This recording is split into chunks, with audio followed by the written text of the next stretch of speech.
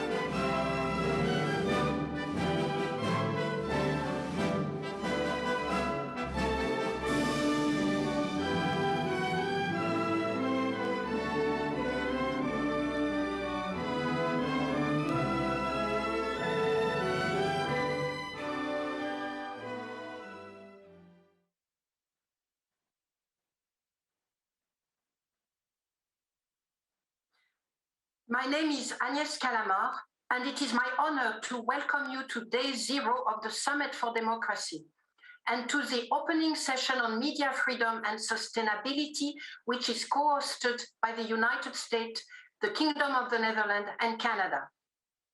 Friends, democracy is always about the power of the people, of all people, in the face of all power over people.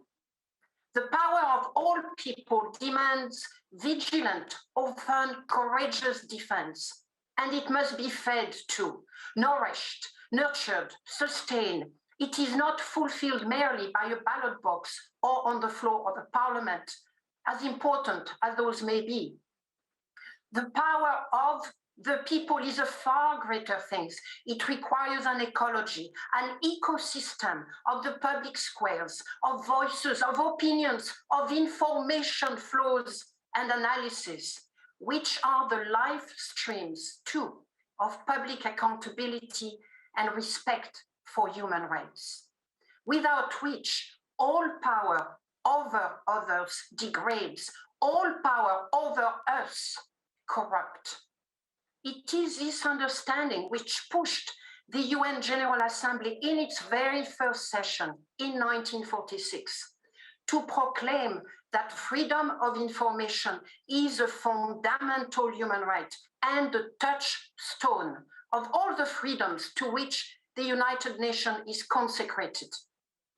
When media freedom is suppressed, it is people's freedom of information that is threatened and rights that suffocate. Where the light of media freedom is dimmed, accountability to the people goes dark. I speak not in mere metaphor, but empirically, for the evidence of those truths is all around us, including in old and new democracies. It is in journalists killed, attacked, imprisoned, denied with visa, extradited, silenced. It is in media outlets forced by government to close, or in monopolies and special interests capturing media diversity. It is in journalistic inquiry being stripped of impartiality, accuracy, and objectivity. It is all around us, threatening the very soul of our society. It is no wonder, therefore, that we open a summit on democracy with a forum on media freedom, that we come together to say enough and no more, that we rise to find and build the pathways away from tyranny, away from the abyss, and towards justice, human dignities, and human rights for all. The first to address us today in that inquiry and quest is the United States Secretary of State, Antony Blinken. Mr. Secretary of State, the floor is yours. Thank you, Agnes, and thank you for the critically important efforts of Amnesty International around the world. I'd also like to recognize your courageous and rigorous work during your tenure as the United Nations Special Rapporteur on extrajudicial executions, particularly on the murder of journalist Jamal Khashoggi. I'm grateful to the Netherlands and Foreign Minister Nappen for hosting this event with us and for stepping up to co-chair the Media Freedom Coalition this coming year. A special thank you as well to our current co-chair, Canada, for its leadership, and to Minister Joly for joining today. Most important, I'd like to recognize the extraordinary work of journalists and media workers around the world.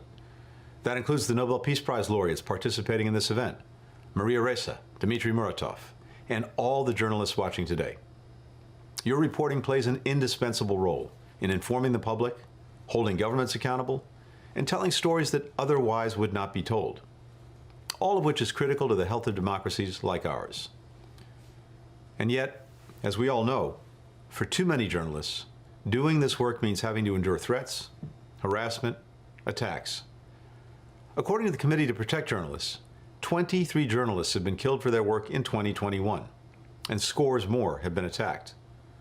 More than 350 journalists are currently being imprisoned in connection to their work, according to Reporters Without Borders. Of course, these aren't the only ways press freedom is under assault. Governments are using libel, defamation, and counterterrorism laws to go after reporters who shine a spotlight on corruption and abuse. Last year, nearly 20 countries passed overly broad and vague laws related to the COVID-19 pandemic, which they have used to crack down on journalists under the pretext of combating misinformation. Media websites and journalists' social media accounts are increasingly blocked, censored, or restricted in other ways. And some governments are cutting advertising for independent media outlets that they see as critical, deepening the economic pressures on these publications. As a result, many outlets have shut down, consolidated, or been acquired by government or corporate entities. The number of news deserts around the world is growing, depriving citizens of the accurate, trustworthy information they need to participate fully in civic and political life. Journalists, advocacy organizations, and foundations are doing everything they can to push back, but they can't do it alone. At the Summit for Democracy this week, we're asking governments to make concrete commitments to strengthen free, independent media and help tackle the diverse challenges that they face. Today, I'd like to highlight 4 ways the United States is doing that, among others. First, we're increasing protection for the free press here at home. In July, the Department of Justice adopted a new policy to stop using subpoenas, warrants, and other investigative powers to obtain notes, work products, or other information from journalists engaged in news-gathering activities. Second, at the summit, we are announcing significant new investments to support independent media in financial peril. We'll make the biggest contribution by any government to the recently launched International Fund for Public Interest Media, an innovative new initiative that provides assistance to at-risk independent news outlets. The fund will be administered not by governments, but by an inclusive group of independent, well-respected journalists, media, and financial experts. In addition, USAID will announce the launch of a Media Viability Accelerator, which will bring together media outlets, business advisory groups, and the private sector to make independent press outlets more sustainable, focusing on data sharing, technical assistance, and financial services. These new efforts will come atop the $236 million President Biden has requested in the 2022 budget to support independent media around the globe, a more than 40% increase on the amount allotted in 2020. Third, we're launching a new liability fund to provide financial support for reporters and news organizations that are targeted with litigation as a result of their reporting. These include cases like that of Diana Monroy, an investigative journalist I met on a recent visit to Quito. At the peak of the COVID-19 pandemic in Ecuador, she helped unearth a scheme by a former president and health officials to sell body bags to public hospitals at 13 times their price. In retaliation, the former president threatened Diana's life and filed a legal complaint against her under a law that protects sensitive data. The fund we're launching will support journalists like Diana as they defend themselves against such baseless legal efforts. Finally, we will continue to be relentless in shining a spotlight on attacks on journalists and demanding accountability for perpetrators. Because we know that one of the most effective ways to prevent future attacks is by sending a clear message that those responsible will be brought to justice. Let me give a few examples of how the United States is doing this right now. We denounce cases publicly by name and elevate them in our bilateral engagements with other governments. We use targeted sanctions to impose costs on perpetrators, including new authorities we've conceived and implemented, such as the Khashoggi ban. We push for greater multilateral pressure through institutions like the Media Freedom Coalition, which has strongly condemned cases of repression in Belarus, Hong Kong, Burma, and Russia.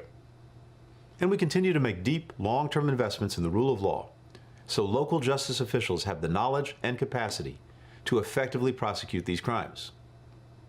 And while impunity is still the norm in far too many of these cases, we cannot let up, because it's never too late for justice. Just last week, a court in Serbia confirmed the conviction of 4 former security officials for the murder of journalist Slavko Čurovija. Slavko was executed outside his home in Belgrade on April 11, 1999, for daring to criticize the country's leader at the time, Slobodan Milosevic.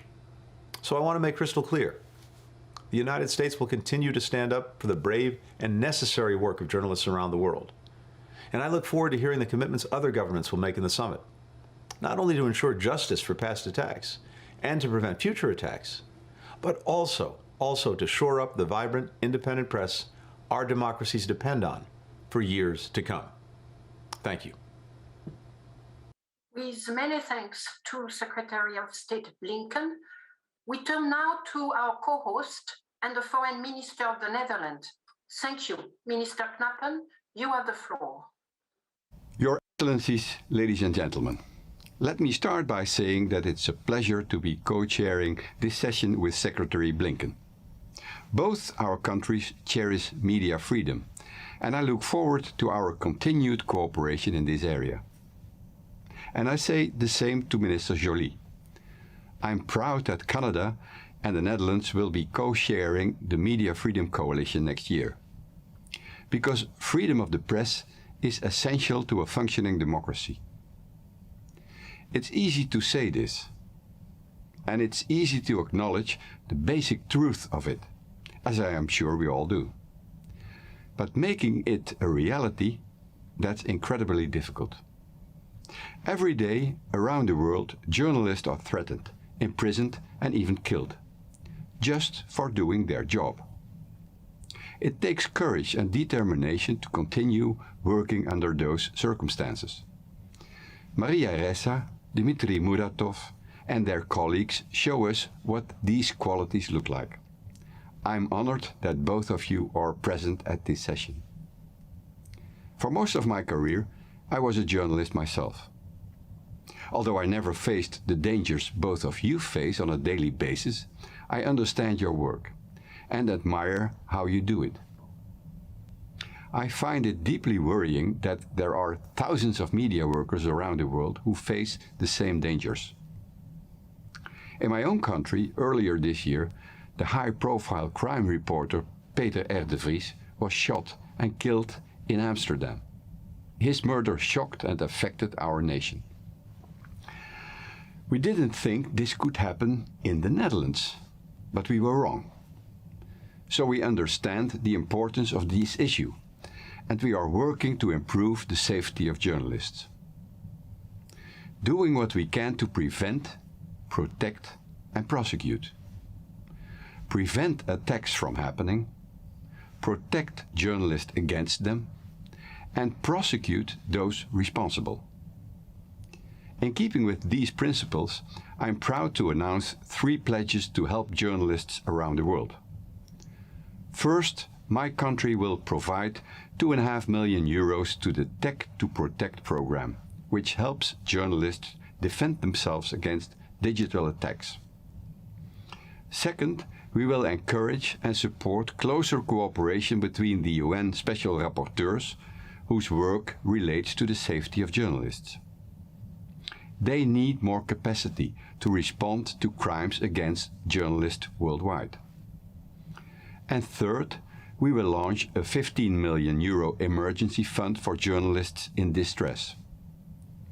This fund will provide legal assistance and emergency assistance to journalists anywhere in the world.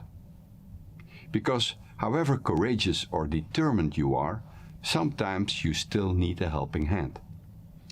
We are stretching out ours in the hope that others will do the same. Because journalists just need to be able to do their job. And we will all have a responsibility to help them keep doing it. Thank you very much. Many thanks, Minister. Let us now bring into the discussion our esteemed panelists.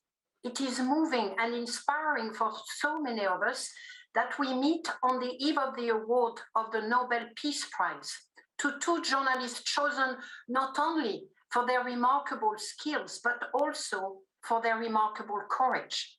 The first to join us today by video is Dmitry Muratov, who sent us the following message. Убийства журналистов напрямую связаны с дефицитом демократии. Нераскрытое убийство журналистов напрямую связано с тем, что эти общества отказываются от демократических принципов соблюдения прав человека. 7 октября в «Новой газете» мы отметили 15 лет со дня убийства Анны Политковской. Убийцы сидят в тюрьме, а заказчик преступления до сих пор не найден. Но срок давности по этому преступлению по закону истек.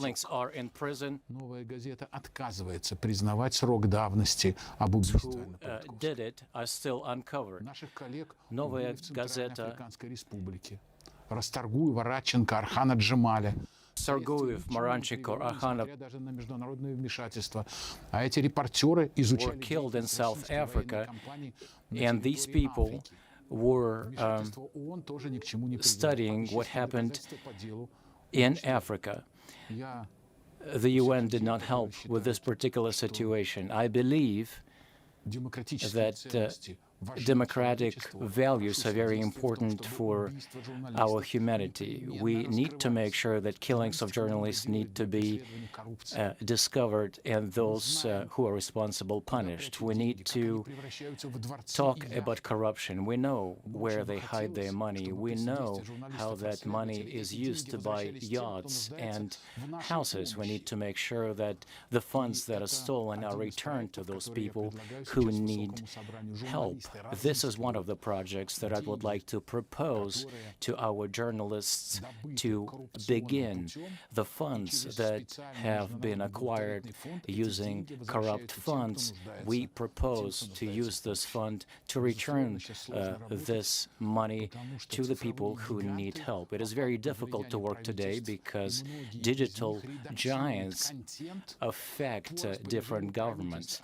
They provide content based on directions from their governments. We live at the time when the profession of a journalist is very risky to begin with, but at the same time it is very difficult to bring the content to your reader, to those who watch you. I believe this is a global challenge to democratic values, and I would like for us to pay attention to this. And last, in our country, many journalists have been described as foreign agents or enemies of people. In our country, there is a law like this, and I would like to propose in many countries to get rid of this terrible statement that affects our country and sometimes is becoming very difficult to remind us poignantly of the toll paid by so many journalists simply for doing their work. In Afghanistan, for instance, countless journalists, women and men, have been murdered or threatened, silenced by the Taliban and other parties to the conflict. We are so fortunate to be joined by one of our panelists, leading BBC journalist Sana Safi. Sana, can you tell us more about the key concerns for women and men journalists in a country like Afghanistan? Thank you, Dr. Kalamot. The Taliban took control of Afghanistan on the 15th of August. In the week beginning the 6th of September, pictures and videos of some journalists were shared on social media that showed they were flogged with cables while out covering a protest by women. It shocked most people, but as a journalist who have covered Afghanistan for more than a decade, I was not shocked. Afghan journalists tell me the current Taliban regime designated terrorist groups present in the country, non-state actors, again, still present in the country, organized crime groups, cyber criminals, all pose a threat to their safety and to how they work. Even before the Taliban takeover, Afghan journalists reported abuse and intimidation at the hands of powerful, corrupt government officials and local strongmen who, as one woman put it to me before the Taliban takeover of Afghanistan, they can ruin my reputation, they can ruin my life, they can ruin my career. These people feel above the law. Like women in the public eye everywhere, Afghan female journalists and media workers are particularly vulnerable. Female Afghan media workers face and fight several battles at once, at home, in the workplace, in society, and on social media. They tell me they don't feel safe anywhere in any of these spaces. Thank you, Sana. As we are hearing, under an authoritarian form of government, journalists are told to walk the line or to work according to the demands of the powerful, or else they face sacking, imprisonment, or worse. This is a case in Afghanistan, it is a case in Russia, it is a case in many countries around the world, including China and Hong Kong. And we are lucky here to welcome a second panelist, Bei Fang, president of Radio Free Asia, to help us understand those challenges. Bei Fang, the floor is yours. Thank you so much. It's an honor to be here. And absolutely, you're correct. Just as Dimitri pointed out, when we as journalists work without fear or favor, simply to bring truth to light, those governments that only manage to stay in power by endeavoring to keep the truth from their people will use every means at their disposal to stop, censor, or restrict us. We see that in almost every country we work in at Radio Free Asia. We were created by Congress with a mission to provide objective, uncensored news to people inside authoritarian countries in Asia, and to act as a counter to the propaganda and disinformation their governments spread, which puts our reporters squarely in the sights of these governments, who've used different means to try to silence us over the years, going beyond traditional physical threats and jailing, but also weaponizing legal systems, using cyber intimidation, and extending their influence beyond their borders by targeting families and loved ones. A prime example of that is in our Uyghur service, a dozen reporters based here in Washington, D.C., which led the world in reporting on the brutal detention of millions of Uyghurs and Muslim minorities in China's far west, and basically made it impossible for the Chinese government to deny the existence of the detention camps and their creation of a surveillance state. RFA's early documentation of these abuses helped to create a crucial public record for the world, informing the U.S. declaration of genocide in Xinjiang. In an attempt to silence our reporters from afar, the CCP decided to hold their families hostage, seizing and locking up their mothers, their brothers, their nieces and nephews, telling them in no uncertain terms why they were doing so. In all, an estimated 50 family members who have been jailed, detained, or are missing, in explicit retaliation for the work our reporters do. As the late, great Washington Post editorial page editor Fred Hyatt, whom we sadly lost this week, put it in an article he wrote last month, no one has been more victimized by this barbarity than the reporters of Radio Free Asia, who have done more than anyone in the past 5 years to reveal the truth. And yet nothing has changed about the situation, and we've seen these tactics spread throughout Asia in recent years, with governments seemingly empowered by the lack of accountability for their actions, doubled down on traditional brute force intimidation. In Burma, after the coup earlier this year, the military junta has essentially eliminated independent media through a brutal crackdown. While we helped some of our reporters escape the country, some have been in hiding ever since. One of our videographers fled on foot to avoid arrest by security forces and subsisted in the jungle for weeks with her husband and 2 small children, an 8 and a 3-year-old, and amazingly never stopped sending us her video reports. The COVID pandemic of the past year and a half has just made it easier for governments to undermine press freedom. Autocrats have used the health crisis as a pretext to seize more power, in some cases creating catch-all libel laws to target journalists and other critics. RFA and our affiliate Benar News have reported extensively on this in South and Southeast Asia, but it's just as relevant in places like Hungary, Turkey, and Egypt. So at a time when it's most important for people to have access to the truth for their own health and safety, we see governments twisting the situation to their own ends. I'll end by saying this is why this conversation is so important. Since my own days reporting from the field in China, North Korea, Afghanistan, and Iraq, I know how crucial it is to feel the support of an organization and a government that believes in the importance of a free press. So I'm happy to be joining with my fellow panelists in seeking ways to better protect journalists around the world. Because freedom of the press is not an end in and of itself. It's a way to enlighten and empower people to make their own decisions, no matter where they live. Thank you. Thank you, Beifang. Indeed, freedom of the press is a tool for freedom of information and public accountability. And no one has seen more the failures of protecting press freedom and the impact of doing so than Nobel laureate Maria Ressa, who has been harassed, wrongly charged, unlawfully detained by a government in at least a nominal democracy. And it is our message that we now turn to. Hello, I'm Maria Ressa. Thank you so much for coming together to talk about democracy. It is this existential moment. This is my 35th year as a journalist, and I've never lived through anything like this. You know, in less than 2 years, starting in 2019, the Philippine government gave me 10 arrest warrants. So I am out on bail, and I've had to post bail 10 times just for doing my job as a journalist. Let me just bring two things that, we talk about a lot, two different topics, but we rarely put them together. And I think this is part of the reason why the Nobel Prize was given to journalists this year. And that is journalism, what we do, and technology.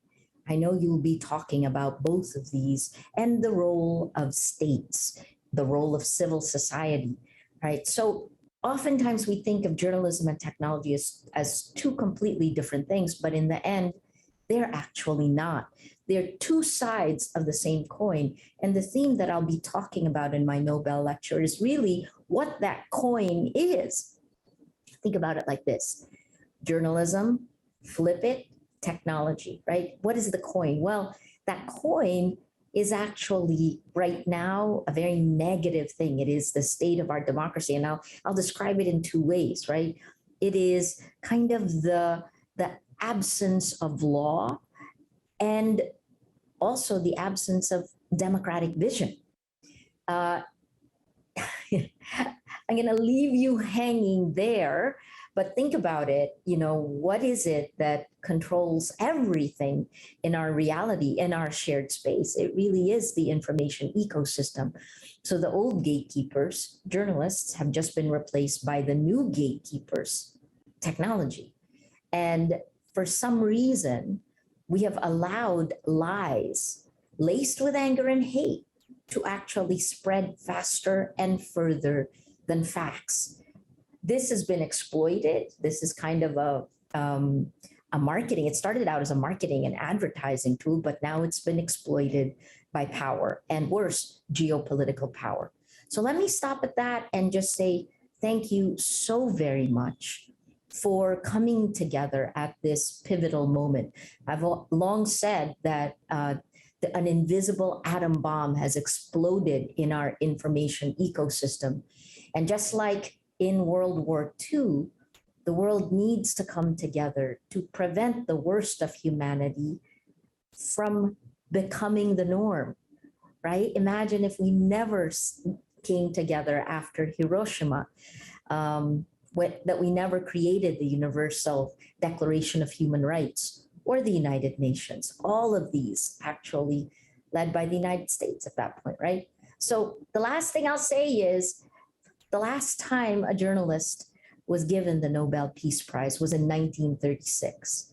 And Karl von Ossietzky never got to Oslo. He languished in a Nazi concentration camp. So in many ways, we are right back to the future.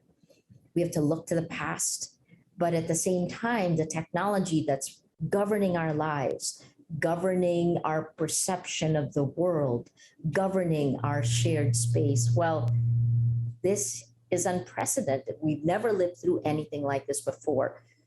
So good luck. Please don't have a 10-year timeline. By May next year, we have presidential elections in the Philippines, and I'll leave you with this question. If you don't have integrity of facts, how can you have integrity of elections? How can democracy have meaning if we don't have facts underpinning our shared reality? That's the state we're in. Thank you. Thanks for having me. Thanks for listening, and I wish you luck. Thank you, Maria. I mean, she really highlighted so well what is at stake here, and made it very clear that we are also confronting the weakening of democracies, of existing democracies, and the implication of this weakening for the protection of rights, for media freedom is unprecedented.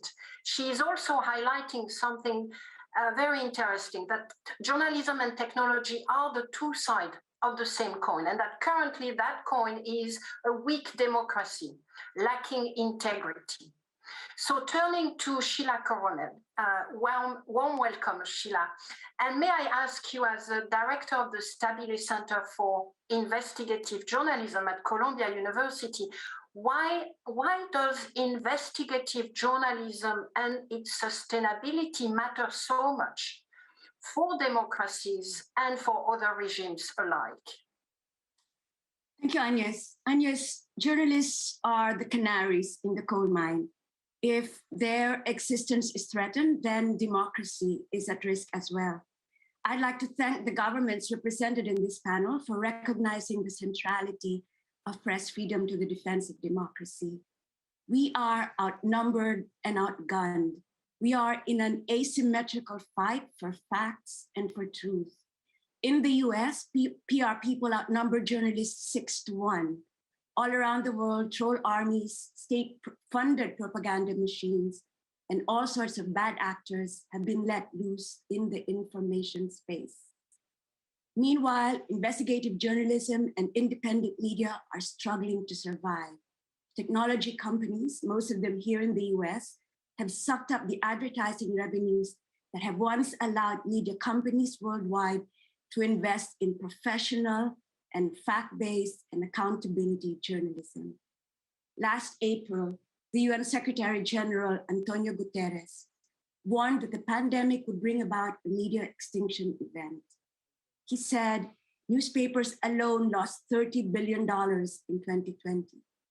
Independent media, independent of the government, of political factions, of vested interests, cannot survive without a financial base.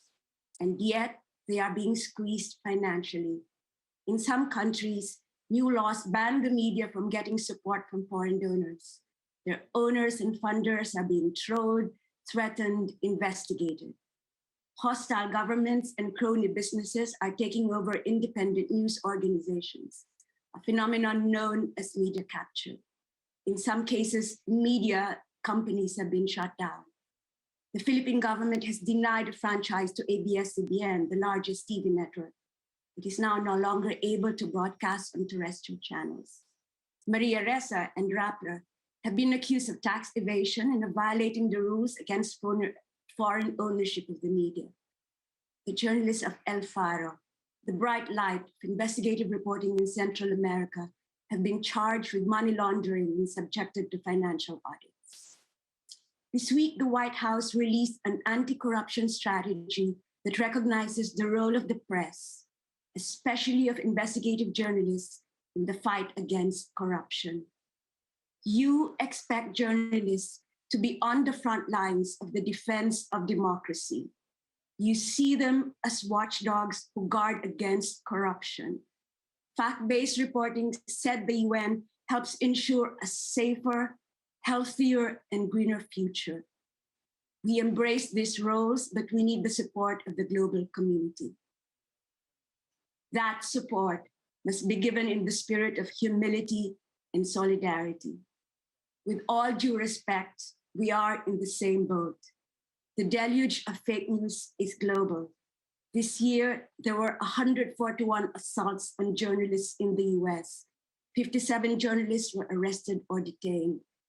Western democracies must strengthen press freedom and media sustainability in their own countries, so they can be credible to autocrats who take delight in muzzling the press and attacking the West for its hypocrisy.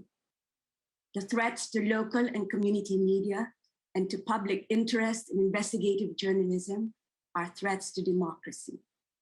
Governments in the private sector should therefore join us in the search for financial solutions that make such journalism viable. These include access to grants, loans, and capital with no strings attached.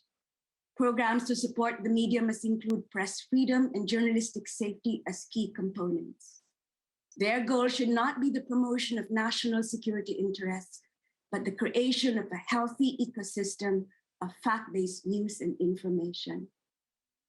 Pope Francis said that journalists make the world less dark. I hope you will stand with us when we cast the light. Thank you. Thank you, Sheila. And again, you are pointing out very, very strongly that the fight here is not just focusing on so-called authoritarian regime. We are fighting for the soul of democracies themselves as they exist right now, because the trends are indeed extremely problematic and underline the weakening of human rights protection and press freedom in so-called democracies. So we need to really have a global perspective on the protection of media freedom. And we also need to do so through the financial lenses, which is an important, crucial dimension. I'm now turning to Jennifer Avial-Reyes, who is founding editor-in-chief of Contracorriente, who is publishing really powerful pieces in one of the region's most dangerous for journalists and human rights defenders. Jennifer, can you share with us your experience in fighting for the sustainability of media in such an environment? How do you do it? What business model can work? What are the challenges you are confronting? Gracias. Thank you very much. Crear y sostener un medio independiente en Honduras es nadar contra la Having corriente. an independent medium in Honduras is not. Para lograr independencia, los medios In hemos order to tenido que achieve existir independence, en un espacio que aún es we're trying to excluyente en find países como Honduras, en países como los nuestros en Centroamérica. to try to find independence is very difficult.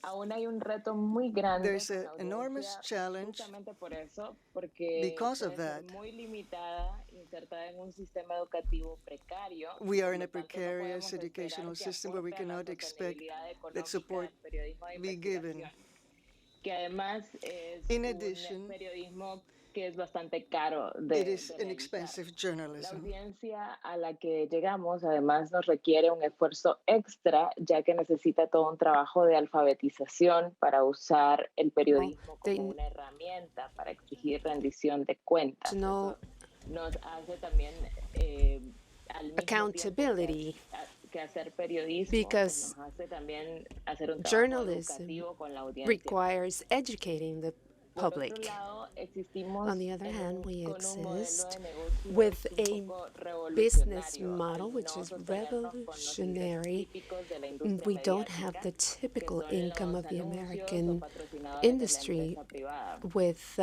¿Y por qué? private Porque en nuestros business países, la empresa privada es uno de los commercials actores funding más us. hostiles y se ha involucrado en We esquemas usually ilícitos o indebidos.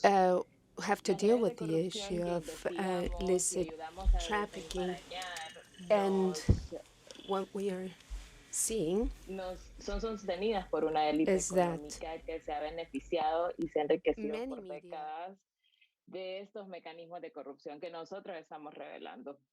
Normalmente son estos actores privados, además, los que tienen sus propios medios y conforman un cerco mediático con el que luchamos todos los días. Por otro lado, en un país que ha vivido una seria crisis democrática como Honduras, la opción de obtener fondos públicos para el sostenimiento del periodismo independiente sería contraproducente totalmente. Es el Estado el principal violador del derecho al acceso a la información pública y la libertad de expresión. Además, es el Estado el que ha mantenido en la impunidad por muchos años los asesinatos, amenazas y agresiones contra periodistas.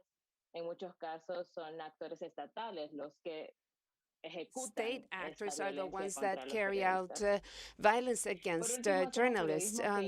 We also have journalists, and we're doing journalism which makes a polarized society in our country so uncomfortable.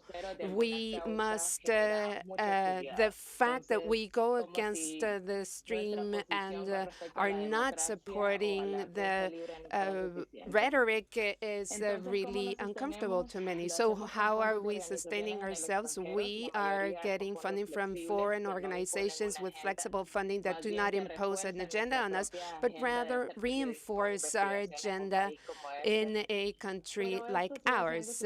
This, however, continues entailing a huge challenge for the media like us in achieving the reception of these funds and independence at the same one. We also do collaborative and global journalism. The the impact of interconnectedness is precisely what keeps us connected to global media. And why is it important to our citizens in the end? In Honduras, we're going through a crucial moment. We are seeing the end of what we believe to be the end of an autocracy, which was implanted by a coup d'etat in 2009. We're also seeing new young citizens that want to see changes that have been informed by independent media, giving them the clear information of our reality that we're living.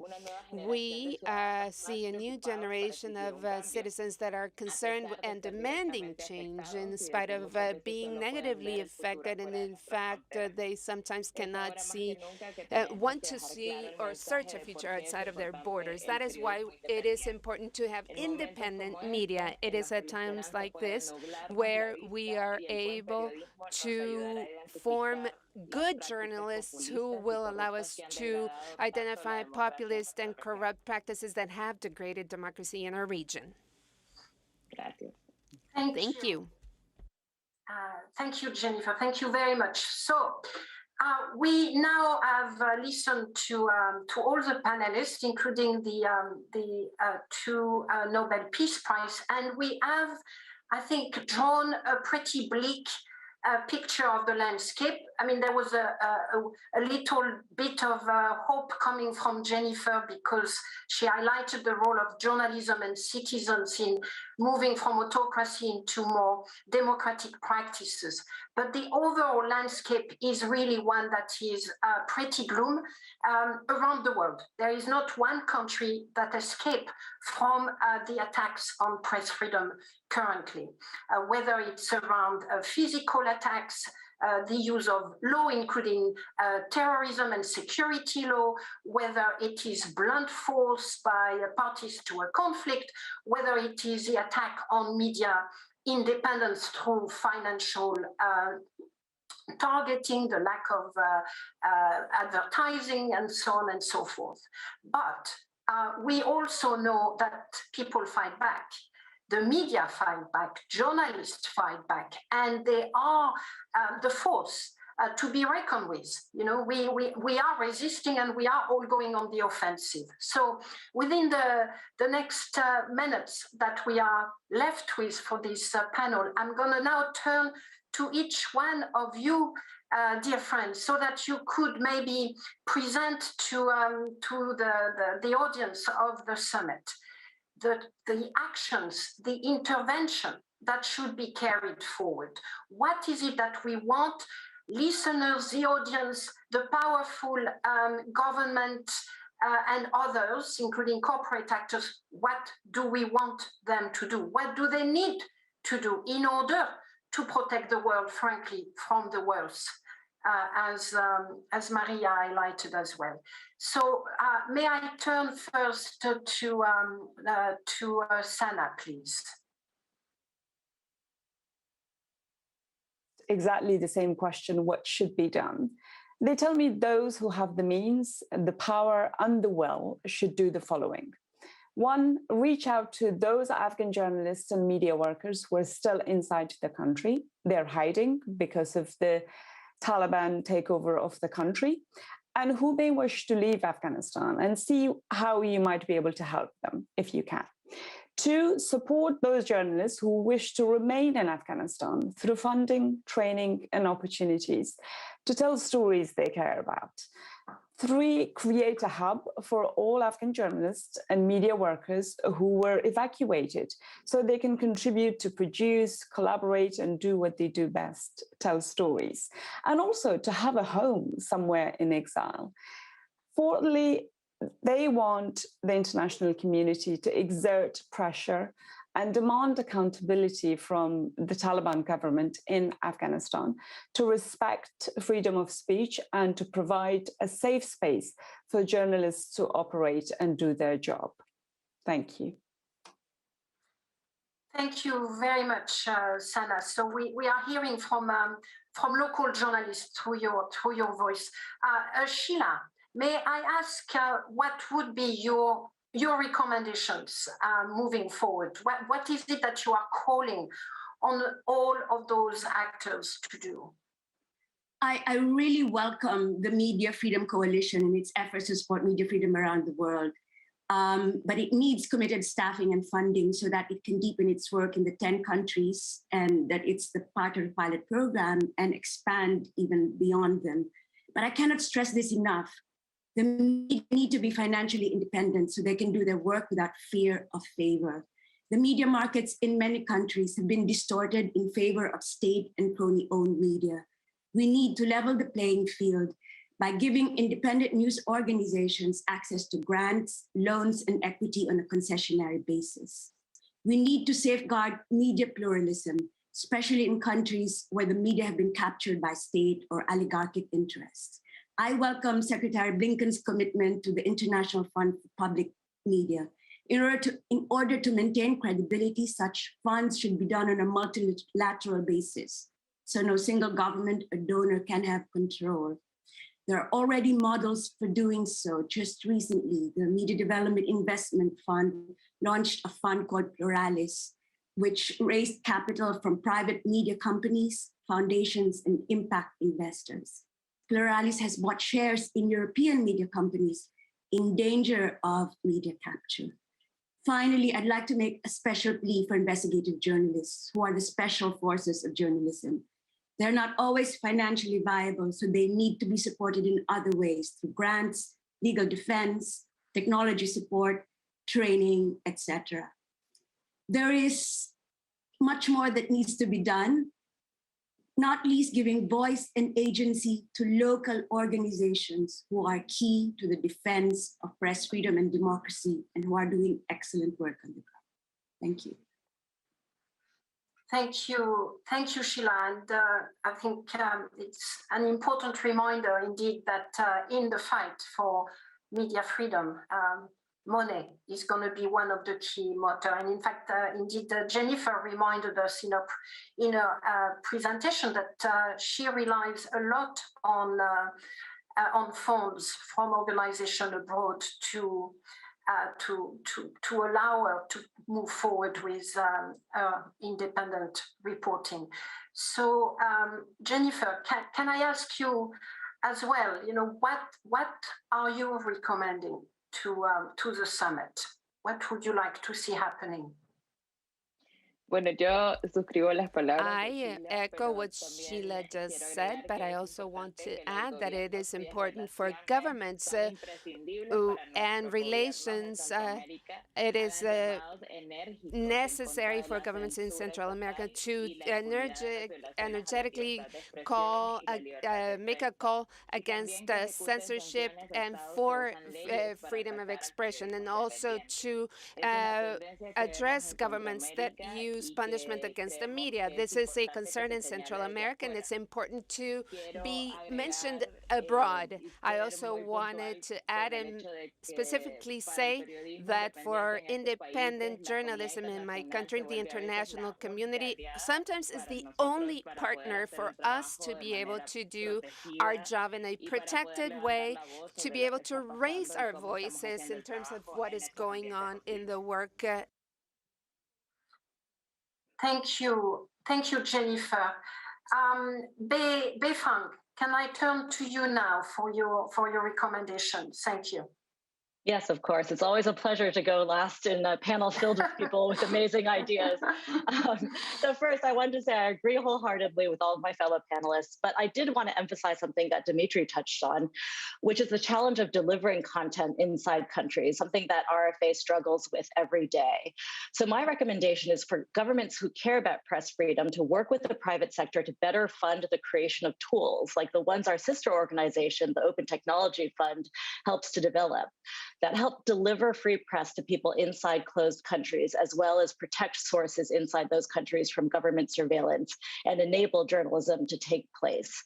I also want to add that it's crucial for countries to give resources to groups that help independent journalists and freelancers who often take on unconscionable risk in an effort to bring us news from conflict zones especially. So we at RFA have signed on to the principles of the ACOS Alliance, which seeks to make it safer for journalists like Austin Tice, who was kidnapped nearly 10 years ago and now while reporting in Syria. So our thoughts are with you, our other colleagues who are missing or detained around the world. Thank you. Thank you very much, Befang. And you do remind us as well about the toll paid by journalists in terms of their personal freedom, but also in terms of their lives. So if I may add a few more recommendations as well, I think too many journalists who are experiencing violence, who are being threatened, and indeed in worst case scenario, who are killed, in too many of those cases, there is no justice being delivered. And a regime of impunity is established the world over that appears to give the impression to powerful actors that they can silence with impunity, including through killing. So I think as an international community, and indeed as national actors, far more must be done to effectively and properly investigate acts of killings and violence against journalists.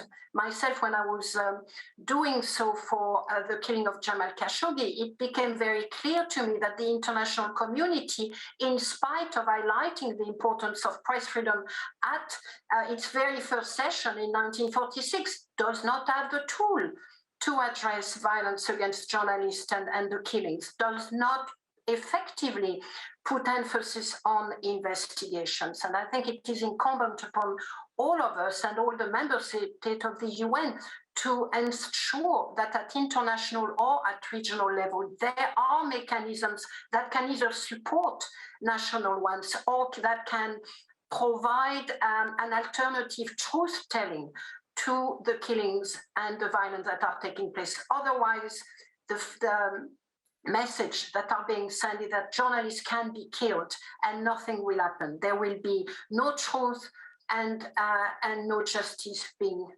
delivered. I think we have provided the audience of the summit with a wide range of recommendations from including from local journalists all the way to the issue of financial independence.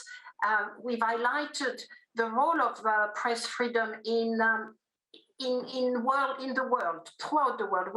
I insisted that not one country is immune from the global trends that we are witnessing in terms of attacks on press freedom and therefore attacks on democratic values and human rights. And as we are now coming to the end of that session, we just have the final concluding remarks from Foreign Minister of Canada.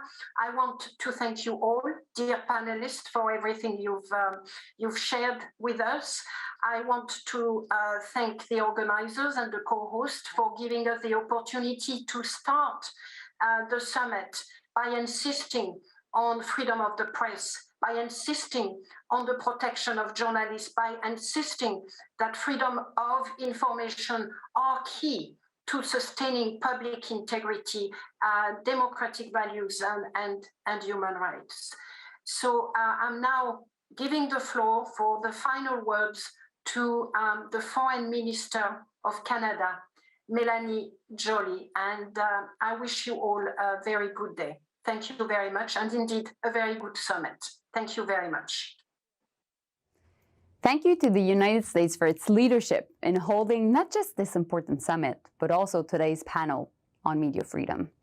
My thanks also to Secretary Blinken, Tony, and Minister Nappen for their remarks, and Dr. Calamar for moderating this fascinating discussion. Today's speakers are quite inspiring, two winners of the Nobel Peace Prize. That this year's honor went to two journalists is a reminder of media's importance. As the Nobel Committee put it, Maria Ressa and Dmitry Muratov won the prize for their efforts to safeguard freedom of expression, which is a precondition for democracy and lasting peace. Thank you to all the panelists for sharing your experiences as journalists, as members of civil society who bravely defend media freedom. you remind us of our shared responsibility to ensure journalists can do their jobs without fear of reprisals. Vous êtes des exemples pour notre société et pour le monde entier. Aujourd'hui, plus que jamais, votre travail est essentiel. You are an example for the entire society, and today your work is essential. You are protecting democracy. For how governments, multilateral organizations, media, and civil society can work together to protect journalists and support independent media. Media freedom is a cornerstone of democratic societies. It's essential to human rights, and independent media is crucial to informing citizens and to the vitality of democracy. As we heard today, those who speak truth to power are under attack. This attack is taking a variety of forms. Rising physical violence and intimidation against journalists and media workers, growing restriction on free expression online through government censorship and control, increasing financial vulnerability of independent media due to the falling revenues and laws that make it harder for donors to support them. These aren't just threats to media freedom, they're a threat to democracy itself. They're also threats to human life. Just think of the media's role in fighting COVID-19, countering disinformation, and promoting life-saving health measures. Let me also say, Canada condemns the targeting of women journalists. They experience a disproportionate amount of online and offline harassment. This is unacceptable. It must end. Last month, Prime Minister Trudeau announced Canada's 2022 chairship of the Freedom Online Coalition, a coalition of 34 countries dedicated to protecting internet freedom. Canada will devote its year as chair to achieving digital inclusion. We will work to ensure online spaces are accessible, free of censorship, and safe for all users, including journalists and human rights defenders.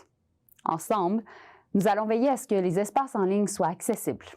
We are going to make sure that the online spaces are free from censure and protected for journalists and defenders of human rights. And Canada is also proud to serve as co-chair of the Media Freedom Coalition. We're looking forward to co-chairing with the Netherlands in 2022. Currently, 49 states are part of the coalition. It's a diverse group, which is key, because the importance of media freedom transcends borders. We must work together. To date, the coalition has issued 18 statements condemning media freedom violations worldwide. And in the past year, we've worked with our embassies on the ground to intervene where media freedom and journalists are threatened. The coalition benefits from the work of the high-level panel of legal experts on media freedom. The panel has proposed several initiatives to help us meet our international obligations. A key recommendation is to provide safe refuge to journalists who are at risk and in need of relocation. To address this need, Canada launched a new refuge stream for journalists and other human rights defenders last July. The coalition is also enriched by the work of the consultative network, comprised of leading civil society organizations. Just as journalists raise their voices in speaking truth, we must raise our voices loudly together in their defense. Canada is committed to media freedom. Let's join forces and defend this pillar of democracy. I look forward to working with you. Merci.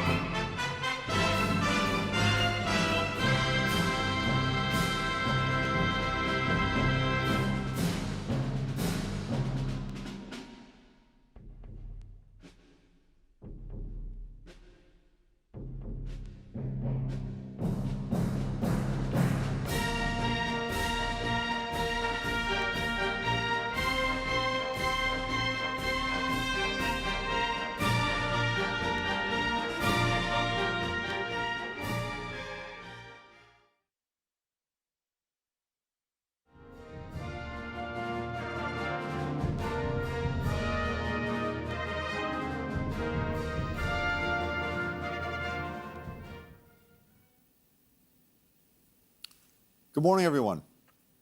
And thanks to each of our leaders for being here today. To those joining us from around the world, welcome. I hope to spend as much of this time in discussion with you, so let me be brief at the start. But I want to say why meeting with young leaders at the Summit for Democracy is so important to us and to me.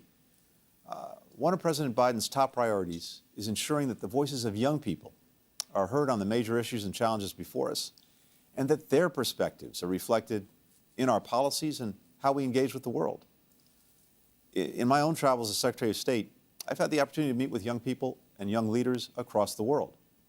And one of the common topics that they've raised are the challenges to democracy that they're seeing in their own lives and their own countries. I've listened to their concerns about growing threats to journalists and human rights advocates. I've heard their impatience at the persistent bias and discrimination that corrodes our societies, and their frustration about insufficient action to address the existential climate crisis. And I've heard their ideas on how we can use cultural diplomacy to bridge gaps in society, how we can create new spaces for young voices, and so much more.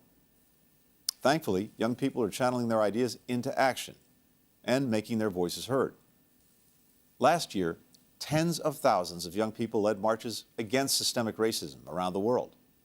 Last month, over 100,000 young people took to the streets of Glasgow and demanded climate action. Others are leading by their communities by welcoming refugees, monitoring electoral processes, shining a light on corruption.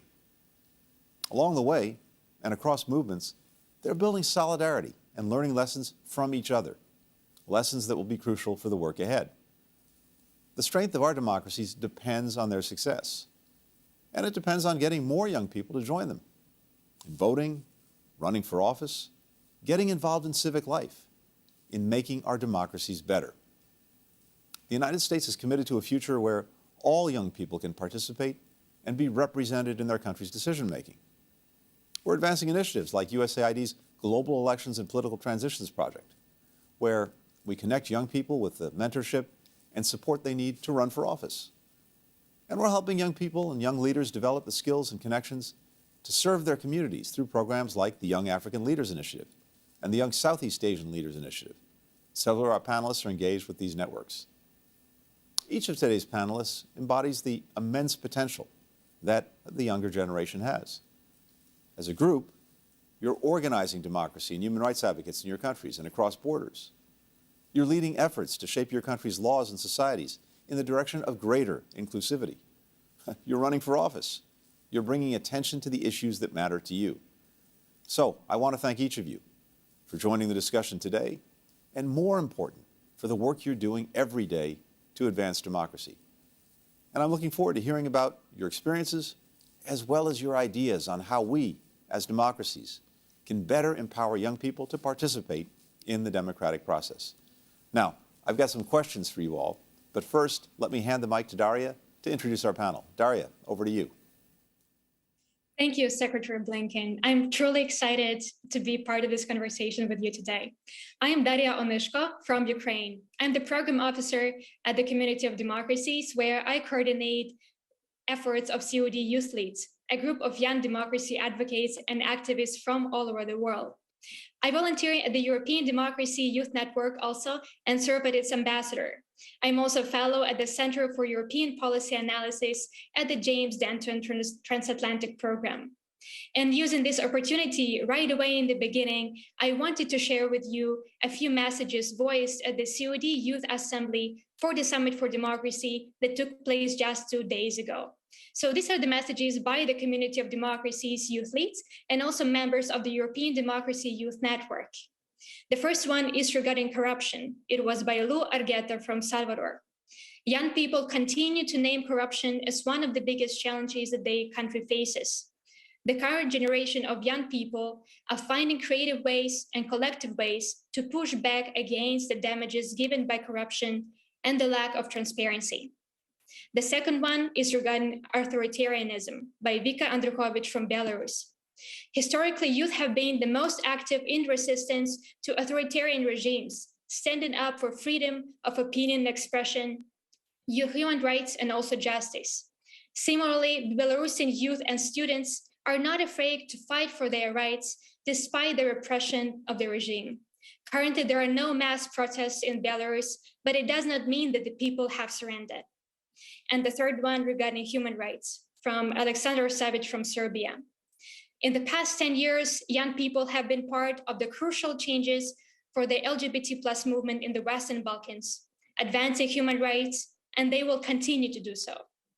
So these three messages really come to one, that young people are already making the difference in the three main areas of the Summit for Democracy and beyond. And governments need to recognize it and also include youth better in decision-making and democratic processes. So on this note, I'm delighted to introduce my fellow panelists for today's session. Linrose Jane Cannon from the Philippines. Linrose is a member of the Executive Committee of Young Women Plus Leaders for Peace Philippines, a network of young women and young LGBT leaders from the Philippines who are agents of peace and advocates for greater human rights, women's rights, gender equality, peace, and security. She is also a participant of UNDP's 16x16 initiative that supports activists from all over the world in advancing SDG 16.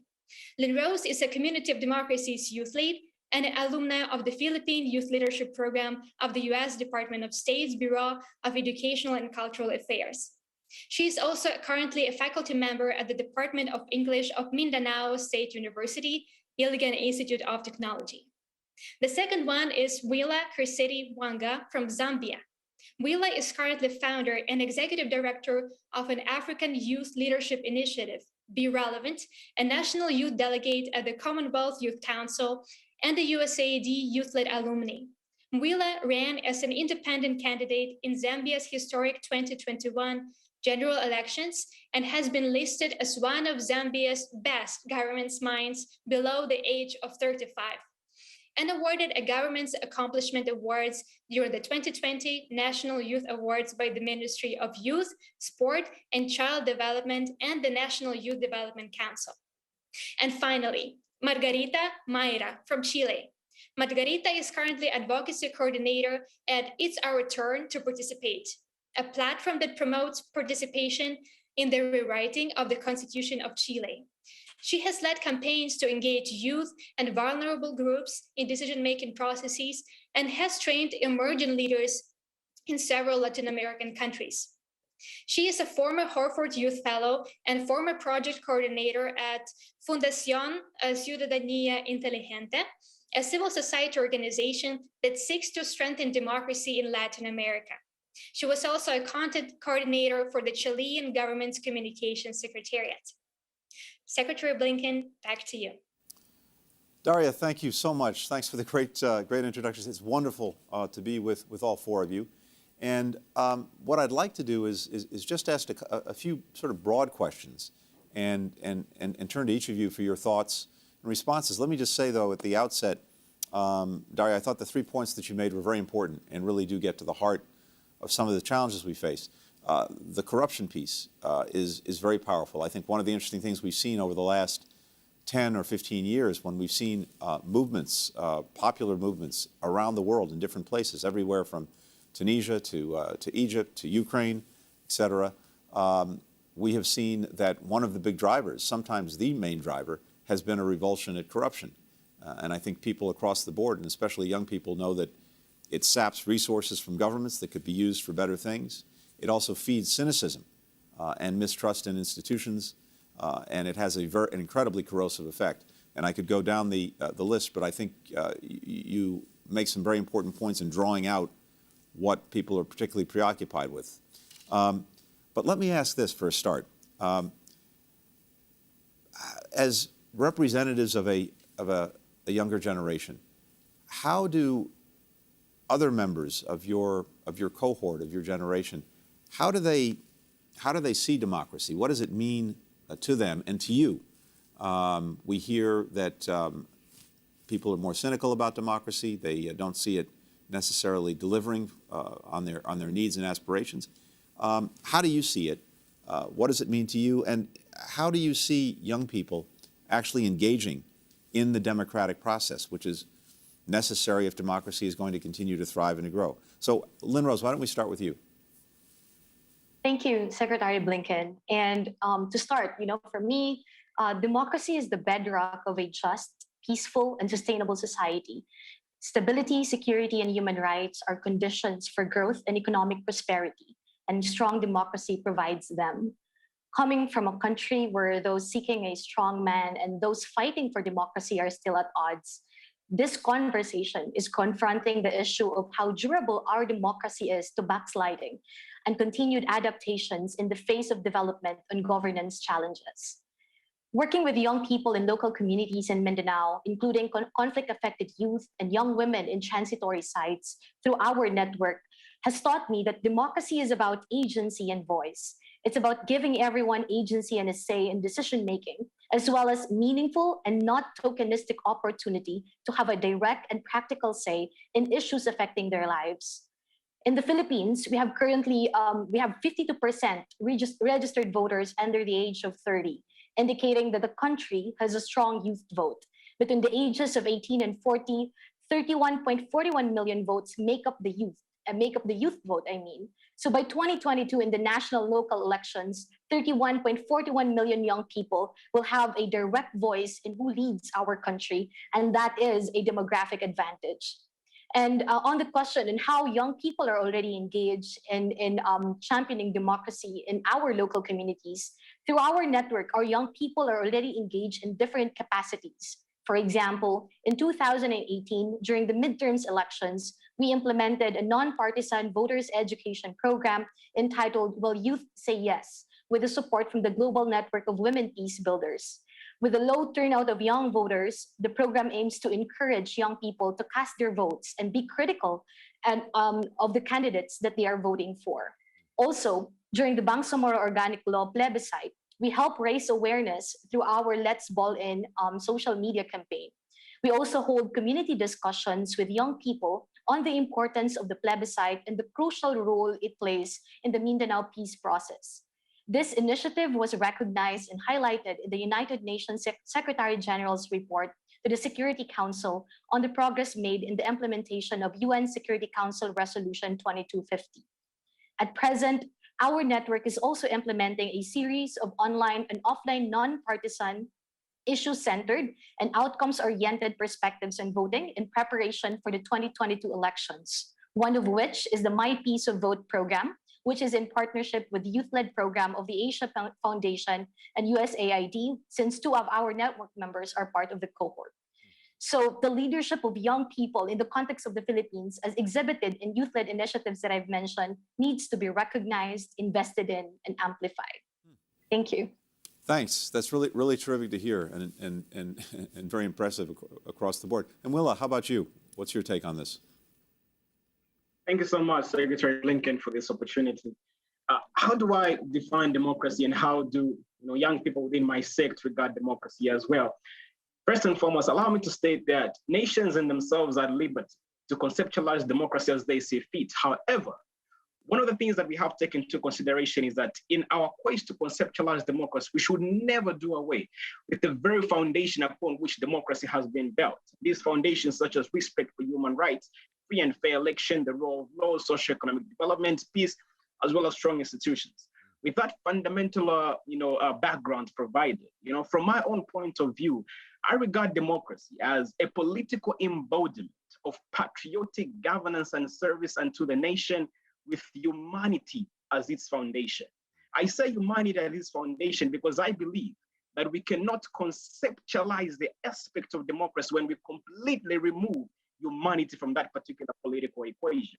And with that said, Secretary Blinken, allow me to state that in order to protect the very fabric of our nation's democracy, the extent to which we involve young people is cardinal.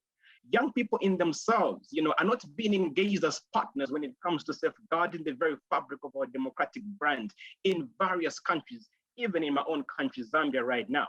We see young people for what they can be and not for what they could be. Having participated in the historic election that we recently had, I ran for office as a member of parliament, as an independent member of parliament. I envision to become president for my country one day, so I know that there has to be a place where I start from. When I ran for office as a member of parliament, I came out third in a race of 5 candidates. Having reigned in that particular process, I came face to face as regards how the political system has created an environment that is not, conducive for young people to be regarded as partners in championing the development agenda. And when I ran for office, one of the things that I came to understand is that there's a lot that has to be done if we have to create a safe and intergenerational environment for youth to be regarded as key partners in championing the democratic brand. The other thing I'd love to say is that political parties have a serious role to play when it comes to inculcating a democratic culture in their young people that are in their various political parties. Political parties, in Africa and across the region and across the globe should not only see young people as cadres whose fundamental objective is to sound the trumpet of the political elite in order to usher them into office. But political parties should begin seeing young people as the instrument and the valuable tool that they have when it comes to their succession plans. And that is why day by day under my organization, Be Relevant, we're consistently advocating that political parties begin to establish what we love to call political party leadership academies. These in themselves will be academies that seek to support young people when it comes to matters of leadership and civic engagement, as well as positive youth development, as it were. The other thing I'd love to state is that heads of state, in my country and across the region, I would really advise that heads of state begin to appoint what I would love to call special youth advisors, whose fundamental objective is to represent the youth voices and action at cabinet level. Because the very moment we bring young people to the table of decision making, we are also safeguarding ourselves for the future. A nation that fails to prepare its youth for the future is a nation that is preparing to fail. And lastly, Secretary Blinken, governments in themselves have to see how best they can begin to strengthen national youth councils, because the moment we do this, we create an environment where we have grassroots governance initiatives that seeks to champion the cause of democracy at the grassroots level. Thank you so much. Let me ask you, while you have the microphone, were there particular barriers you faced in running for office as a younger generation person that you would point to? Yes, I faced quite a number of barriers. And barrier number one that I face is the narrative that young people don't have the capacity to lead. And the way in which I was able to, face that barrier head on was how I was able to represent myself to the community and how I was able to craft my and brand my message. Because the problem we have as young people is that we think people should vote for us basically because we're youth, but we should champion the cause of running for office because we have what it takes as young leaders to champion the various conflicting realities that our communities are actually facing.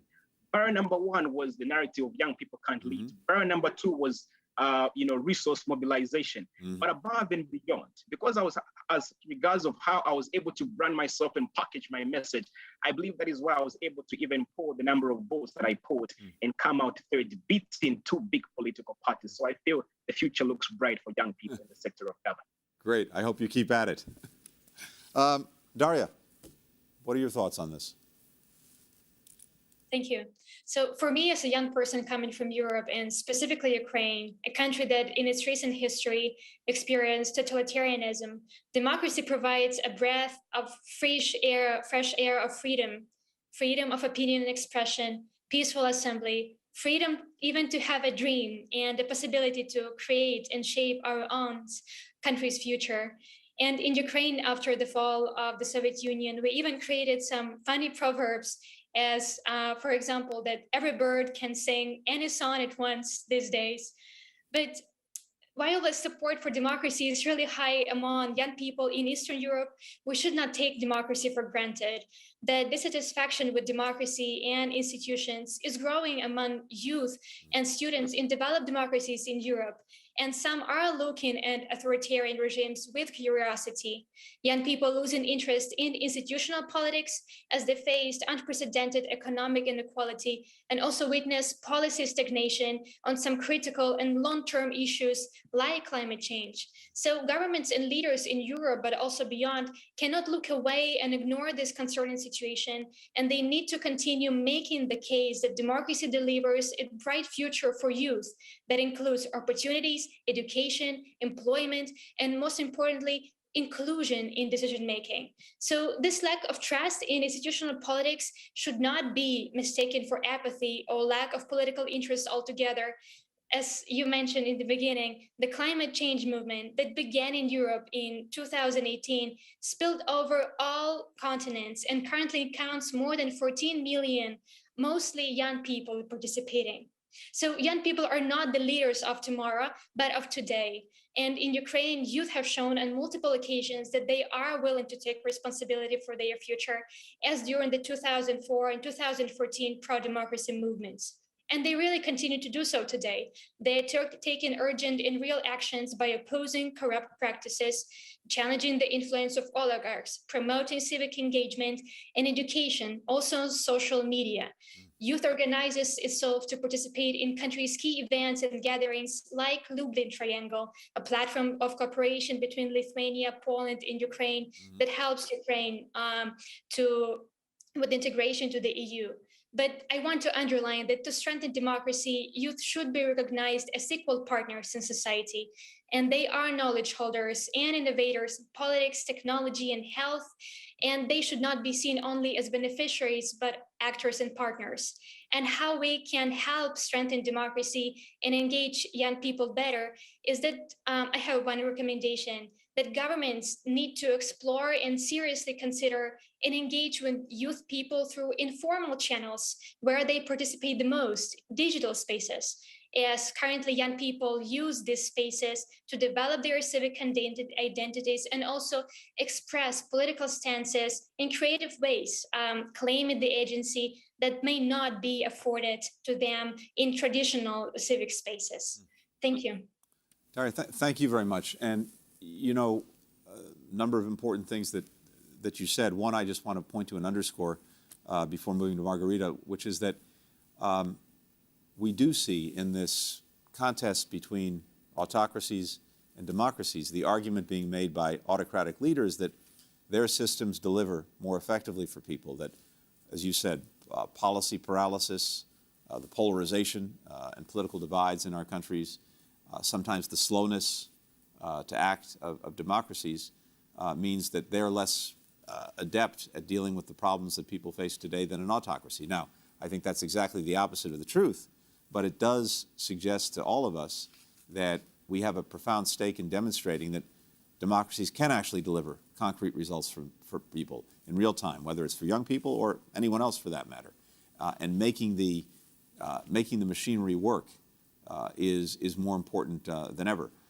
So I'm glad that you mentioned that and highlighted that. Margarita, tell us your thoughts on this. Yes, thank you. So democracy is a system where we all have a role to play in defending it and making it come to life. Without each one of us, there is no real democracy. That is why I dedicate my time to advocate for participation and inclusion in It's Our Turn to Participate here in Chile. The richness of democracy is that we are all worth the same, even if sometimes this is not so easy in actual reality. But we can't lower the standard. We need to keep fighting for our political systems to hear all voices. And that is something that young people in Chile have fully understood. We have younger generations to thank for this new constitution we are drafting in Chile. First, they were the spark that lit the flame for 2019 social revolt, which became a nationwide uprising that resulted in the party's agreement for a constitutional process. After a race in the subway fare, secondary students jumped turnstiles. It was a mass variation to protest in the name of their parents and their grandparents who could not afford any more expenses. As you probably know, Chile is a country where wealth is unevenly distributed. Only 1% of my country's population earns about 1/3 of the nation's wealth. We are the most unequal country in the OECD. And here, costs of living increase constantly, but wages don't. And this fare race was the straw that broke the camel's back. So students raised their voices when adults didn't dare do it. They were very brave in speaking up, and they didn't even do it for their personal gain, but in the name of other affected groups. Young people here have been key. A year later, in October 2020, for the plebiscite, where we voted if we wanted a new constitution, voters between 18 and 29 were the group that most grew in voter turnout, with a 56% increase. It was historical. And the approval for going forward with the new constitution was won with a landslide 78% victory. They are very much aware of the fact that they are the ones who will be most affected by the changes in this new constitution. Youth has made their way through without any help here in Chile. Civil society organizations like mine encouraged them to continue down this path, so they remain protagonists in this historical moment. And we could achieve so much more if this were a government-driven effort.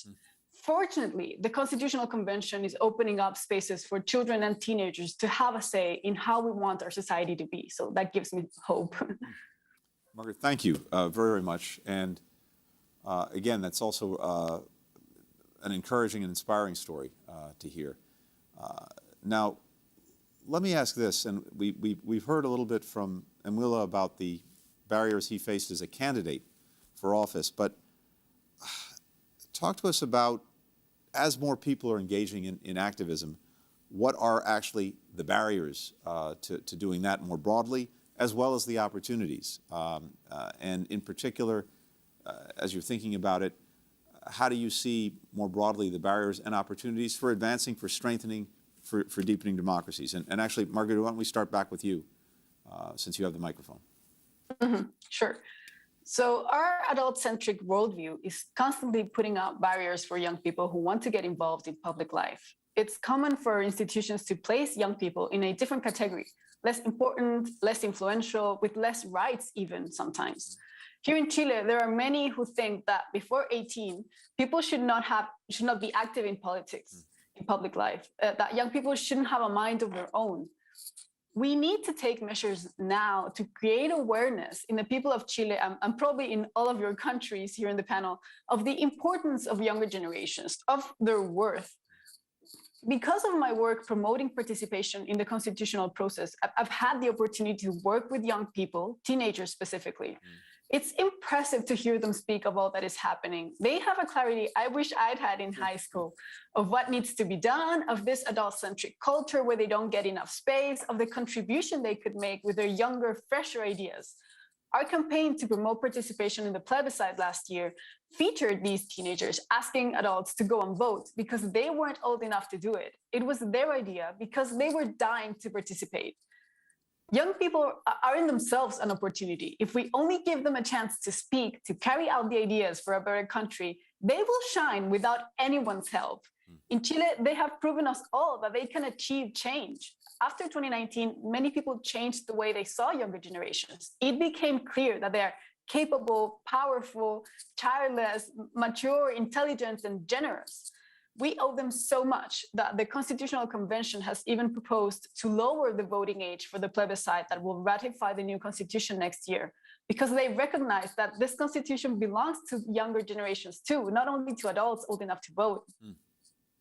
You know, there are studies that have shown that as a general rule, each generation tends to be more talented, more full of ideas and knowledge than the previous ones.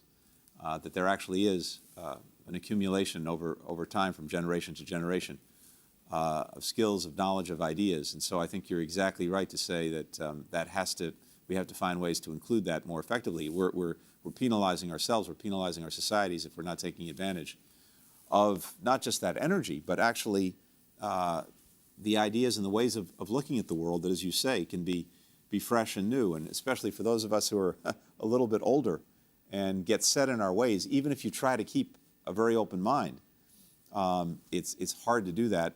And it's incredibly important to constantly be challenged, to constantly be exposed to new ideas, to new ways of looking at things. And part of that really is generational. So I'm glad you underscored that. Emwila, back to you. What are you thinking about this?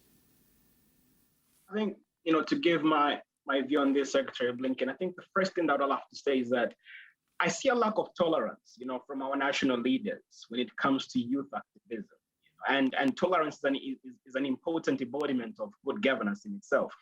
We cannot build a generation of young leaders ready to take on the world and safeguard the prosperity of democracy if we limit the extent to which they can express themselves. This in itself stands as a big barrier when it comes to advancing the cause of democracy. As young people, on the other hand, one thing I would love to say is that, we are, in most cases, we can quickly blame the system, but we never take time to have self-introspection as regards what is it are we doing wrong as young people in this particular sector as well. One thing I'd love to say is that as young people, we should not reach a point where we become advocates that advocate in a vacuum, because activism in itself does not exist in a vacuum. We cannot champion the cause of activism if we do not have an alternative to it. We should be able to organize, to coordinate, and to have decisive solutions to the challenges that we observe in our societies. One of the things that I say consistently is that the problems of the world are inevitable. But we as a people, we have to be the inevitable solution to all those inevitable problems. So when we witness that democracy is under threat, as young people, we have to organize and we see how best we can fight any kind of authoritarian system that wishes to extend itself to that particular agenda. I think in the 2021 elections, Zambia, we were able to lead by example across the African continent, that young people can organize and defend their vote and defend the democracy that they so desire. One thing I'd love to say is that as young people, when we wait for the environment to be conducive, we'll forever be waiting. If Nelson Mandela waited for the environment to be conducive, we'll still have apartheid in South Africa. If Kenneth Kaunda waited for the environment to be conducive, we'll still have colonialism in Zambia. If Martin Luther King Jr. waited for the environment to be conducive, we'll not be discussing matters of civil rights today. So I believe as young people, we have to reach a point where we see that which is threatening the very fabric of our country's democracies, and we see how best we organize. The other issue I'd also love to state is that certain stringent laws that have also been established in most countries intend to limit the extent to which young people advance the cause of democracy. This is because such laws, they infringe on young people's freedom of expression, freedom to assemble, as well as the ability to express their own opinion and freedom of association. The last thing that I would love to say, and I think this is something that we have seen quite common across the African region, is the aspect of shutting down the internet during an electoral process. And I think this in itself is really limiting the extent to which we advance in democracy in Africa and across the global region. So building trust and social cohesion and the unification of youth voices and action for global transformation is the greatest opportunity that presents itself. So I think with these few pointers I highlighted, Secretary Blinken, I think that's what I would love to say on the question at hand. Great, thank you. And again, I think your observation and your message that you create the environment for change. You don't wait for it to erupt spontaneously, because, as you say, it's probably not going to happen. Lynn Rose, what do you think? Thank you, Secretary Blinken. And I think for me, I'll start with systemic marginalization of young people. In the Philippines, as I mentioned early on, young people has power. According to national data, more than 42% of Filipinos are under 18 years old, and they are poised to become influential participants in the Philippine democracy. However, young people's enthusiasm is frequently met with barriers, as young people are marginalized from political processes and largely excluded from elected political seats, with political dynasties still dominating in the 2022 elections. And these barriers pose a challenge to the country's democracy as youth become discontent with incremental advances and difficulties in influencing government decisions. Young people in the Philippines are active in informal forms of political participation, maybe street activism, volunteerism, and social media campaigns. And we also have opportunities to engage in formal political participation. However, youth meaningful participation in formal governance structures has remained low or weak, while platforms for youth political engagement exist, including Sangguniang Kabataan, as we call it in the Philippines, or the Youth Council. But the lack of civic education for youth to prepare them for effective participation in these platforms is largely non-existent or ineffective. Also, in highly patriarchal communities, stereotypes, not just around age because you're young, but also around gender. When in these two, categories intersect, they can cause, young women leaders to be excluded and their contribution to strengthening democracy become untapped or in some cases, in some communities, invisible. And also to mention, youth in Bangsamoro Autonomous Region in Muslim Mindanao in the southern part of the country are particularly vulnerable because they are frequently excluded from political processes, and there are reports of high levels of disenfranchisement and feeling of being marginalized due to faith, economic class, and lack of access to social services. And also, youth are vulnerable to wrongful red tagging in the country, and red tagging constricts further the increasingly democratic space, increasingly diminishing democratic space in the Philippines, where activists, human rights lawyers, journalists, and even ordinary Filipinos on social media are under threat. And continuing on that note, adding the influence of digital media in promoting free and fair elections, for instance, young people in the Philippines create and consume a lot of content on social media, may it be Facebook, Twitter, or TikTok. The internet is a double-edged sword. It can help in making a more informed vote, and encourage young people's participation. That is, if young people know how to sort information, because there is also prevalent information pollution online and digital repression in the country to advance political objectives. And this diminishes the quality of democracy. It saps trust in democratic institutions, it distorts electoral processes, and fosters incivility and polarization online. So in the country as well, to mention, troll farms are also used to drown out dissenting voices, accusing them of spreading fake news or being enemies of the people, which is another type of censorship through noise. So I think those are some of the barriers that confronts young people in our country. Well, we could spend the entire hour on digital media and on the double-edged sword aspect that you just referred to. It's something, and I'm sure we'll come back to it in the days ahead as we get into the summit. But thank you for flagging that. And also, to the very important point you made at the outset, you may have an age barrier, but you also, if you add to that a gender barrier, it makes it even more challenging. Daria. Yes, thank you, Secretary Blinken. I think my fellow panelists answered this question very well, but I would just focus briefly on one more point, specifically regarding youth activism and democracy movements. Young people do participate and engage in activism and movements all over the world right now, in Hong Kong, in Belarus, also Cuba, and their contribution to changing the societies is really invaluable. But this is really an opportunity because they inspired hope for positive change. But what I really see as a barrier is that it's quite rare this youth activists bridge to decision-making tables, run for offices, and take parliament seats. And as my fellow panelists mentioned before, that this is also because of a lack of trust in youth abilities to meaningfully participate in public life and decision-making processes. Despite youth and people's abilities and their knowledge, they are still being discriminated against based on their age in political settings. So I think that there is no other choice but for political parties and governments to change this and make progress and with this advance democracy. Well, I think it's hugely important for the younger generation to actually, as Amila did, run for office, be engaged in that fashion, and to keep making that effort.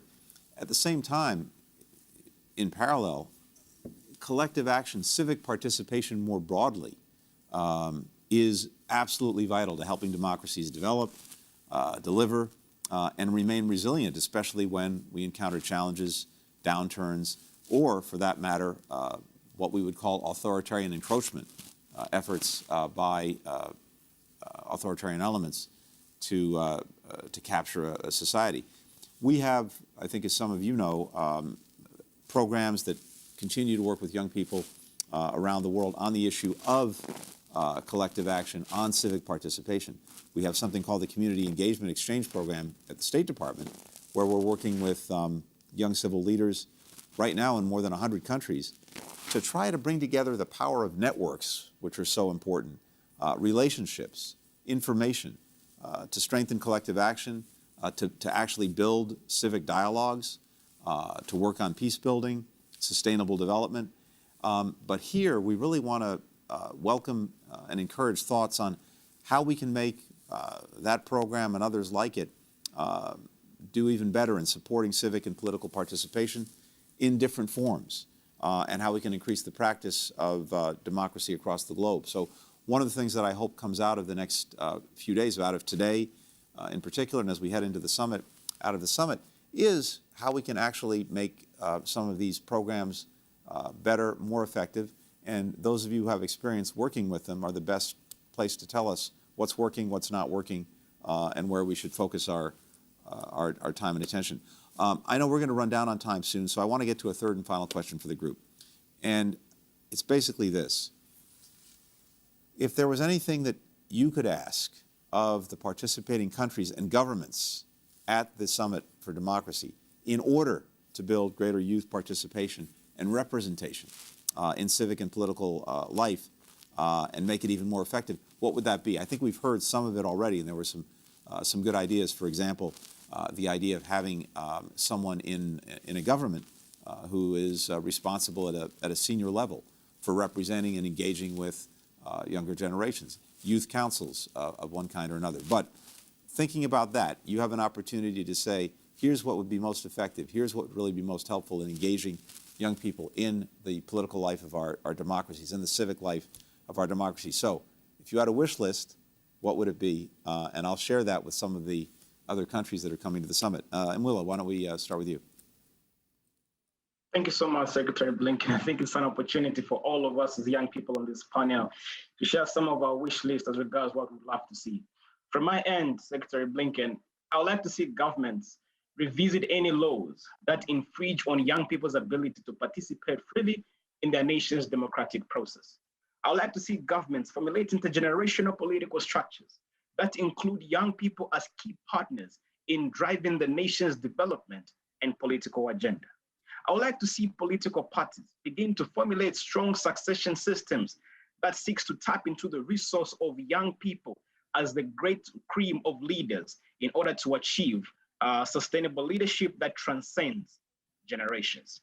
I would like to see governments becoming more tolerant to divergent views coming from the youth, for such is important for democracy.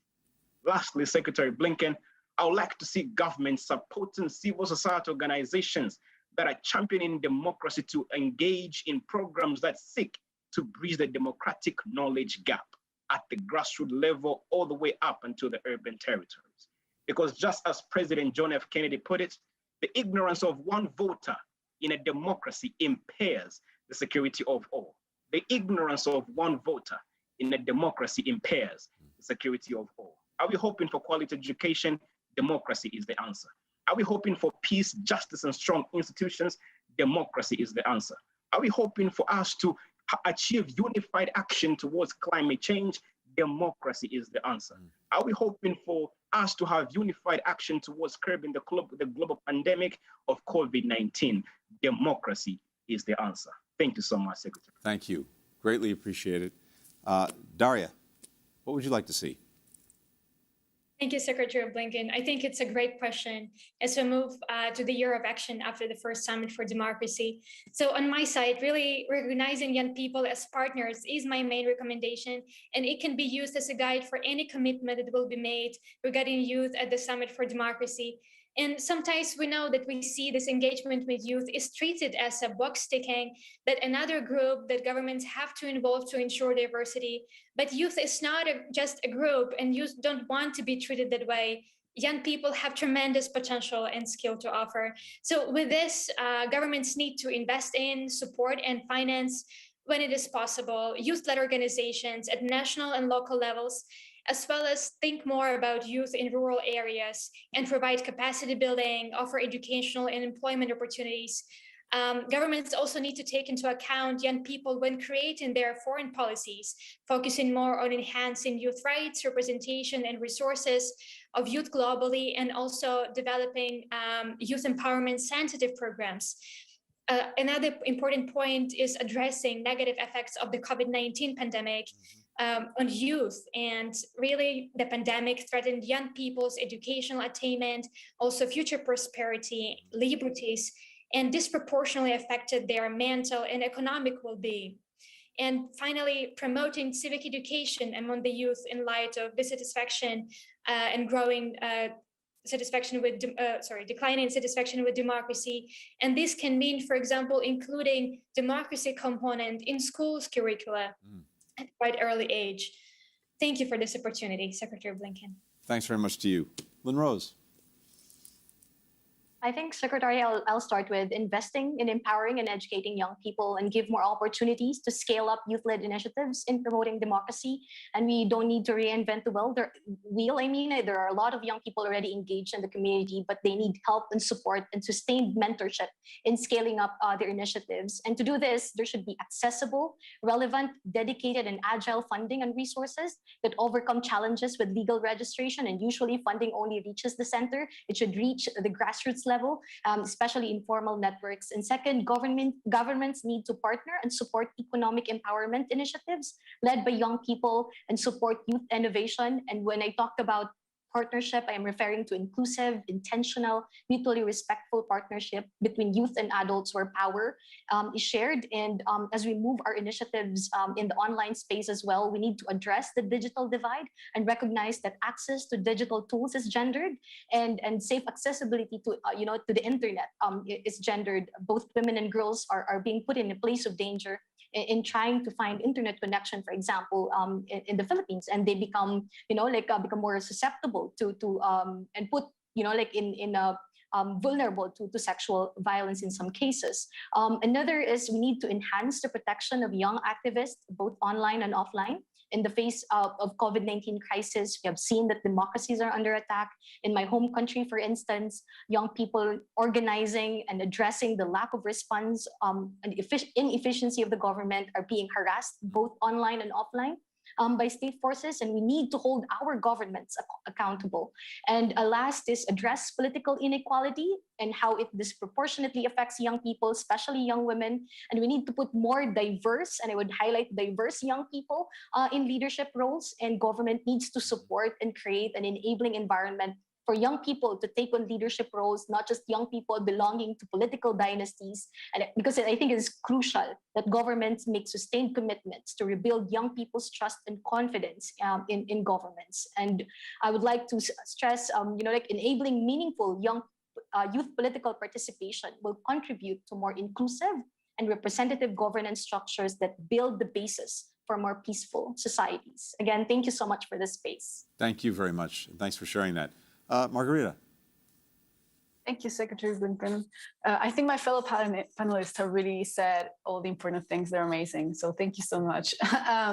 But I would like to tackle this question on several levels. I'll keep it short, but you asked for a wish list, and the wish list is very long. So the first commitment I'd like to see governments make is, and they mentioned this already, is to make civic education a priority. And I want to put it in the context of my country. Here in Chile, the dictatorship eliminated civic education from the school curriculum precisely to discourage political participation. And it's been 30 years since we're a democracy again, but it was only a few years ago that a law included civic education back, but still it hasn't come to life. We need to prepare our children to be engaged citizens when they're older.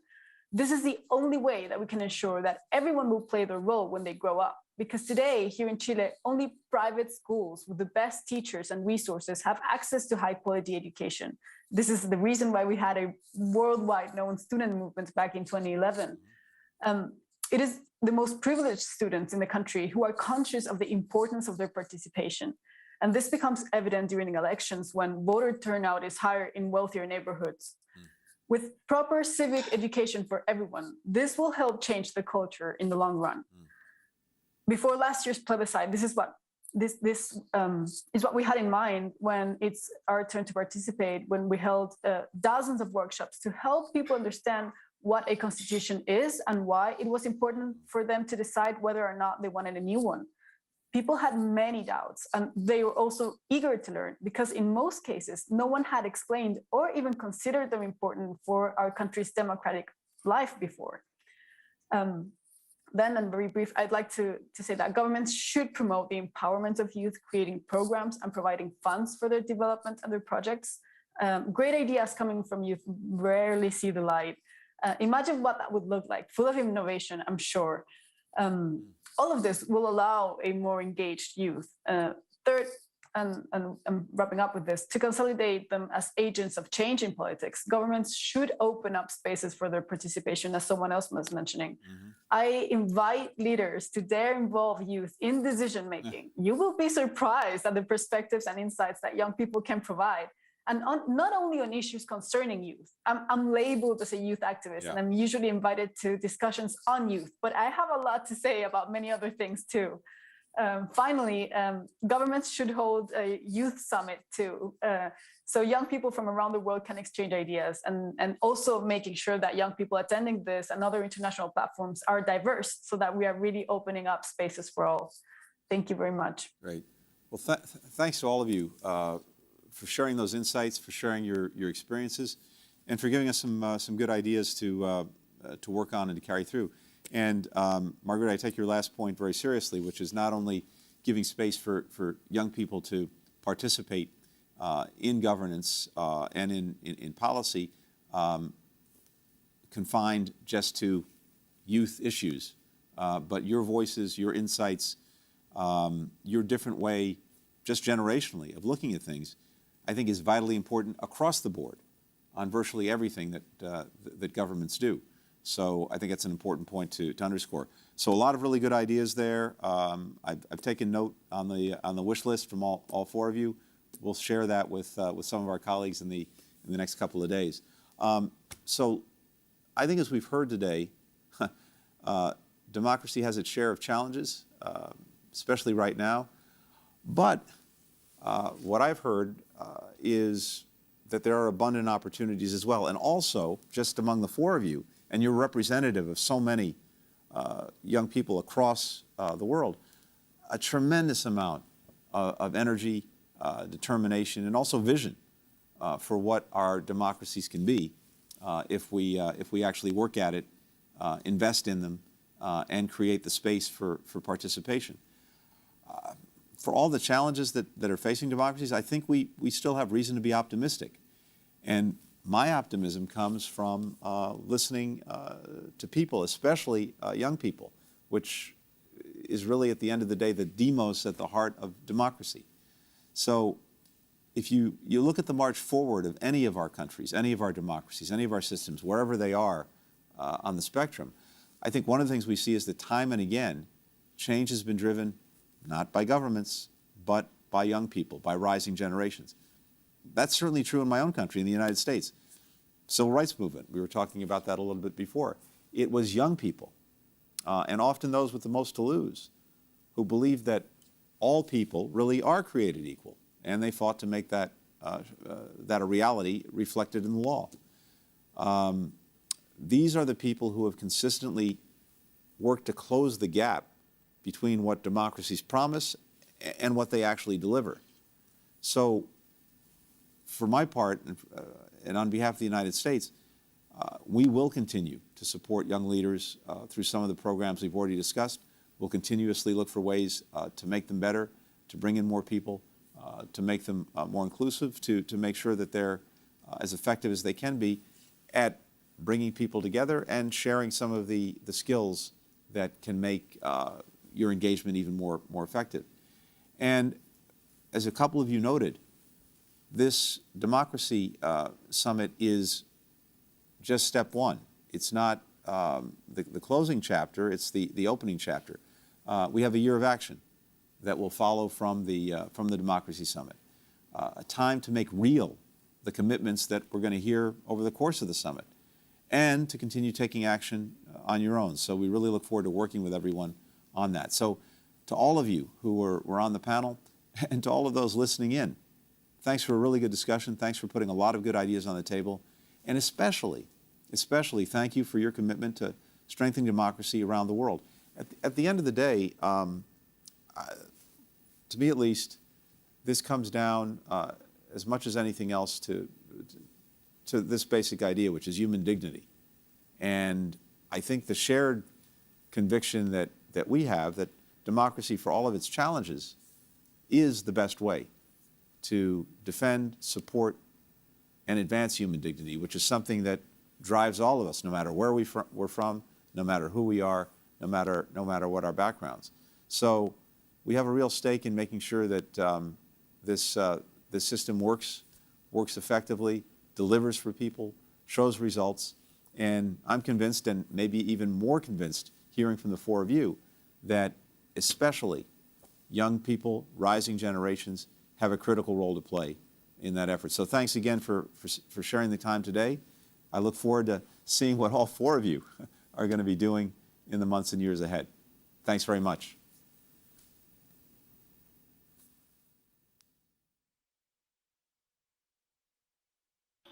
What is democracy? And what does democracy mean to you?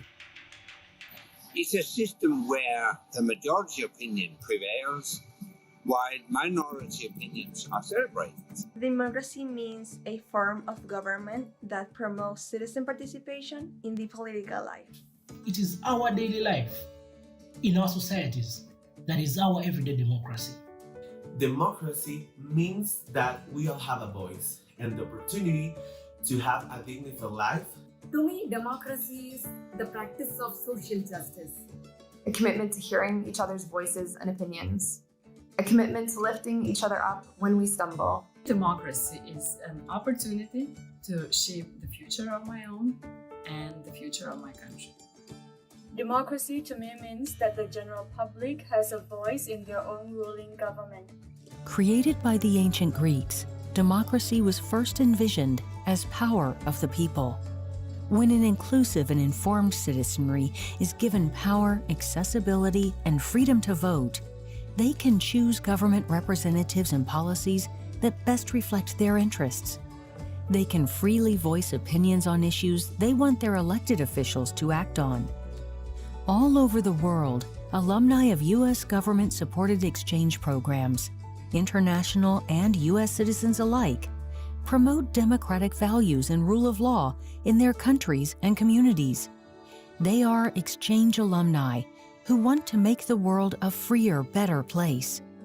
What does democracy mean to you? It's not only about having free elections and voting for officials once in a while.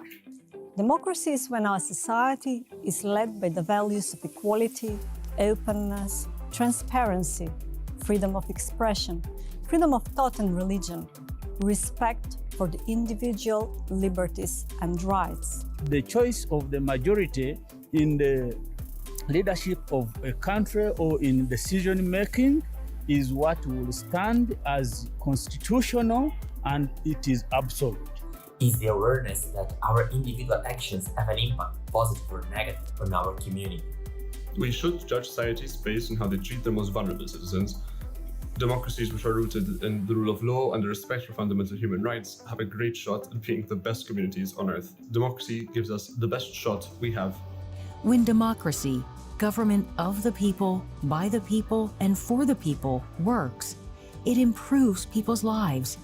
It advances peace, prosperity, and security. Democracy doesn't happen by accident. We have to defend it, fight for it, strengthen it, renew it. Everyone has a role to play. How will you strengthen democracy?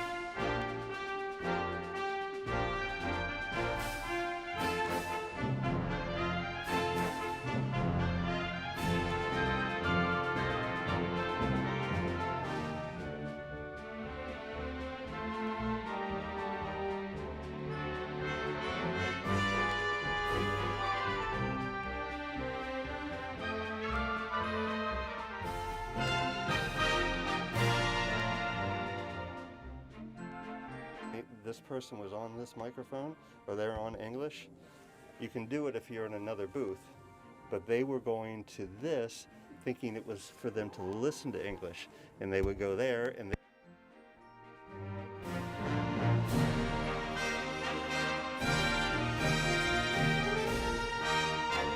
keep going like that to get it back. So they were tug of war. And then they were thinking, oh, I need my English. Well, they needed this English, not that English, So it was because they weren't talking. Yes.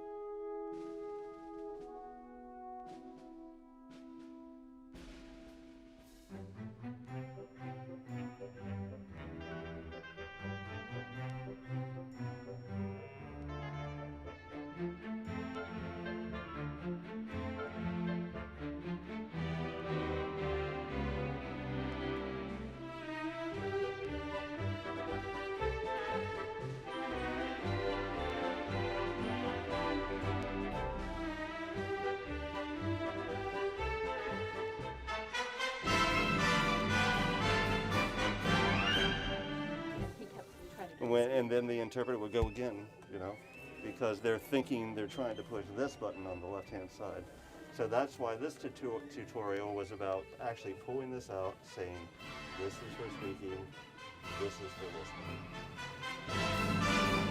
Okay?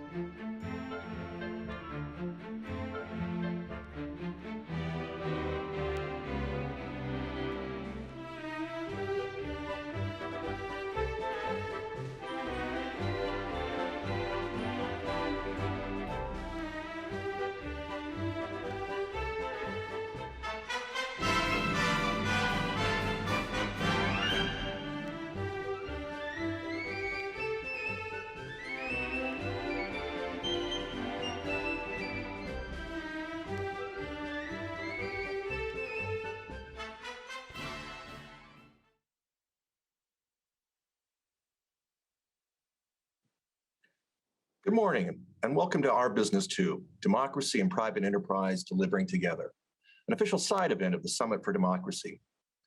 My name is Andrew Wilson, and I'm the Executive Director of CIPE, Center for International Private Enterprise. Based in Washington, D.C., CIPE is an NGO working at the intersection of economic growth, entrepreneurship, good governance, and democracy in emerging and frontier markets around the globe. Our mission is to strengthen democracy through private enterprise and market-oriented reform, advancing a vision of a world where democracy delivers the freedom and opportunity for all to prosper. Like President Biden and his administration, CIPE is committed to advancing democracy worldwide. That's why we're honored to partner in organizing today's event. Today, we'll focus on the role of a unique group of stakeholders in democracy and civil society, the private sector, which is CIPE's core constituency. And this morning, we're pleased to bring together representatives of the private sector from the world's largest corporations to leading entrepreneurs in emerging markets. We'll discuss why business needs democracy to thrive and why democracy is made stronger by a thriving private sector. Why do business and democracy go hand in hand? Well, it's because the institutions and values of democracy, rule of law, good governance, transparency and freedom from corruption, freedom of information, citizens' rights to petition their leaders, and more, allow business to thrive. By the same token, when business thrives, creating jobs and opportunity and building an inclusive and sustainable economy, citizens can live in a society that delivers prosperity, and they become true stakeholders in democracy. Today, we're pleased to present a stellar lineup of speakers and 3 exciting panels that will delve deeper into these connections. We'll examine the topics of responsible investment, beneficial ownership transparency, and ensuring digital spaces are both open and well-governed. And at the conclusion of today's session, we'll ask each of you to think about what you can do, both through your firms and as citizens in democracies, to advance a democratic agenda in the coming year and beyond. To kick us off, we're extremely honored to be joined by U.S. Secretary of Commerce, Gina Raimondo, to share the administration's perspective on how the government and private sector can best collaborate to advance democracy and prosperity. Following her remarks, the Secretary will be joined for conversation with 2 corporate leaders whose companies are at the forefront of the issues we'll be discussing today. Kent Walker, President of Global Affairs at Google and Alphabet, and Patrick Collison, CEO of Stripe. Madam Secretary, the floor is yours. Good morning, and thank you, Andrew. It is my great pleasure to be here this morning hosting this incredibly important discussion and having an important role here in the Summit for Democracy. So, as Andrew just said very well, businesses flourish when democracies flourish. And democracies flourish in growth-oriented business environments. Democracies flourish when people have the opportunity to have access to technology and have decent jobs. And certainly businesses flourish in countries that have openness, transparency, a rule of law, and when businesses don't have to compete against governments or autocracies. And so what this morning's session is about, and kicking off a year-long discussion, is how we, the government, can work closely with each other and our allies and other governments around the world, but also the critical role of the private sector. And so I am thrilled to be here to have this discussion with 2 business leaders focused on the role of the private sector and businesses and tech companies specifically in helping us to ensure that democracy flourishes all over the world. First, let me touch on a few things that we in the government are doing. So later this week, the U.S. will be announcing an effort on export controls and human rights. The president will be announcing that later this week. This announcement will be the beginning of our efforts and will be followed by coordination and consultations in coordination with our partners to engage as many governments as we can around the world in this important effort. We're also working with our like-minded partners around the world to lead on tech priorities that affect all democracies. A few things briefly to mention. First, the leaders from the US, Australia, India, and Japan announced new efforts that together will advance critical and emerging technologies. Second, through the TTC, Trade and Technology Council, which we launched last year with the EU, the US and the EU are working together to come up with shared principles and areas for collaboration on key global technologies, including export controls. And third, we've launched a new bilateral cooperative partnerships that reinforce these democratic principles, including efforts on critical and emerging technologies with Japan and Singapore. So this is what we are doing as a government and among governments to advance this work. But today and this morning and this session is about the private sector. What role can the private sector, what role can businesses, what role can entrepreneurs and tech leaders and tech investors play in this critical work? And I will say, as a Commerce Secretary, I am committed to engaging all of you in the months ahead in this work. Businesses have enormous impacts on democracy and the determination of whether democracies flourish. Businesses, through your day-to-day operations, through your business models, and through your public engagements, through your ability and willingness to speak out against human rights abuses. And business actions directly can support this summit's goals of tackling authoritarianism, combating corruption, and promoting human rights. At the beginning of the internet and some of the technological advancement, these technologies were human rights enabling, were citizen enabling. But unfortunately, increasingly, we are seeing technology used not for good. And so the whole point of this is to counter that digital authoritarianism and to make sure that our emerging technologies are used for good in the promotion of human rights and freedom and transparency and democracy, and not used to promote autocracy and digital authoritarianism. And we are committed to this, the President is committed to this, and we believe there's a very important role for the private sector to play. So with that, it is now my great pleasure to introduce two business leaders. Patrick Collison, the CEO of Stripe, one of the fastest growing, most successful tech startups. I put that in quotes because I think you've grown beyond a startup at this point, Patrick. And Kent Walker, head of global affairs for Google.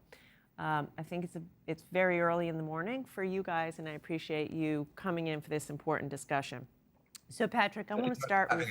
Yeah, thank you, and thank you, Kent. So Patrick, I want to start with you this morning. You've come from Ireland to the U.S. Your company now operates in the U.S., headquartered in San Francisco and Dublin. I know you've spoken quite a lot on this topic of what business can do to counter digital authoritarianism.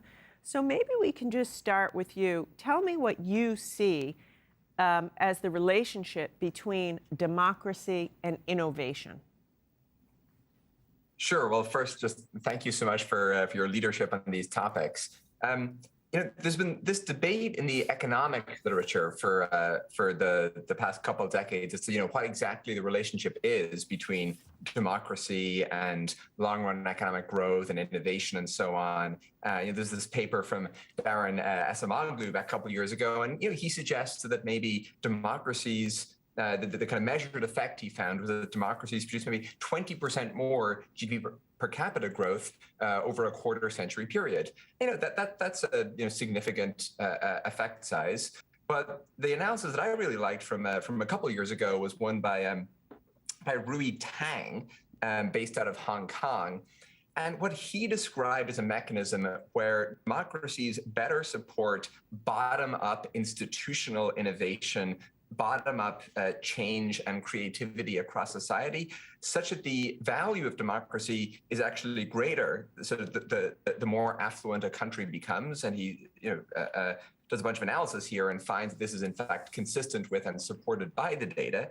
And this really appealed to me because this is very much the Stripe experience. Stripe is a financial services company. What we do is very complicated, and we would only be able to pursue the innovation that we do with clear frameworks, clear rule of law, and most importantly, an institutional disposition that tries to welcome new ways of doing things rather than simply trying to buttress and protect the status quo. And then maybe even more importantly, or kind of more saliently, Stripe is now one of the largest platforms for entrepreneurship in the world. And across our millions of customers, we see that in so many cases, they're challenging some favored incumbent or trying to do introduce new product or service that's different to that which has prevailed. And it's, again, only with this kind of participatory, inclusive, and sort of innovation-minded society, the kind that tends to prevail in a democracy, that our users would be able to do what they do. So I think these clear frameworks and this kind of support for bottom-up innovation is maybe the clearest linkage. And then just the other one to say, because I guess I've been such a beneficiary of it, I'm as you pointed out, I grew up in Ireland, and now have the great fortune to be here in the US on a green card. My partner grew up in Switzerland. She's a scientist. She works in CRISPR. She's in the US on an H-1B. And I think that people who want to take a crack at doing things somewhat differently or to innovate in some capacity, they want to do so in a free, liberal, and democratic society. That's been clearly evident through history. I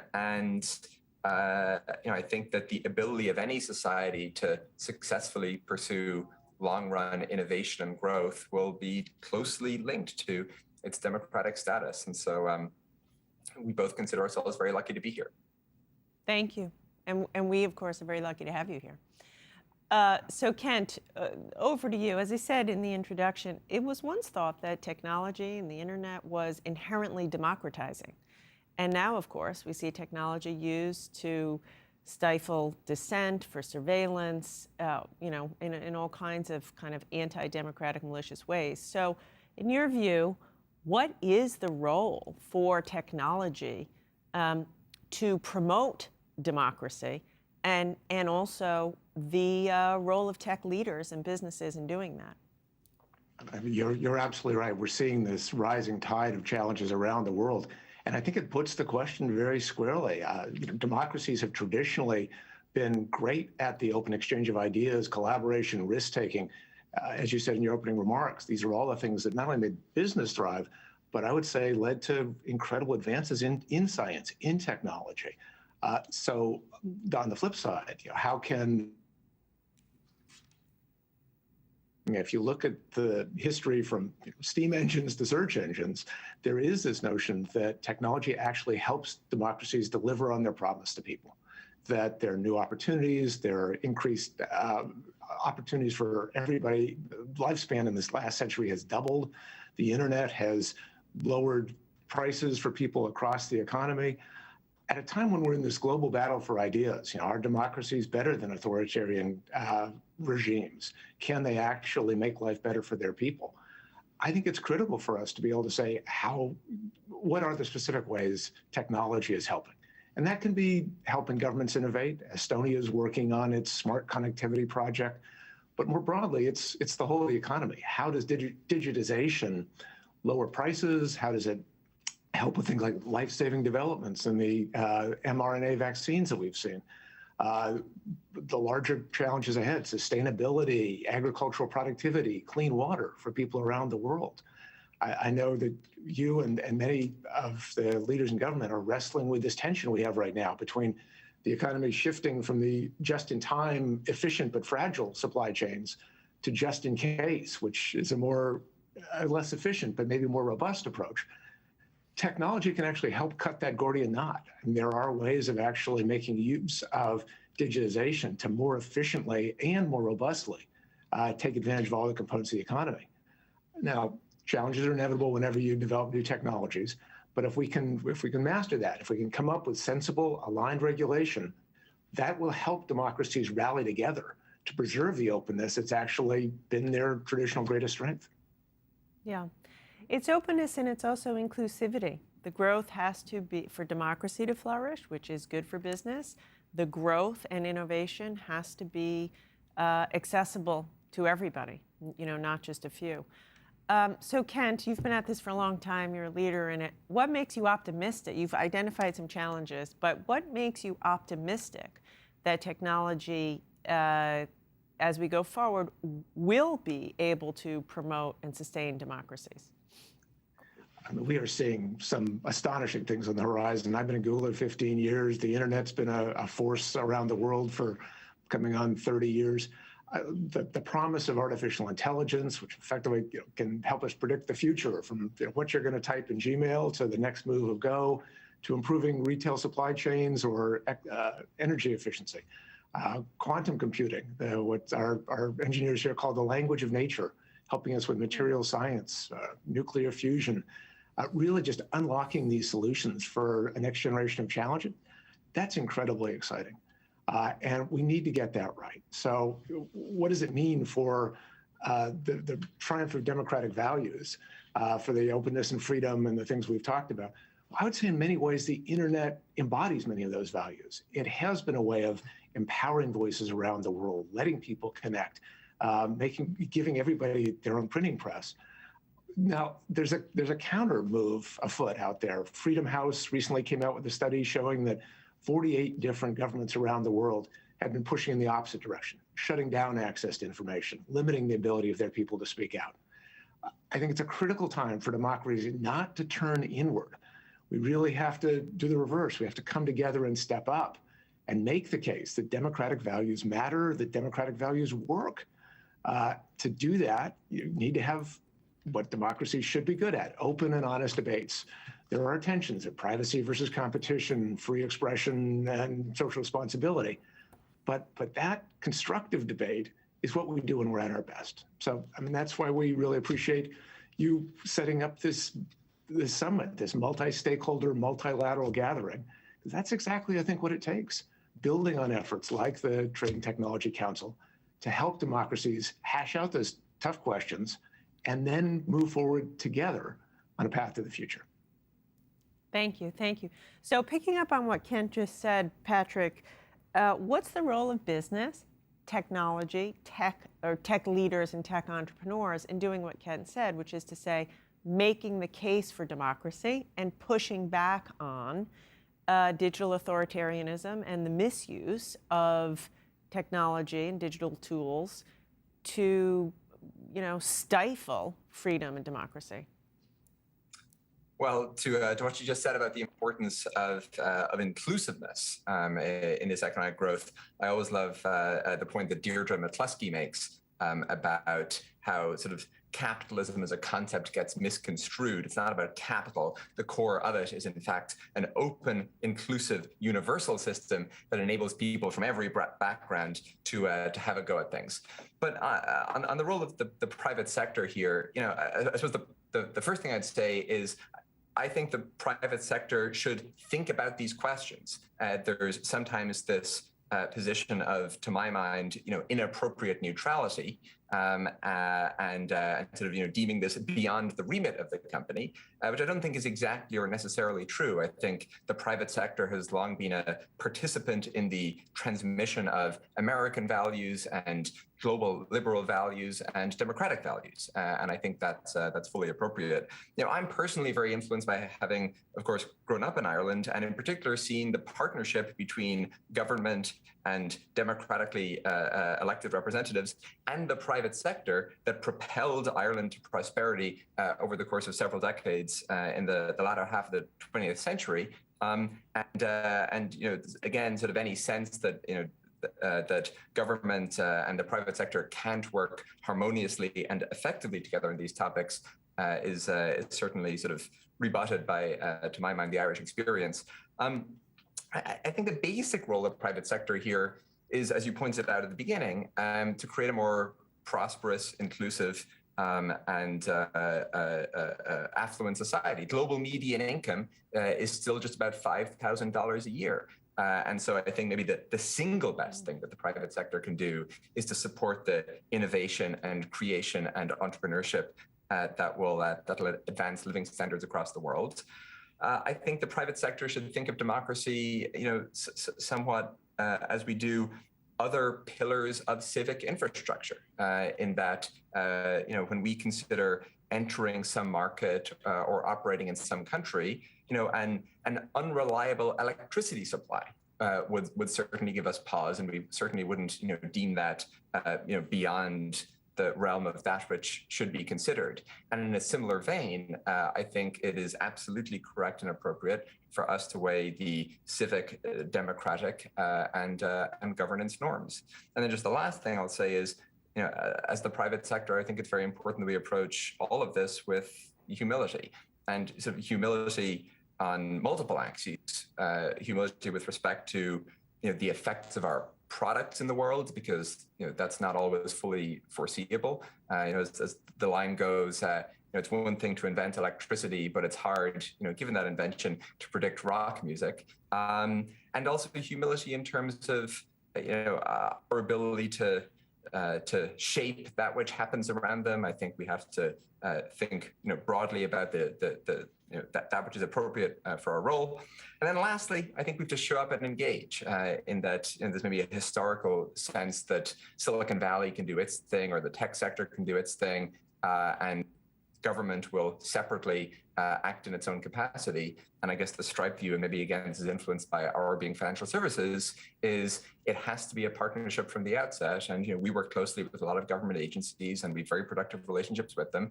And I think it's much better to see that as something that should be pursued in joint partnership rather than separately from our respective coasts. Yeah. Unfortunately, that's all the time we have. I can't thank you enough for this. I'm going to conclude with what you just said, Patrick: show up and engage. So I am today inviting the private sector, tech leaders, and the business sector to show up and engage with us in the government over the next year and beyond. And I am committing to you that we will be open and inviting of private sector feedback and engagement, because we need to do this together. So thank you both so much. Thank you very much for the opportunity.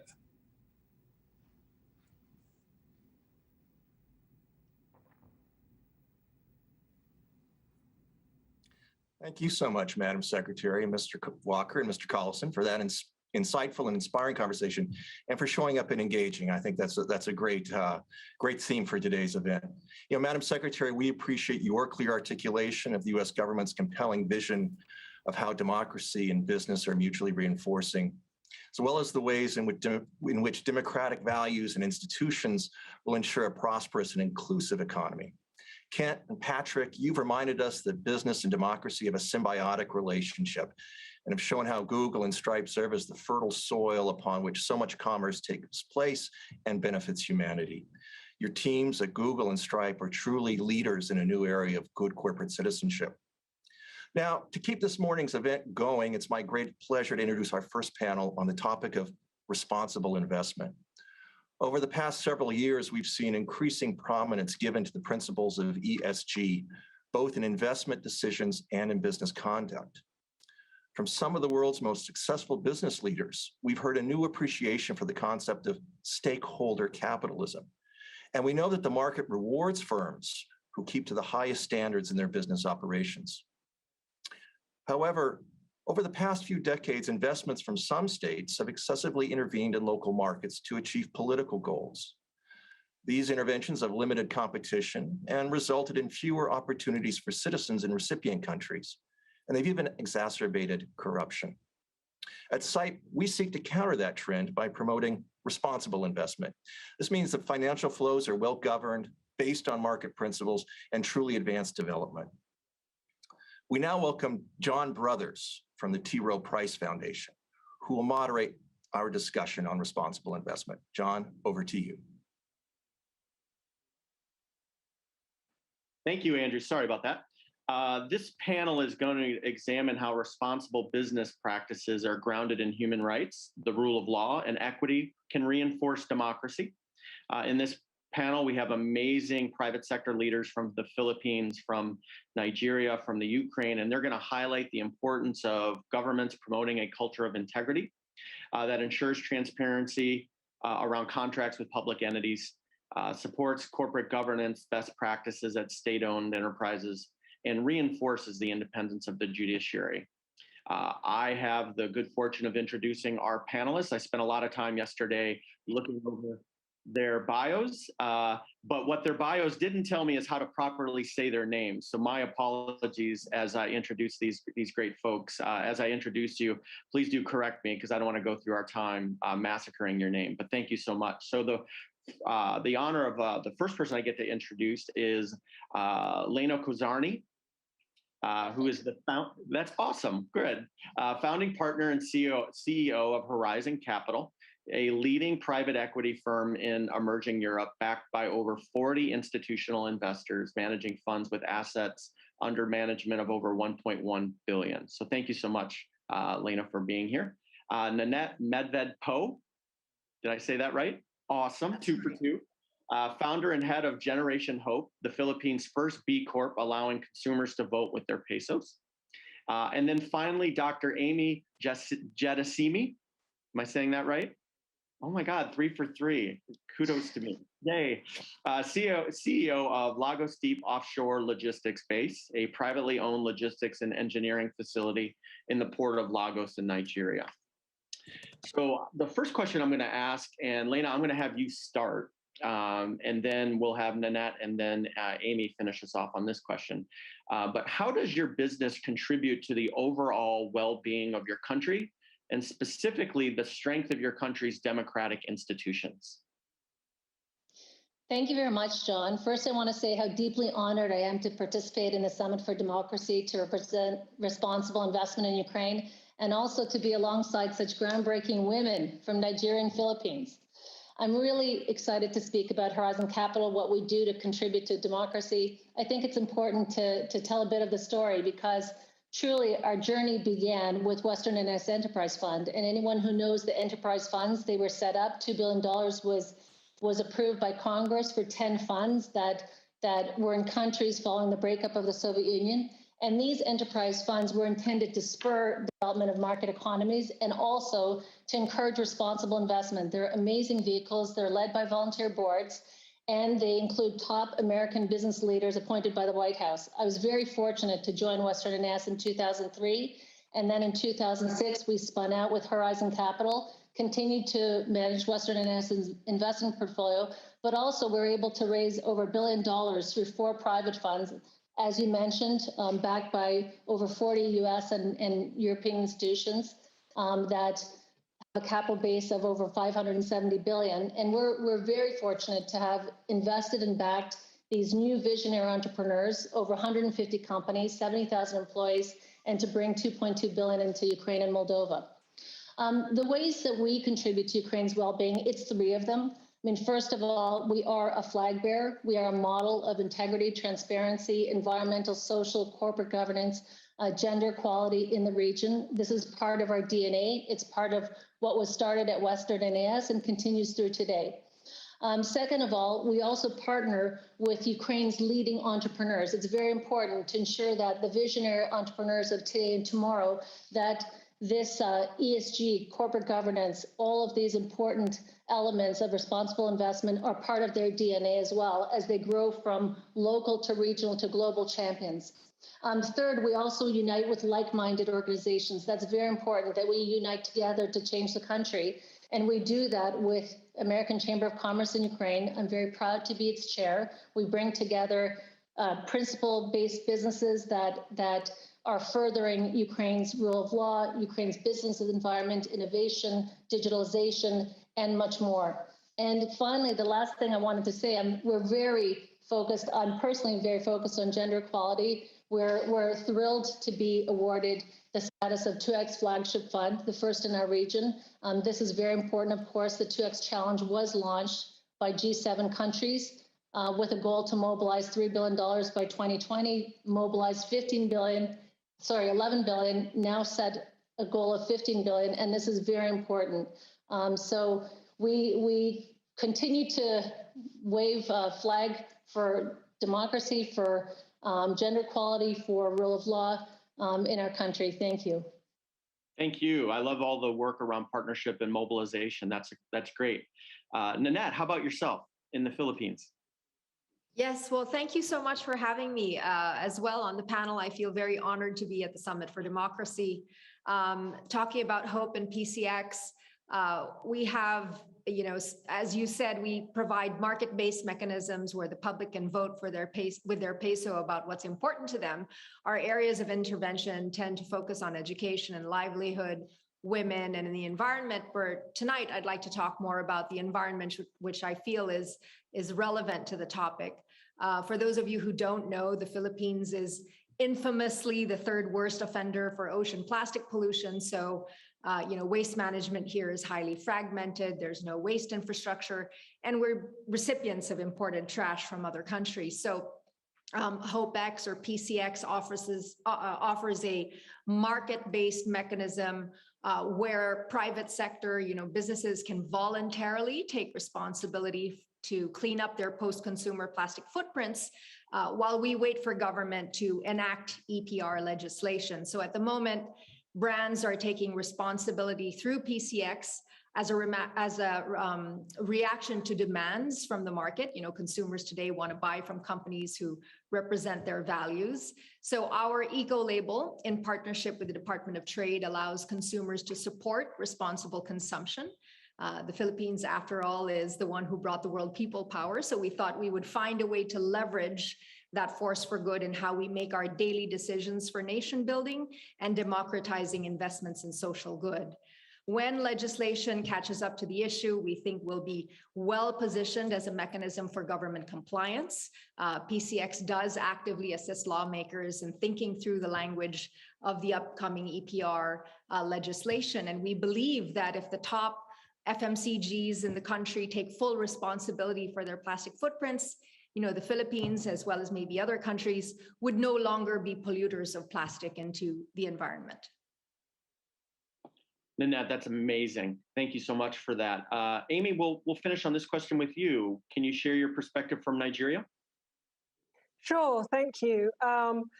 Thanks for having me on the panel. And it's great to see how important private sector is in the different countries, both in Ukraine and Philippines. In Nigeria, the government is about 95% of the market. And it's clear that because we need to create millions of jobs, we need private sector to grow to be about 1,000 times the size it currently is. So Ladol is an example of one of the new private sector companies that is creating value by coming into the market, investing in long-term industrialization based on a sustainable business model that is focused on job creation, but not just creating jobs, empowering people to create careers. And this is really critical because you can't have a democratic country in the true sense if you don't have a strong civil society, if people don't have work and dignity. So over the past 20 years, Ladol has transformed a disused swamp into one of the largest industrial free zones in West Africa. We did that by partnering and by raising local money, but most importantly, by recognizing that we as indigenous Nigerians had to create an ecosystem where industrial activities that hadn't been done in Nigeria before could take place, and that ecosystem had to be sustainable, not because we're do-gooders, but because sustainable businesses are the most profitable businesses. And we realized that if we were going to build this new world from scratch, the best way to do that for ourselves, our community, and the world was to do it sustainably. when we mean the 17 SDGs, the UN 17 SDGs, when we say sustainable. So the impact of a company like Ladol is not only in the thousands of jobs we've created, the $500 million we've invested, we've attracted into the free zone, but the fact that we are actually a multiplier on job creation. And we've managed to change the narrative in the market in the areas we play by significantly decreasing the costs of doing business in Nigeria. So we are part of a new frontier of private companies run by indigenous Nigerians that are creating a new market that will create a workforce of hundreds of thousands of Nigerians who are going to be the future of our country. It's also important that we work closely with government. All the industries we play in are highly regulated, but just as we heard from the previous speaker, you have to sometimes work ahead of government and create new paradigms, which you then work with government to create policies for. And to a certain extent, that's what Ladol has had to do as well. But if you want a thriving environment, particularly in low-income, high-growth countries, it's clear that private sector institutions such as ours and the others we've heard from play an absolutely critical role. And therefore, institutions like Ladol have to have clear business models driven by sustainability and focused on, if you like, a double bottom line, where we're about job creation, but creating jobs with dignity and with solid career prospects. Thank you so much, Dr. Jada Simi. You know, what I really love about what you just said is the work you're doing around ecosystem building. It's just so amazing. Nanette, we're going to start with you on this next question. The question I'm going to ask is, as a constructive leader working to provide more wealth in your society, what can government do to create more people like you? Well, you know, the private sector is really great at moving quickly, and, you know, meeting market demand and building efficiency. So I think it would really help if government could help, you know, by allowing us to leverage these assets through, you know, tax or other incentives, you know, protection of rights, requiring transparency, so that these creative solutions can freely develop. And then once you've come up with, you know, solutions that scale or that can scale, that they really do provide the policy that allow us to get those solutions to as many people as possible. That's great. Dr. Jada Simi, how about yourself? How can we create more folks like yourself? I think we all have the same experience. I smile because across the world, you always get the same response. So Ladol is also a free zone, a special economic zone. We need a stable regulatory environment. As long-term investors in infrastructure, we need access to fit-for-purpose capital. And I think that means borrowing locally and not internationally. And we need guaranteed access to the market. That doesn't mean favoritism. It means the government needs to set a level playing field where they look at ensuring that if you build a value-added solution locally, that solution has clear market access and is not subject to exclusion due to monopolies or other bad practices. Great, thank you for that. And last but not least on this one, Lena, how about yourself? How can government create more good folks like yourself? Thank you, John. This is a great question. From a Ukrainian government perspective, creating more leaders obviously means investing in the leaders of tomorrow. It means modern education. It means public-private partnerships focused on youth leadership. For example, like Western Enterprise Fund has with the Ukrainian government, with regional councils, with the Ukrainian Leadership Academy that has actually turned out over 1,000 leaders across 5 campuses over the last 5 years. And it also means working to retain Ukraine's brain trust and future leadership potential in the country. And that includes ensuring that entrepreneurs, that civic society leaders, that scientists, academics, educators, and more stay in Ukraine. It also means, as a global community, safeguarding Ukraine for the new generation. And I know everyone was watching yesterday the events, the Biden-Putin summit, and Ukraine is in the news a great deal lately. And I'm sitting here in Kiev, Ukraine, and to everyone watching today, I say, Ukraine is truly at a critical juncture in its history. And 7 years ago, the country chose a Euro-Atlantic trajectory, and chose freedom, democracy, human rights led by a future generation. And these are the young people of Ukraine. All of the drivers of change are the new generation. They are driving entrepreneurship, digitalization, transforming today the country into what they want to see in the future. And frankly, I believe our global community cannot let them down.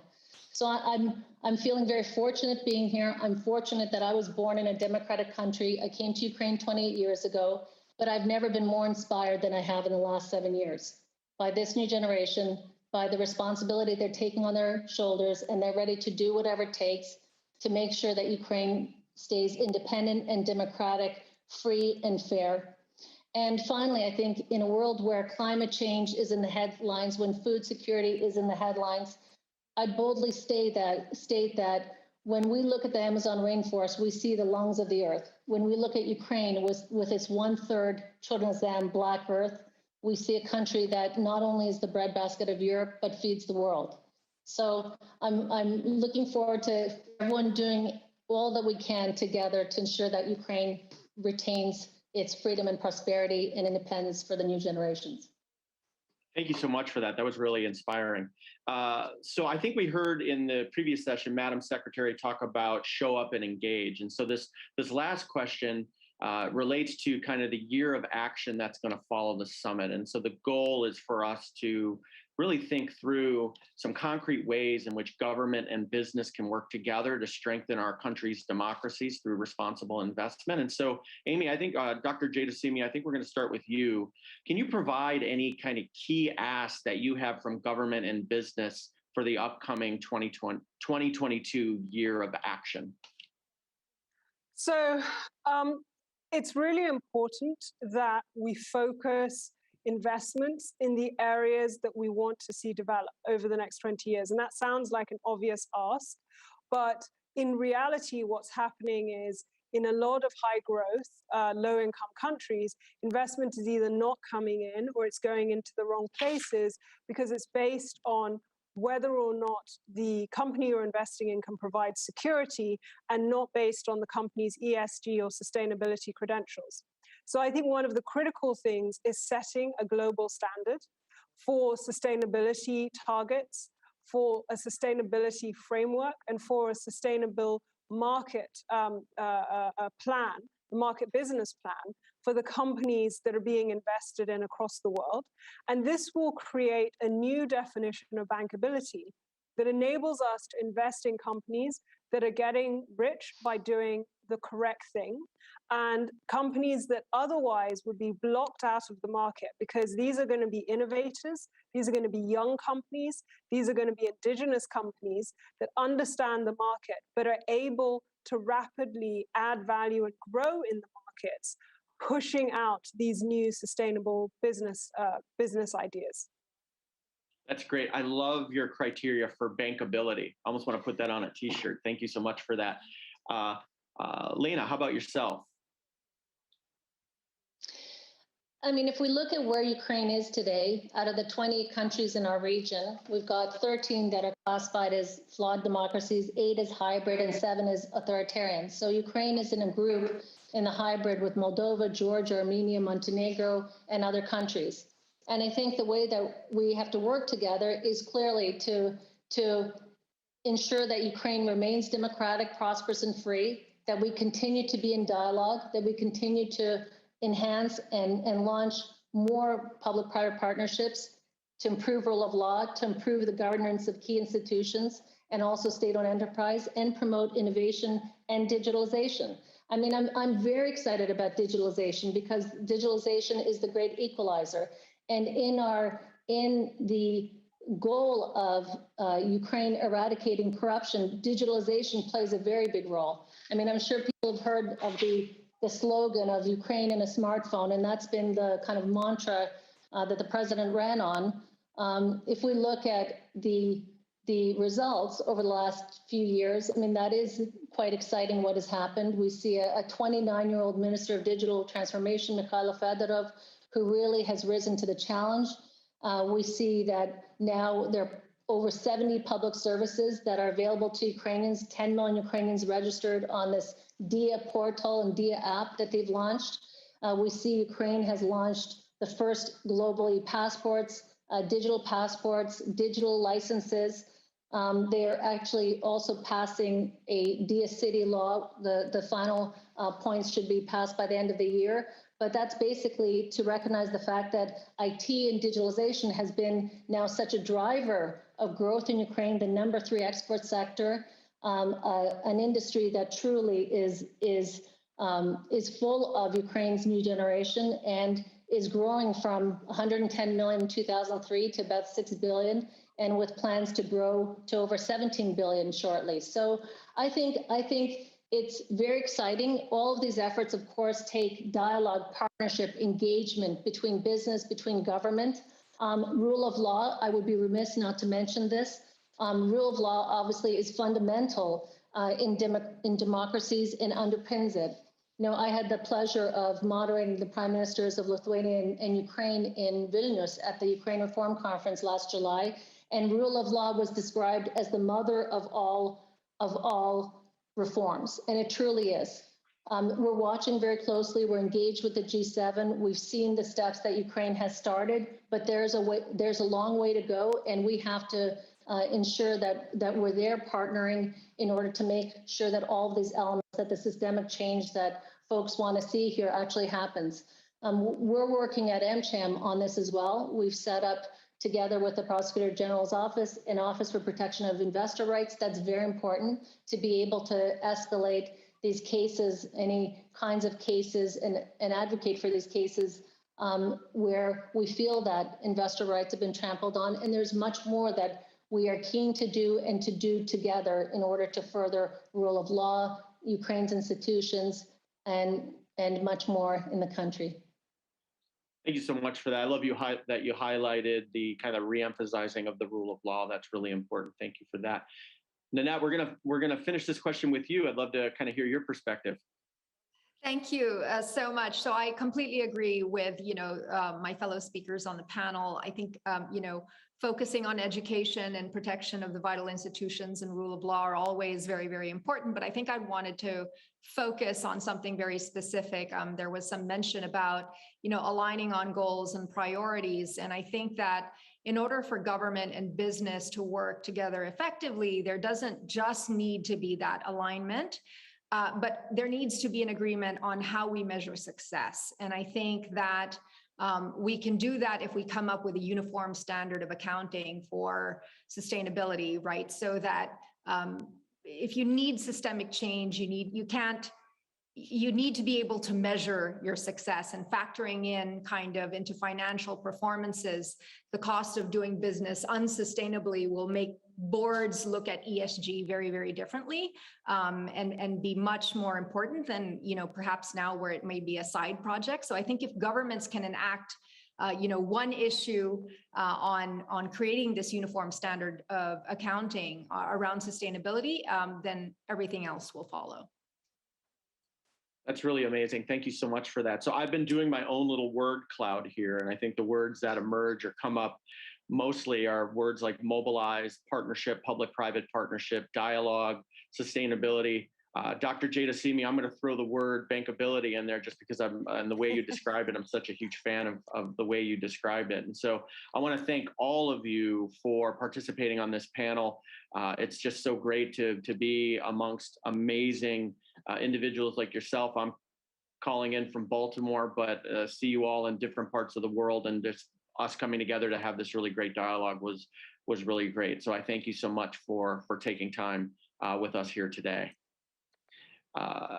Andrew, I'm going to return it back to you. I know every conference folks loves to get a couple minutes back, and so hopefully I've been generous and we'll give you back some time. Thank you, everybody. Thank you so much. Thank you so much, everyone. It's been wonderful to be on this panel with you. Thanks, everybody. That was a great conversation. I really engaging, and I think we all took away from the panel, in particular, that there's no shortage of corporate champions for responsible investment, and that there is a growing consensus among the private sector and governments, and I would say in both advanced and emerging markets, that responsible investment is both sustainable and critical for building stronger democracies and economies. I think what's great here is that we're hearing the theme of public-private dialogue as a key to driving measurable, sustainable growth, and that democracies provide the best venue for that. I also appreciated the comment that the rule of law is the mother of all investments and reforms. And I think that's a very important thing and something here at SIPE we take very seriously. Next up, we'd like to transition into our second topic, which is on beneficial ownership transparency. And this answers the critical business question, who really owns that? We know that beneficial ownership transparency is a critical way to reduce corruption, combat kleptocracy, and ensure a fair and open competition for the private sector. And at SIPE, we applaud the painstaking work in recent years of building a consensus between business, government, and civil society on this issue. But of course, a lot more remains to be done on the issue. And to dive more deeply into this, I'd like to welcome Terry Jennings of LexisNexis to moderate our next panel. Terry, over to you. Thank you so much, Andrew. And as head of rule of law development at LexisNexis, I work every day to support the company's core mission and vision to advance the rule of law around the world. We know through data that when the rule of law is strong in countries, other socioeconomic benefits to the country are also strong. So we know that GDP and life expectancy rise. We also know that child mortality and corruption decrease. In our discussion, the panel will discuss beneficial ownership transparency, which in its simplest form is how businesses can work to make transparent who owns and controls the business. And in fact, transparency is one of the 4 key elements of the rule of law. At the same time, the topic is an important balancing test with great rewards to both business and to the government when they are navigated well. Companies generate rich data, and sharing of data can be balanced and must be balanced with privacy and human rights. We need to understand these questions now, as the global pandemic has highlighted and underscored the need for a digital society and data. And we've got 3 wonderful experts to help us navigate both those questions and those answers. I bring to you today Lola Adekanye, who is the ethics first lead and handles anti-corruption, compliance, overseeing risk management and due diligence at SIPE. She is based in Nigeria, and she supports efforts in a dozen African countries. Also joining us today is Christina T., who is CEO of Cape CEMS Manufacturing, a mid-sized manufacturing company in Malaysia. Christina serves as the president of the Malaysian International Chamber of Commerce and Industry, and she's also the newly elected head of the International Chamber in Kuala Lumpur. And also we bring Melina Cruz, who is the founder and CEO of Homely, a home cleaning services company based in Mexico with a workforce of over 1,000, bringing a mostly female workforce from the informal to the formal work sector. So Lola, I would like to start with you. And from your perspective, working in a dozen countries around Africa, what difference does beneficial ownership transparency make to how business functions in a democracy? Thank you so much, Terry. And it's indeed an honor to be here. I do want to say first that, it's such an encouragement from our standpoint, which is the Center for International Private Enterprise, to be talking about business communities' responsibility for strengthening democracy. I think because one of the things we don't do enough in the civil society world is we don't emphasize, the link between market-oriented values, upon which beneficial ownership transparency is hinged, actually, and democratic ideals. And I'm glad we've talked about that a lot in the previous panels. Beneficial ownership transparency, without a doubt, it's the kind of reform that offers quadruple wins in many societies, for civil society organizations, for the government, for citizens, and for the business community. And that's because it helps governments provide conditions that business leaders all over the world, and especially in low-income, high-growth countries where institutions often are weak in terms of regulatory institutions. And just to pick on three major conditions that would be ideal, that aligns with democratic ideals, but also enables markets to thrive. One of them is fair competition. We heard the last panel talk about that a lot. And, we in the industry will say, businesses need a level playing field. And to drill down further, with beneficial ownership transparency, a company can know who they're transacting with. They'll know who the clients are, because it helps you know who the natural owners of the companies that you're doing business with are. You might have heard of certain corruption scandals in Africa and countries like Nigeria and Ghana. They're colloquially called budget padding. Essentially, what that means is companies may not know who's bidding for public projects, who submits tenders. Why? Because the owners of certain companies might be the same people, and they might be bidding for public tenders and may be the ones who always win the tenders, but the names of the companies are different. And so without a level playing field, businesses are disadvantaged, especially small businesses that would not have the resources to conduct due diligence and do the kind of investigations that larger companies can. The second thing is accountability in the business community. I think one of the biggest obstacles to reducing corruption and reducing illicit financial flows globally is impunity.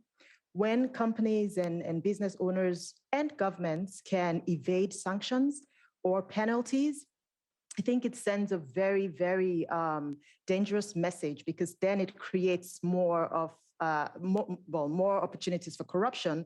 But at the same time, it's factually detrimental to businesses or to the business environment, because at the end of the day, in many African countries, complying and doing business with integrity can actually be factually detrimental to businesses, albeit in the short term.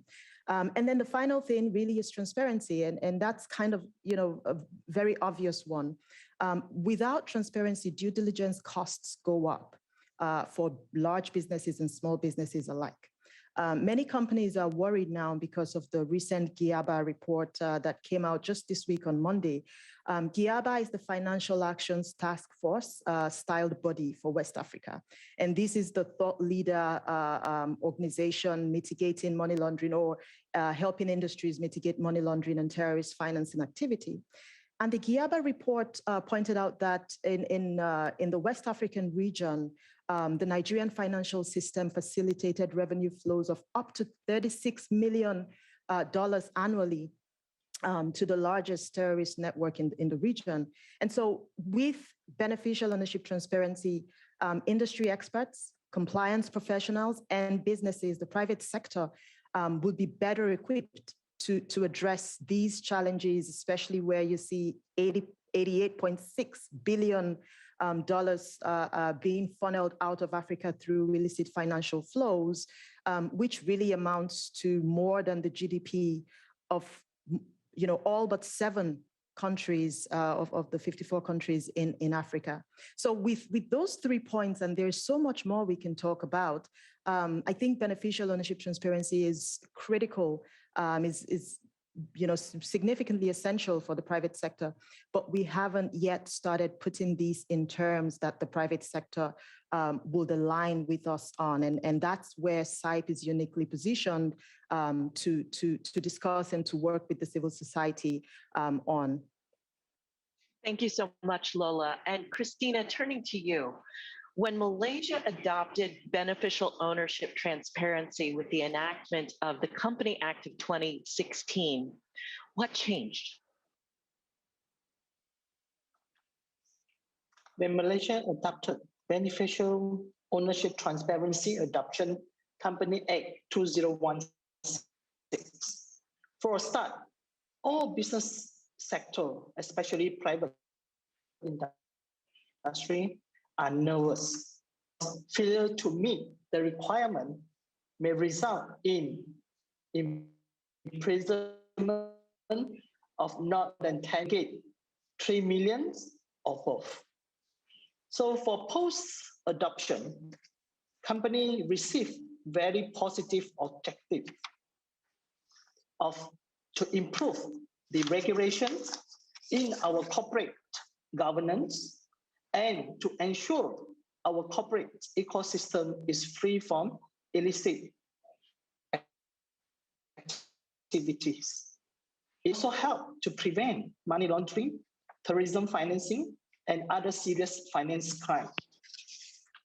For our nation, I think beneficial ownership, transparency help to shine a light on the secret corporate structures that can be exploited to launder the process of corruption, hide conflict of interest, improperly win the lucrative government contract, and evade tax payments.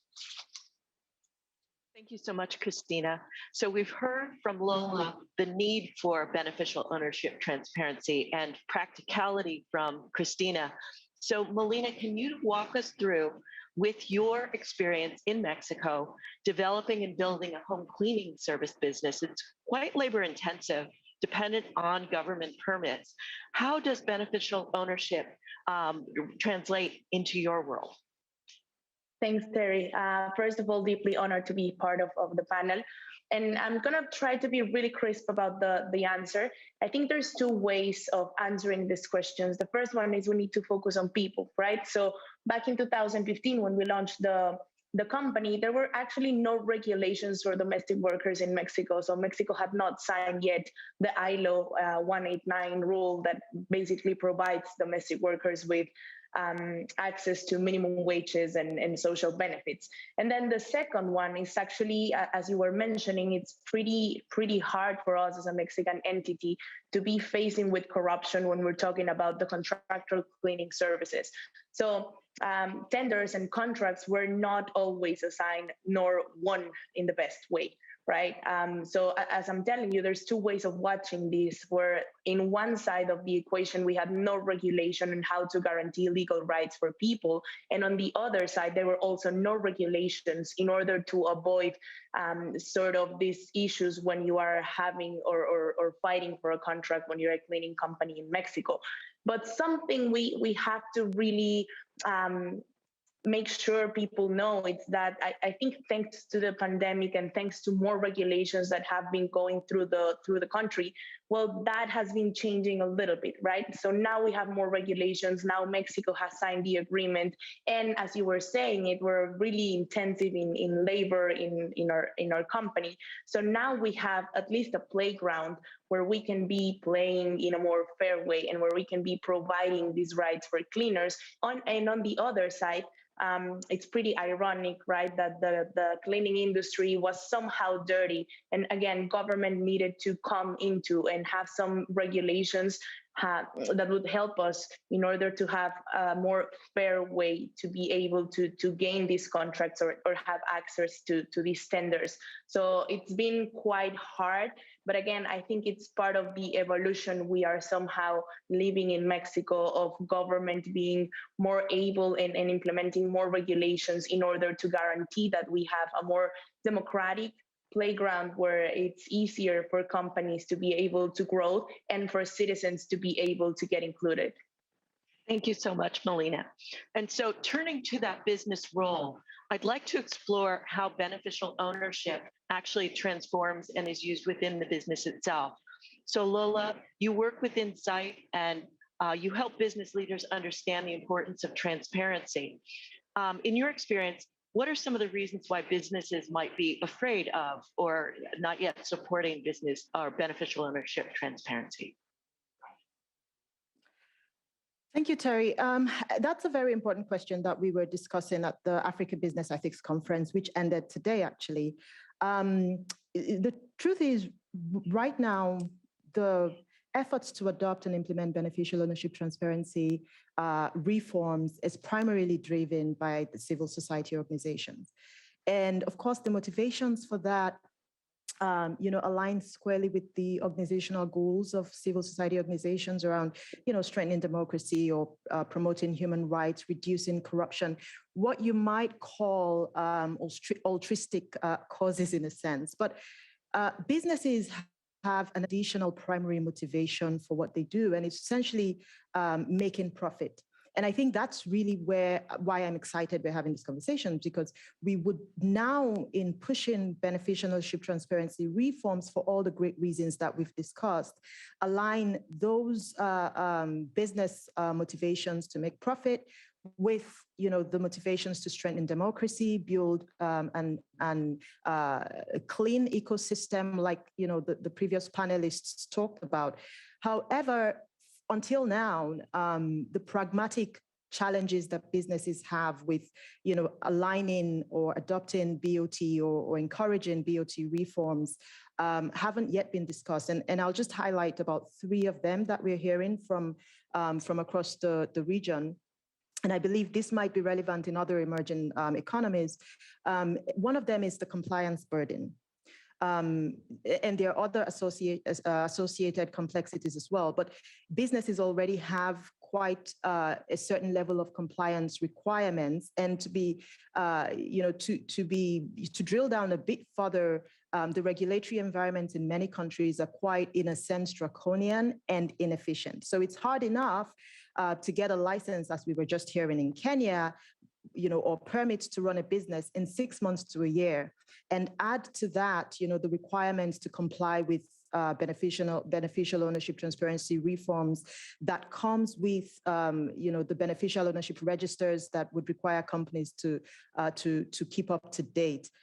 So the compliance burden is one that businesses are worried about. The other challenge that businesses have raised is that transparency in some jurisdictions can actually be a risk to businesses. And this is the case in, like authoritarian regimes or countries where the institutions are weak or highly corrupt, or, and impunity exists or abounds.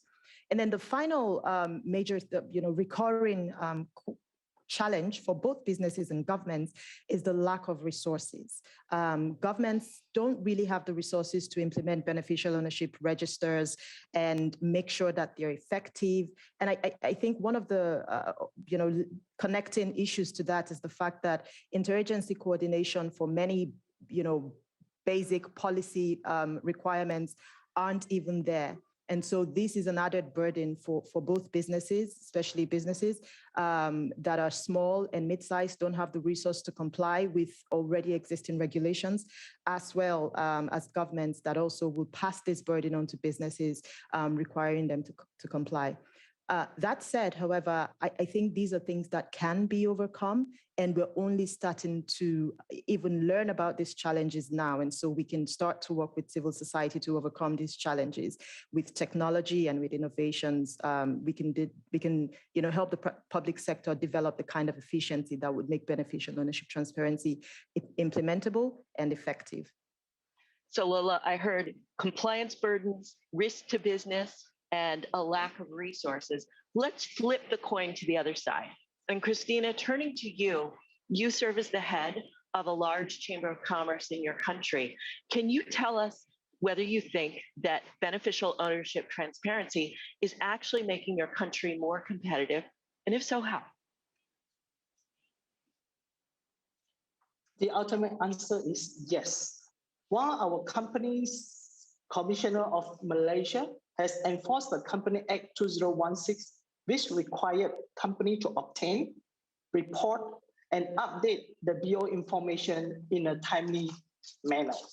So with the BO transparency, it acts in the fight against the corruption and money laundering. It helps to detect and prevent the conflict of interest, and help in the enforcement of religious enrichment law.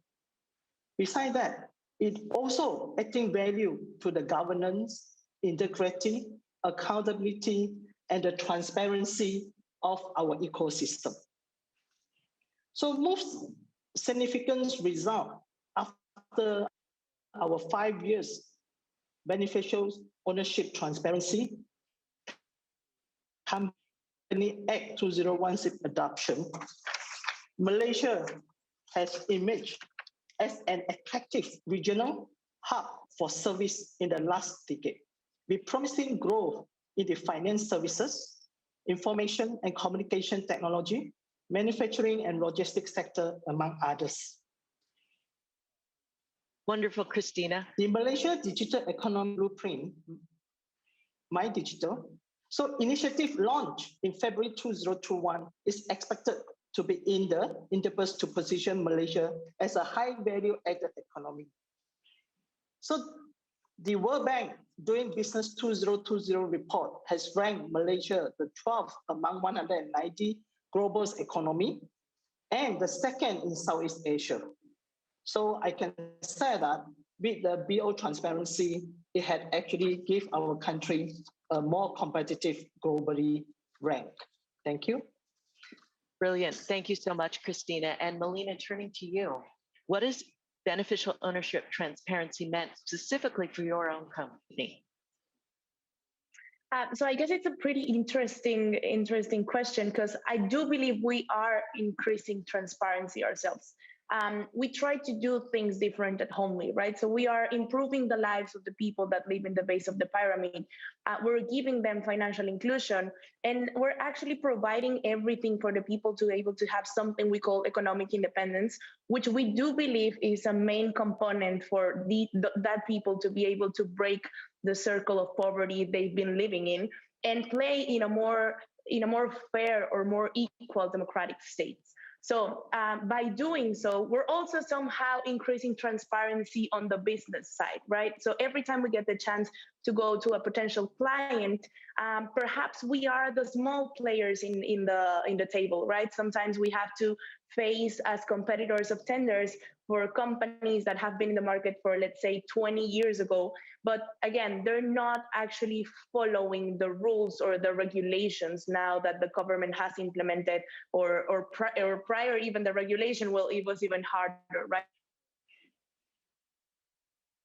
So there was I think that by being the small players, but again, by being the players that are putting these issues in the table, we are again doing the whole aspect of winning a contract in the cleaning service. Thank you so much, Melina. It sounds like you're saying, sorry, you cut out for a second. Could you please continue? Yeah, totally. I think you can hear me now, right?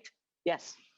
Great. Sorry about that. So as I was telling you, for us, it would mean a more equal playground for companies to be providing services. And in the end, that is the way to enhance growth for every company in our industry. And we're trying to do so, even though we're the small player in the industry, by always being super transparent on the efforts we are doing. Thank you so much, Melina. So basically, transparency is leveling the playing field, not just for your businesses, but for others that are starting out and trying to make their mark in the world. So in a lightning round, I'd love to come back to each one of you quickly and give your call to action to other businesses who might not be knowledgeable yet on beneficial ownership transparency, but could be. So Christina, let's start with you. What's your call to action?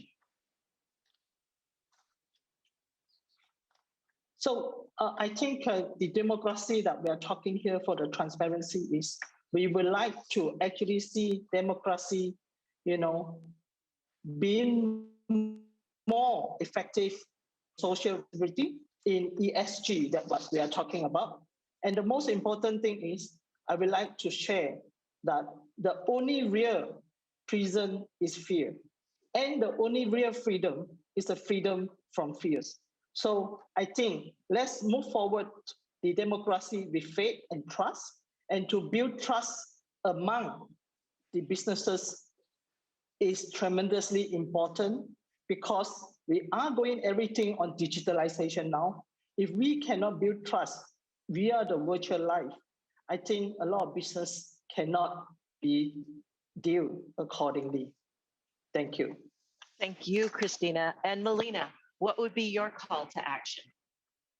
I think as business owners, we have two things.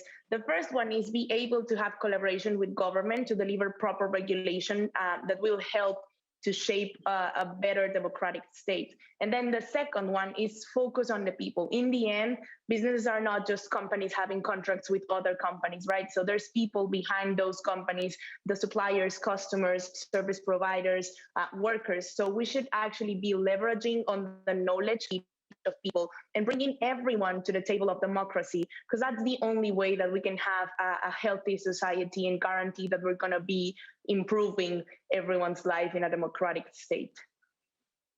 Brilliant. Thank you, Melina. And Lola, for you, what is your call to action to others? I have just one call to action, and I'm giving this call from the perspective of one who works in the African region, where the institutions really do need the support of private sector to be strengthened. And it's simply this. Don't wait for the government to act. Don't wait for the government to push reforms. Don't wait for the government to set global standards or fix the democratic norms and standards that you want to see. Start working on it in your industry and with other companies in your sector. Just like Dr. Jade Simi said during the last panel, private sector does have to change the paradigm of how things are done, and then encourage and enable the government to step up. So in all of the countries where we work, if we want stable democracies and more transparency, more accountability, don't wait for the government to set the regulatory standards. At ABEC, we just talked about self-regulation.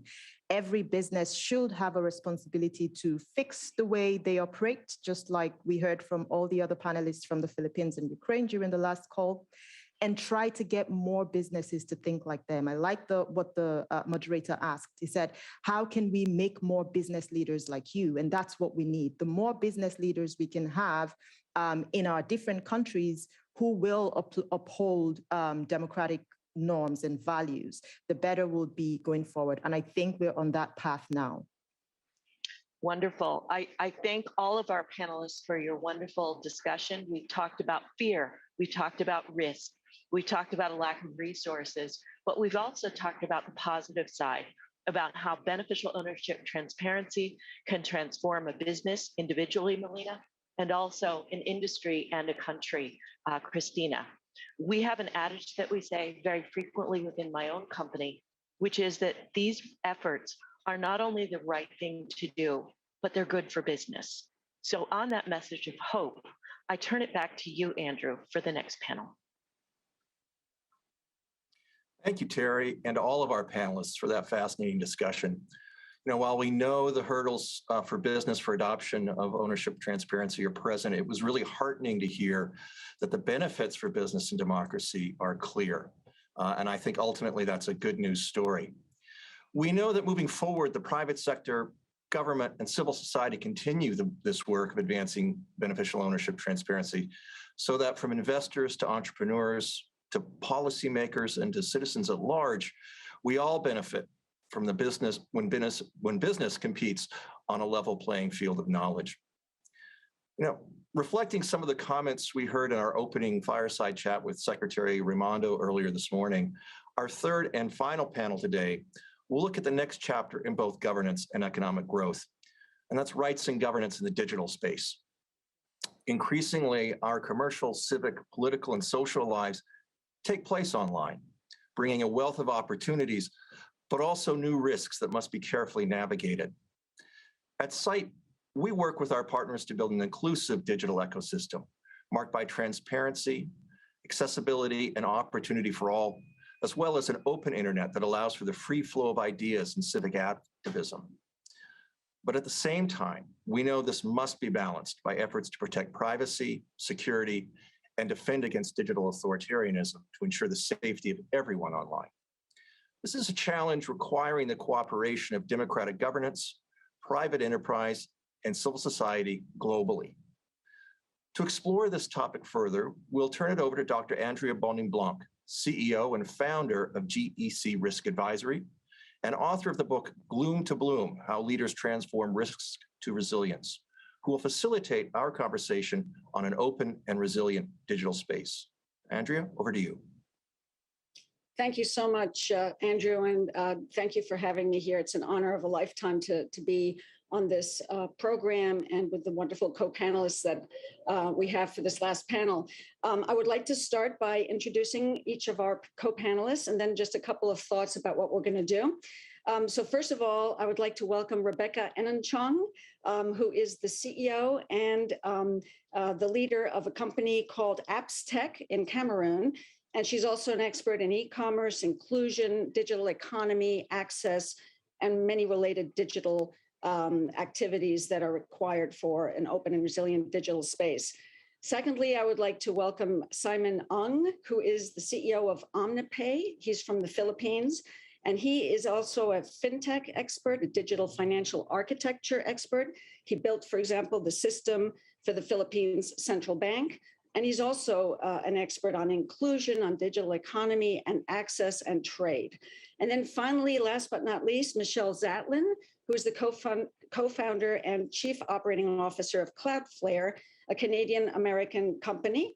And it basically does internet infrastructure and architecture, defending against authoritarianism, against internet shutdowns, promoting cybersecurity, and also very involved with rule of law and human rights issues, as we have heard a number of our co-panelists over the last hour and a half.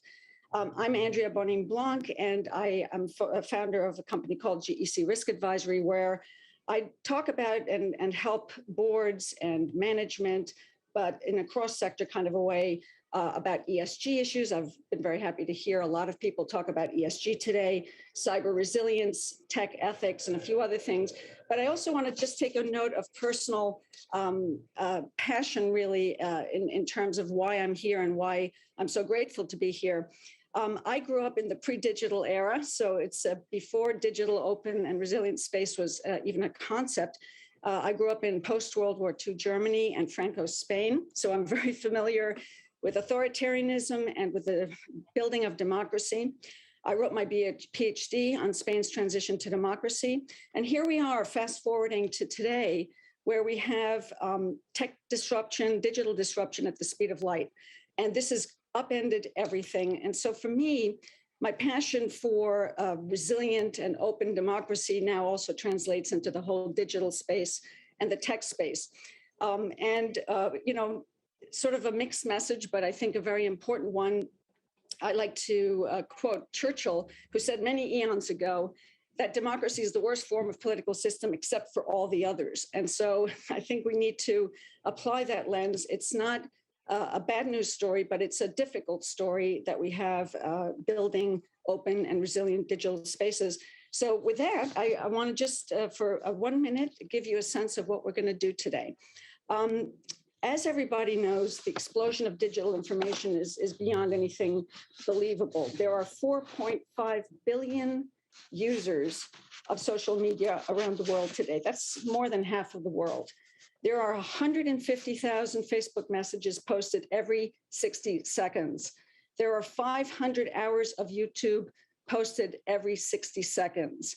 There are 41 million messages on WhatsApp posted every 60 seconds. And we're only talking about the social digital space, the social media digital space. There's a ton of other data and digital information that's floating through space and the virtual space and otherwise on a regular basis.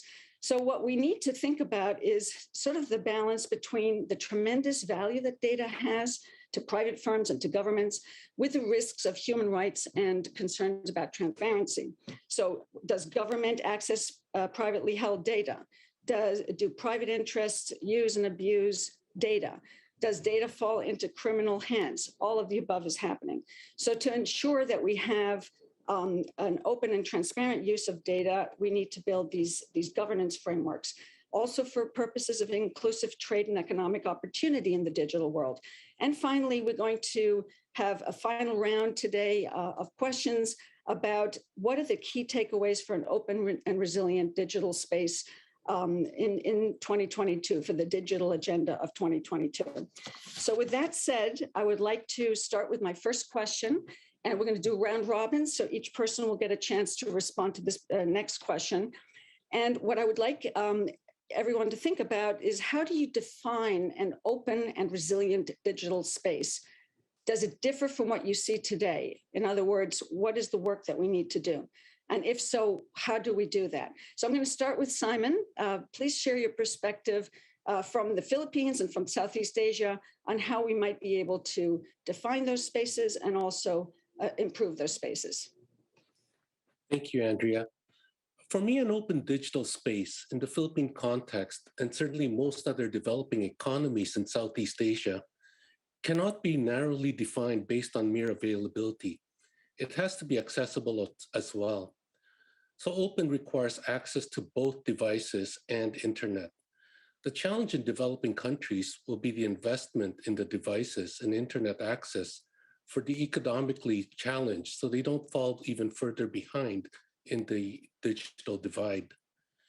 During the most severe lockdowns in the Philippines over the past 2 years due to COVID, the central bank and the financial industry banded together to make the electronic payment channels free for all. The electronic payment systems experienced a huge growth in volumes, both in terms of value and number of transactions. However, the growth was not commensurate to what we would have expected as a substitute for checks and cash. Clearly, there remain other impediments likely related to access, perhaps the lack of a smart device or internet access or even a digital ID. The growing digital divide may end up exacerbating the socioeconomic gaps already present due to the unequal access. A resilient digital space, on the other hand, must be capable of continuously delivering the expected outcome in the face of adverse events or challenges. These threats run the gamut from natural disasters to cyber attacks. As you mentioned, Andrea, regulatory issues also abound, from data privacy concerns to regulating online hate posts in social media to interjurisdictional law enforcement. Unfortunately, much of the digital space users in Southeast Asia are particularly vulnerable due to the lack of awareness of cyber threats and the lackadaisical attitude for their personal identifying information. I've lost count of the number of times I've cringed when I see people nonchalantly giving away their personal information to help hackers guess their passwords and security questions in exchange for a cute avatar. Thank you so much. Thank you so much, Simon. Those are great insights. I'd love to get Rebecca's similar insights and perspectives from where you sit, Rebecca, in Cameroon and in West Africa and the continent in general, if you could share with us your thoughts on this question. Thank you. Yes, thank you so much for having me today.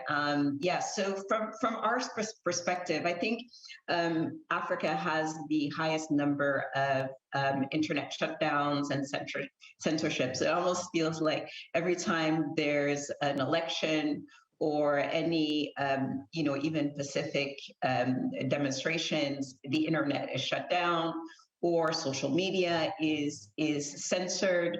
And so those are things that are real challenges, because there is a very strong correlation, of course, between access to the internet and access to those services for businesses. We're here as private sector and speaking about the role of internet governance in the private sector. And so, for me, the three elements would be, it's got to be accessible, right? So the internet has to be available for people to be able to connect to it. It has to be affordable, because one of the ways that some governments restrict internet is by making it so incredibly expensive to upload a video, right? When there's been a demonstration, for instance, or when there's been an incident, that it makes it so difficult and so expensive that they end up not doing it. But at the same time, the lack of affordability of internet also makes other services unavailable. For instance, all this online training that we've discovered, many discovered during the pandemic, that's available. And it's not free, right? Because it's not free because over 90% of those who connect from the African continent to the internet connect via a prepaid mobile connection. And so that means that they are actually paying for their internet connection every second and every moment, and every data is actually paid. So there's no such thing as free training or free seminar for many of the Africans that are connecting. And so making it more affordable is a key element of this internet governance. And then the final point I would have is that it should be unrestricted. We've talked about internet censorship. You know, anytime governments shut down the internet, it has an impact not just on the free speech, but it also has an impact on business. Because imagine, you know, a young startup somewhere on the continent that is looking for investors, and many investors that are coming from outside the continent. All of a sudden, that startup will be a lot more risky to invest in, simply because the country has decided at one point or another to shut down, either completely shut down the internet or shut down certain social media in order to stifle dissent. Thank you so much, Rebecca. Those were incredible insights and really speak loudly about the big obstacles that exist for people to have access and use of the internet data and information that all of us take for granted in the northern world, in the Western world, in the developed world. Thank you, Michelle. Speaking of the developed world, you have done a lot of work on internet infrastructure, defense, cybersecurity. What would you consider to be open and resilient in the global network perspective? Yeah, thanks so much for having me. And I really agree with a lot of what Simon and Rebecca shared. And maybe I can add a few more thoughts. So if we zoom out, I would start with our team at Cloudflare, myself, my business partner. We've always long believed that the internet is one of the greatest inventions in our lifetime. It's a miracle. And just think about the pandemic. Think about if the internet didn't exist. The internet's allowed us to stay connected, continue to learn. You think about all the ways businesses are using it to deliver value to their customers and to users.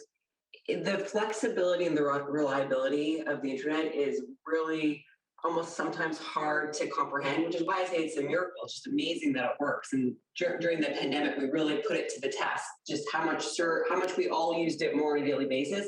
And it was there for us. And so when you think about the very things that enabled this acceleration of the pace of innovation online, which you touched on at the beginning, and how we've been able to work together and scale and the flexibility, well, there are some threats. And I think this is what worries me a little bit. And so both Rebecca and Simon have spoken about internet shutdowns. And it's true, there's a great organization, Access Now.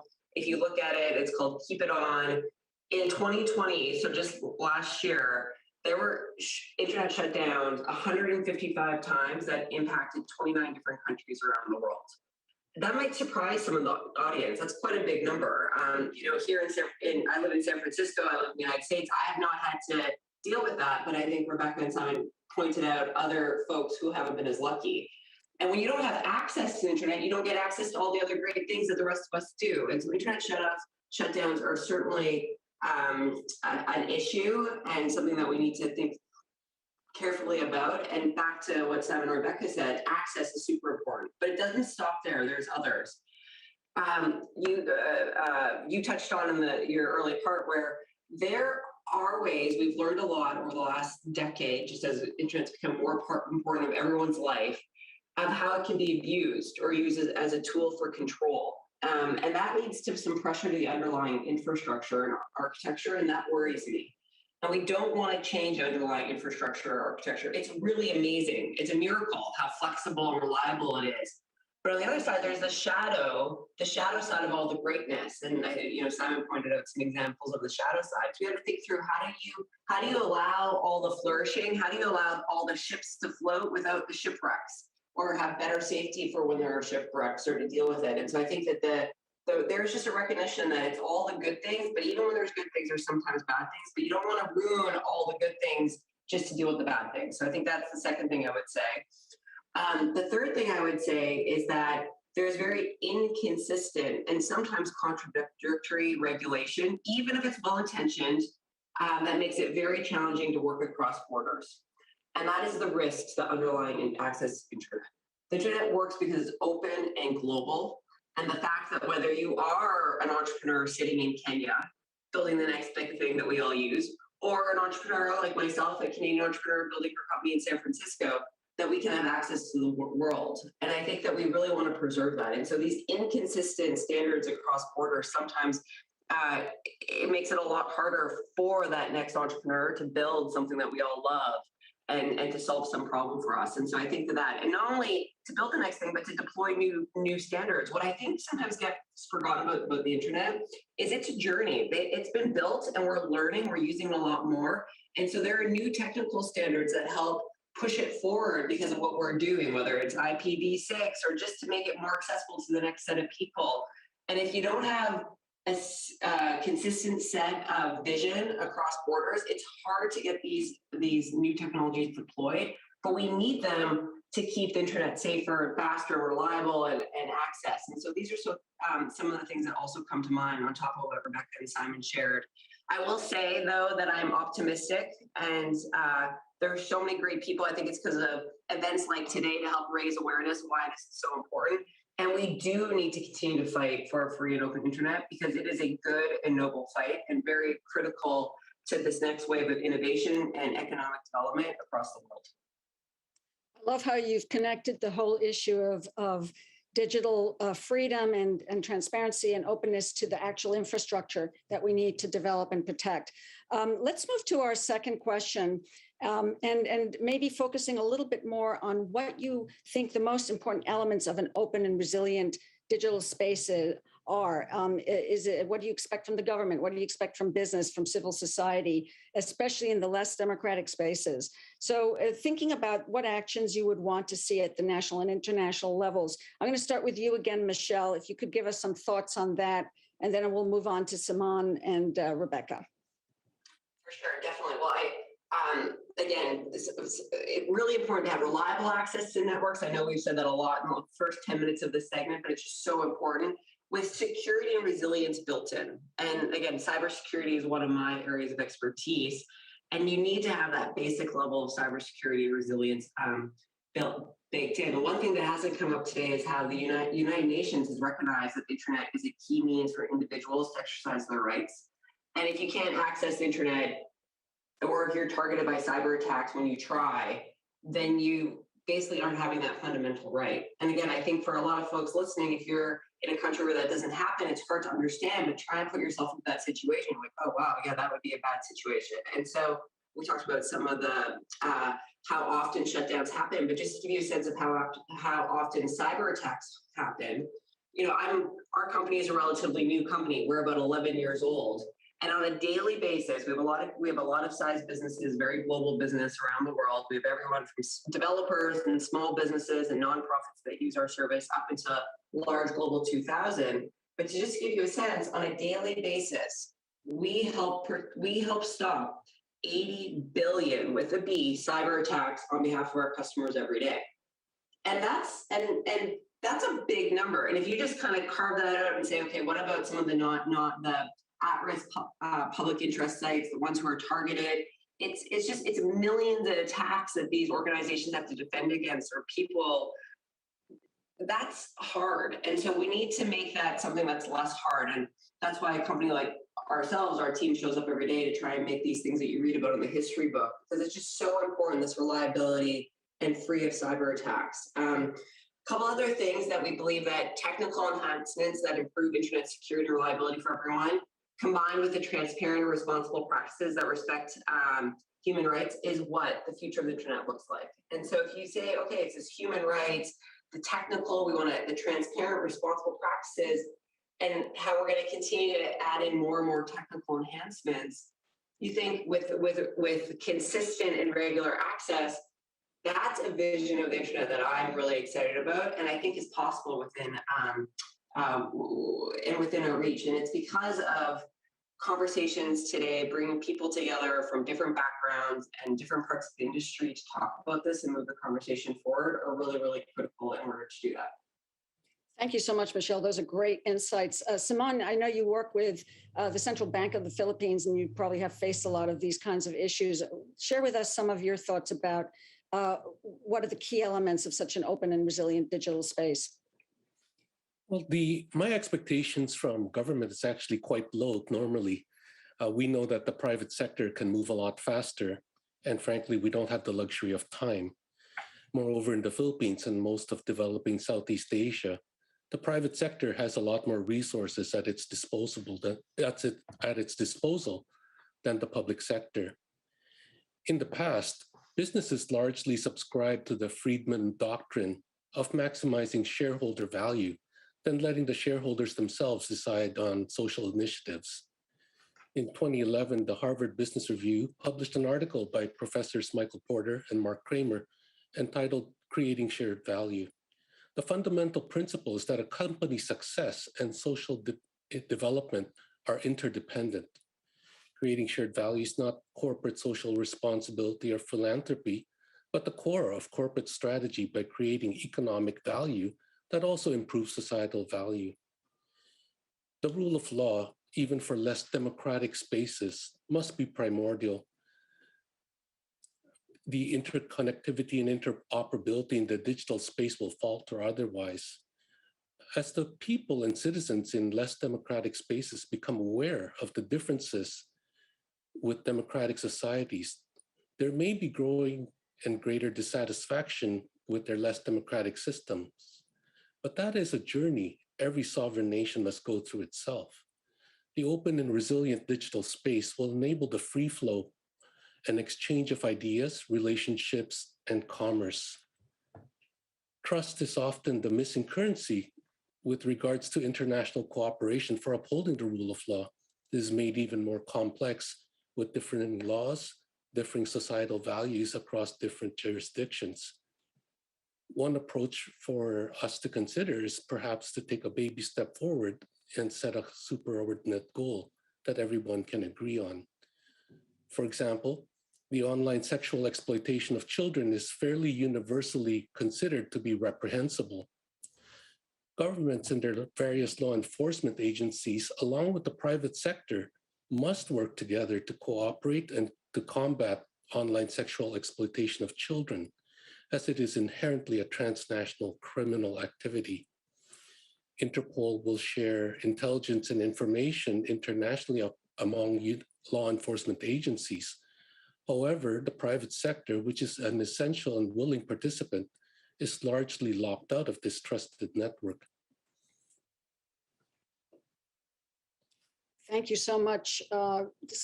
Simon, you really touched on some very important things, and the idea of baby steps of low-hanging fruit. Let's get some of that done. Rebecca, please share with us your thoughts about some of these important elements that you see from your perspective. I think that we've talked about so much, and thank you for mentioning rule of law. And it's been talked about all morning, not just during our own panel, about the importance of rule of law. But what we find mostly on the continent in Africa is that many of the cybersecurity laws that are passed, and some countries are passing them, are really more targeted towards silencing dissent and not really addressing real issues of securing the population and the citizens. And so that's very, very frustrating, because a lot of support has come from international organizations and institutions in making sure that there are these protections and these laws that are implemented that are voted in these different countries, but in practice, the laws are used against people that express, that complain about government services or complain about government, and really used to stifle dissent.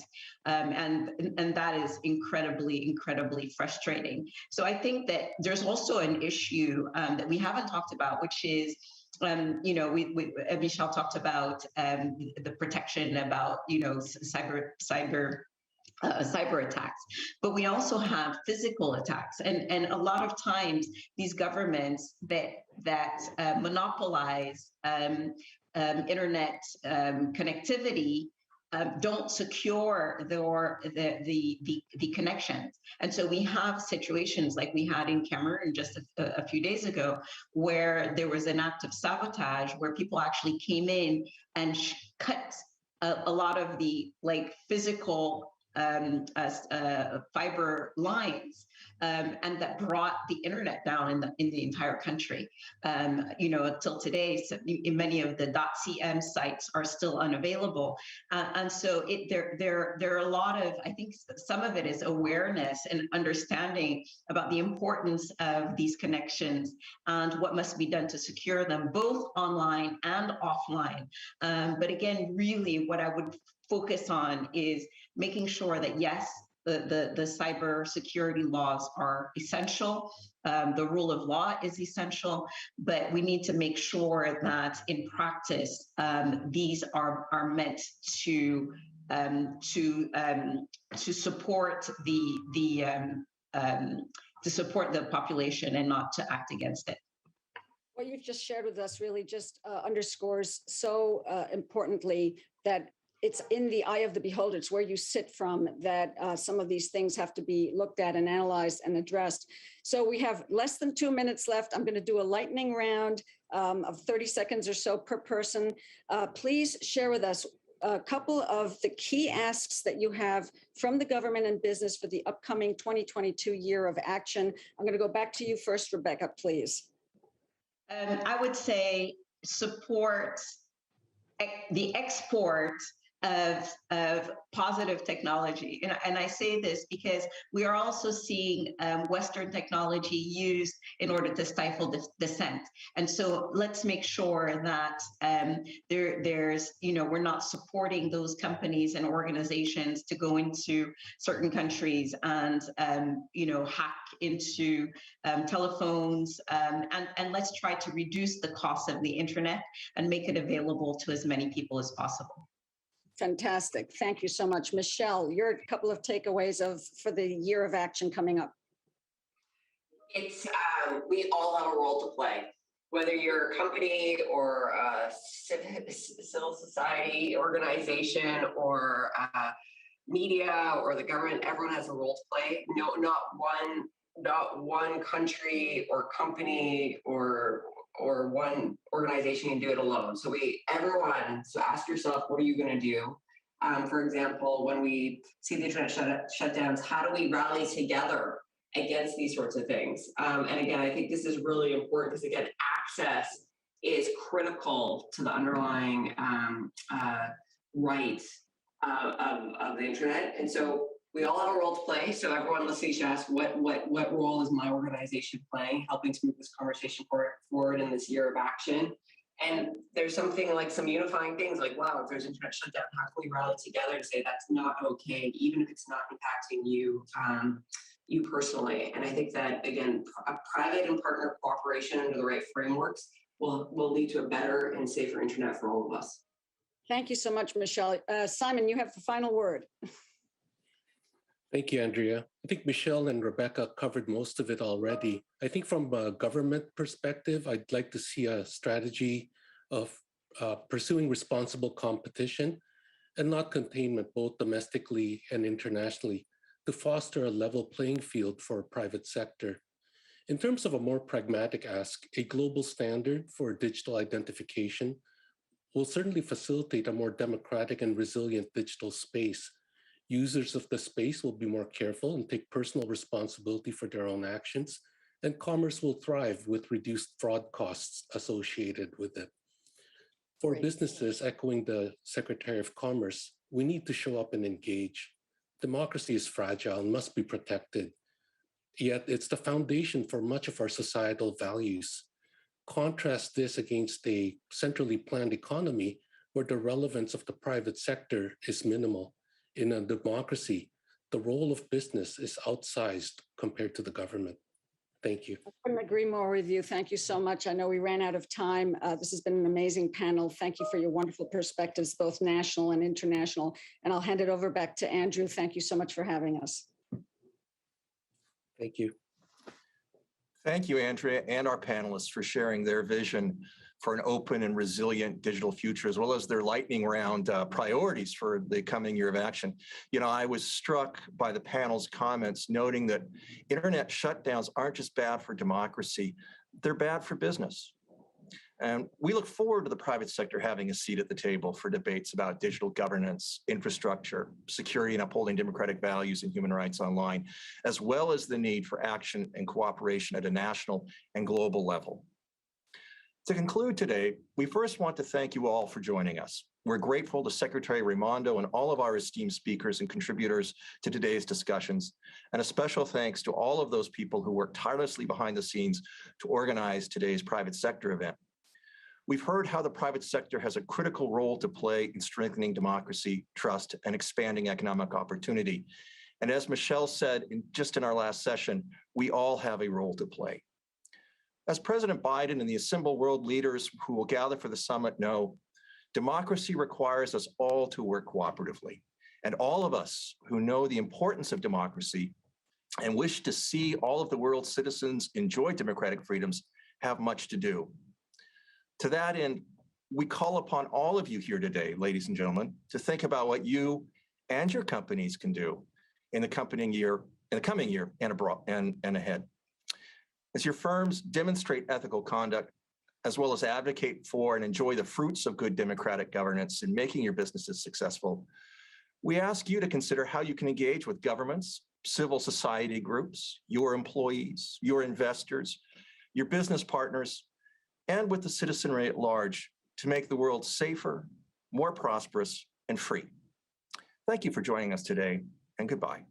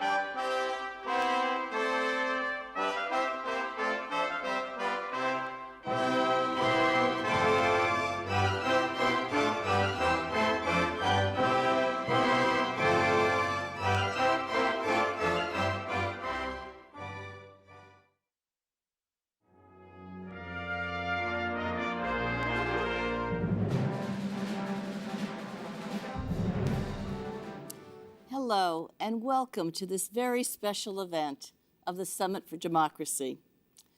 I'm Melanne Verveer, and currently I am directing the Georgetown University Institute for Women, Peace, and Security.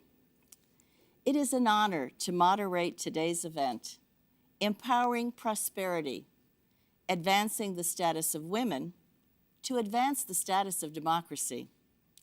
It is co-hosted by the United States and the government of Sweden. As we all understand, the political and economic empowerment of women and girls goes hand in hand with the democratic resilience and sustainable development of nations. It is the goal of today's event to put a spotlight on women's civic and political leadership and participation as central to democratic progress, and to demonstrate how we can tackle and overcome the barriers to gender equality and women's empowerment. I am delighted to welcome two keynote speakers, Her Excellency Magdalena Andersson, the Prime Minister of Sweden, and Ambassador Catherine Tai, the United States Trade Representative.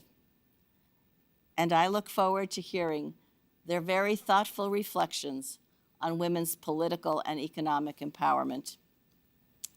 I would also like to express a very warm welcome to our two esteemed closing speakers, UN Women's Deputy Executive Director, Åsa Regner, and former President of Liberia, Ellen Johnson Sirleaf. We are also very grateful to them. Turning to our keynote speaker, it is now my honor to introduce Her Excellency Magdalena Andersson, the Prime Minister of Sweden. She is the first female Prime Minister of her country, and she is graciously joining us during only her second week in office. We are so fortunate to have her with us. Prime Minister Andersson has held numerous positions across the Swedish government during her 25 years of government service, most recently serving as the Minister of Finance in the previous government. She is also the leader of the Social Democratic Party of Sweden.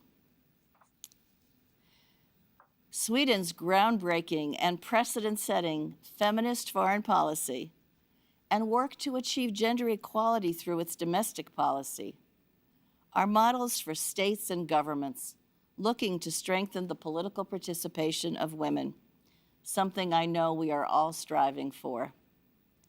Prime Minister Andersson, congratulations on your recent election.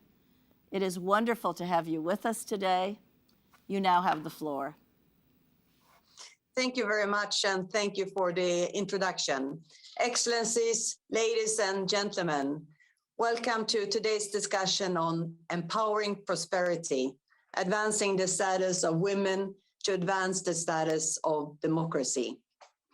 And the government of Sweden is honored to co-host this event with the government of the United States, and this meeting together with United States Trade Representative Catherine Tai.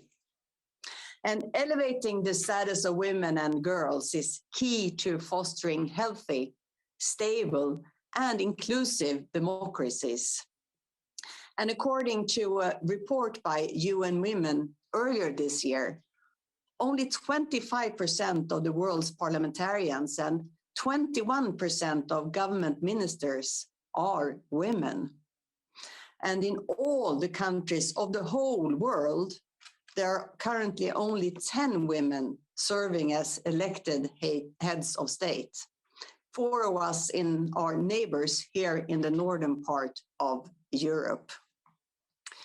And many associate Sweden with gender equality, democracy, and socially progressive policies. But this has not always been the case. Chances came about thanks to a diverse group of strongly committed actors who all pushed in the same direction. Women's movements, women's rights organizations, and women and men in political parties were on the front line in the fight for gender equality, demanding representation and a voice. Today, Sweden has near equal representation of women and men in most elected decision-making bodies, both at national, regional, and local level. This improvement would not have been possible without political will and decisive will. And once implemented, equal representation is very hard to go back on. And ultimately, countries and organizations must make up their minds. Do they want equal representation or not? Do we want to employ the full potential of both halves of the population or not? In 1994, the Swedish Prime Minister Ingvar Carlsson decided that his new government would consist of an equal number of women and men.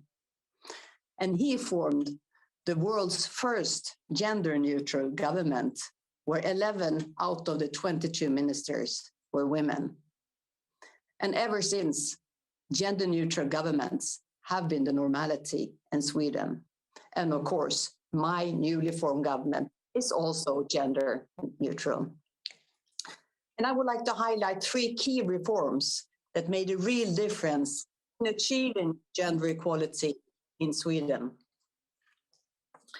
It's access to affordable childcare, individual taxation, and a parental insurance with more equal division of parental leave between the father and the mother.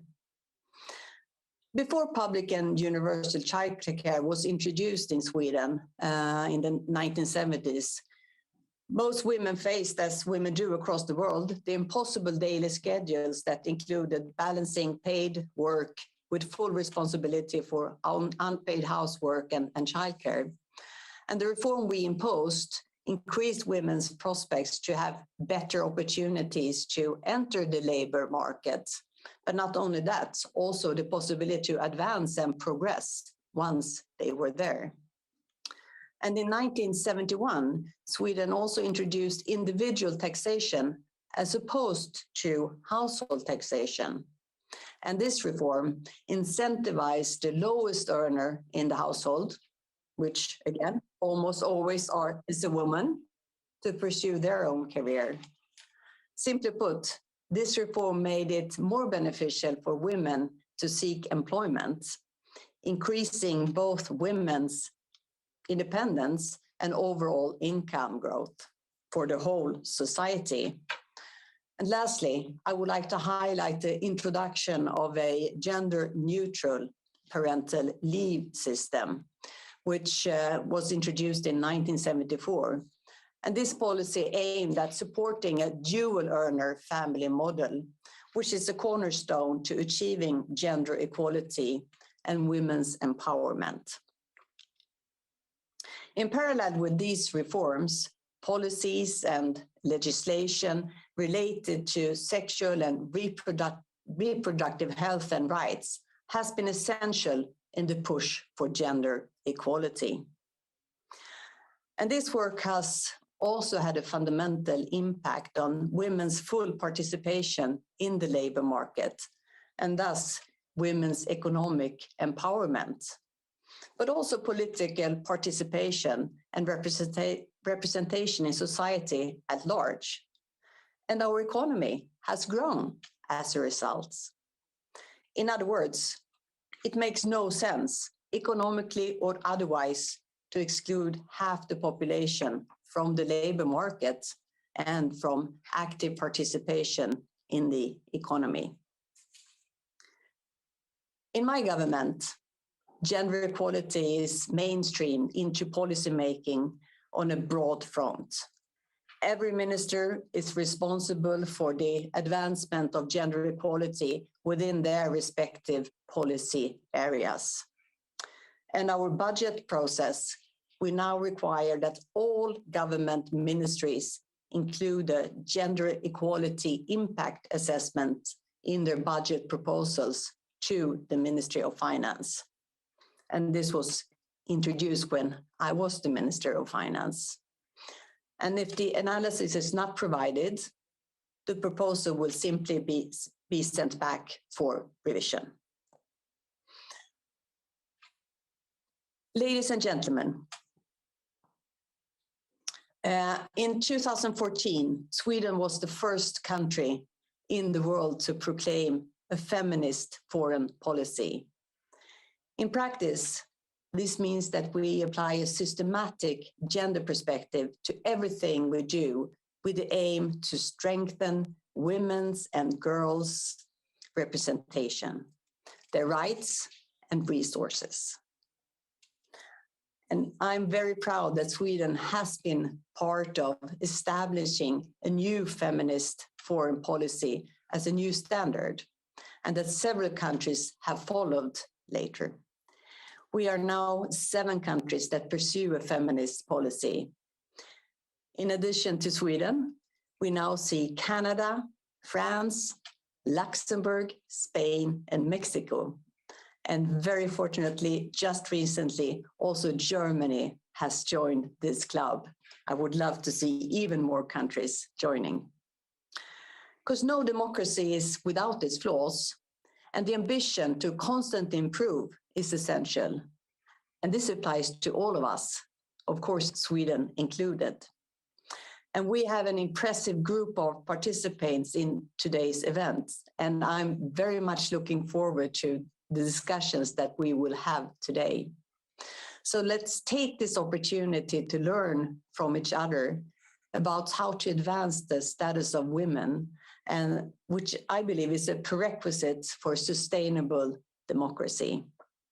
So we are happy to promote these issues and to co-host this meeting together with the US and with Ambassador Tai. So thank you very much. Thank you so much, Prime Minister. And thank you for telling us all the ways that Sweden is certainly leading the way on these issues. All the best to you. Thank you. And now Ambassador Catherine Tai is going to be speaking to us. She was sworn in as the 19th United States Trade Representative in March of this year. As a member of the President's Cabinet, she is the principal trade advisor, negotiator, and spokesperson on United States trade policy. Prior to her unanimous Senate confirmation, Ambassador Tai spent most of her career in public service, focusing on international economic diplomacy, monitoring, and enforcement. Welcome, Ambassador Tai. It is so great to have you with us. Thank you, Ambassador Verveer. And let me congratulate Prime Minister Anderson on her historic appointment. As we discuss the importance of gender equality in all aspects of society, your new role shows women and girls that no dream is out of reach. I'm honored to represent the Biden-Harris administration as we begin what I know will be a productive and insightful summit. While the United States is making progress in the fight for gender equality, there is still so much work we must do to empower women and girls both here at home and around the world. This is a personal issue for me. When I was young, my mother worked at the National Institutes of Health. NIH had a preschool program for the children of agency employees. One day, as we were playing, I put on a lab coat and announced, "Today, I'm going to be a doctor." A little boy laughed and said to me, "You can't be a doctor. Only boys can be doctors." What he said has stuck with me over the years, because although I did not become a doctor, it represents the challenge that so many girls continue to face. They are told what careers they can and cannot pursue. They are told that they cannot run for office, even as male legislators make laws that impact their health and their future. To be told that at such a young age can fundamentally alter a person's career path and reinforce outdated stereotypes. Research shows that countries with greater gender inequality are more likely to face higher levels of poverty, violence, and authoritarianism. Conversely, Countries that promote inclusivity and gender equity are more peaceful, more stable, and enjoy higher economic growth. Empowering women and girls is not just a moral imperative. It helps us achieve greater global prosperity and security. The United States believes that we must lead by example. Last year, we elected our first female vice president. And with Nancy Pelosi as the United States' first female Speaker of the House, 2 of the 3 highest offices in our government are filled by women. And I am proud to serve in the most diverse and gender-balanced cabinet in American history. President Biden and Vice President Harris recognize that when women have a seat at the table, the results of our actions are more equitable and inclusive. In October, our administration issued the first ever national strategy on gender equity and equality. This whole of government effort will develop concrete plans to promote gender equity and equality throughout all federal agencies through domestic and foreign policy. And today, as we continue to defend against authoritarianism, to promote human rights and fight corruption, the Biden-Harris administration is proud to announce 2 key partnerships. First, we are excited to launch the Advancing Women's and Girls' Civic and Political Leadership Initiative. This initiative will adopt a holistic approach to women's political participation and leadership. It will build a pipeline of civic-minded and politically interested women and girls while helping them exercise their rights and achieve greater representation. The United States will begin by committing up to $33.5 million to this initiative, pending availability of appropriations. We will link this foreign assistance to our diplomatic efforts, encouraging and supporting partner countries to prioritize the political empowerment of women and girls as part of their democratic reforms. Second, in partnership with Denmark's Tech for Democracy initiative, the United States will lead the Global Partnership for Action on Gender-Based Online Harassment and Abuse. Through this partnership, we will build a global coalition dedicated to improving the response to technology-facilitated gender-based violence and promoting effective prevention strategies. This partnership will complement the Task Force on Online Harassment and Abuse that we have pledged to establish in our national gender strategy. We will also address gender-based online harassment through the forthcoming U.S. National Action Plan to End Gender-Based Violence. This will include an update to the U.S. strategy to prevent and respond to gender-based violence globally. And we will continue to build upon the work already underway to implement the U.S. strategy on women, peace, and security. Finally, I want to share what my office is doing to advance these important goals. At the Office of the United States Trade Representative, we are developing policies that deliver inclusive economic growth and prosperity to all of our communities, including women-owned businesses and emerging female entrepreneurs. Inclusivity has been central to our approach to implementing our trade agreements. In July, I participated in a roundtable with entrepreneurs and female business leaders as we celebrated the first anniversary of the U.S.-Mexico-Canada Agreement in Mexico City. Just last month, I visited the Boeing Korea Engineering and Technology Center facility and met with women engineers who make up 40% of that workforce. By lifting up more female entrepreneurs and workers, we can make significant progress towards our collective goal of true gender equality. But we recognize that none of this work can exist in isolation. The United States encourages our allies to launch their own initiatives and democratic reforms to advance gender equity and equality domestically and globally, from preventing gender-based violence to promoting inclusive economic growth and opportunity. Global action is how we create durable and lasting change that improves the lives of our people and strengthens our democratic institutions. This summit represents an acceleration of that work, and I am excited to see what we accomplish together. I will now turn things back over to Ambassador Verveer to introduce the next panel. Thank you. Well, thank you so much to Prime Minister Anderson and Ambassador Tai for your very powerful words and for your ambitious commitments to advance gender equality for women and girls. Civic and political leadership is so important, as well as combating online harassment and abuse. We are all very grateful for your leadership and example in furthering women's meaningful political involvement, because we all benefit from your example.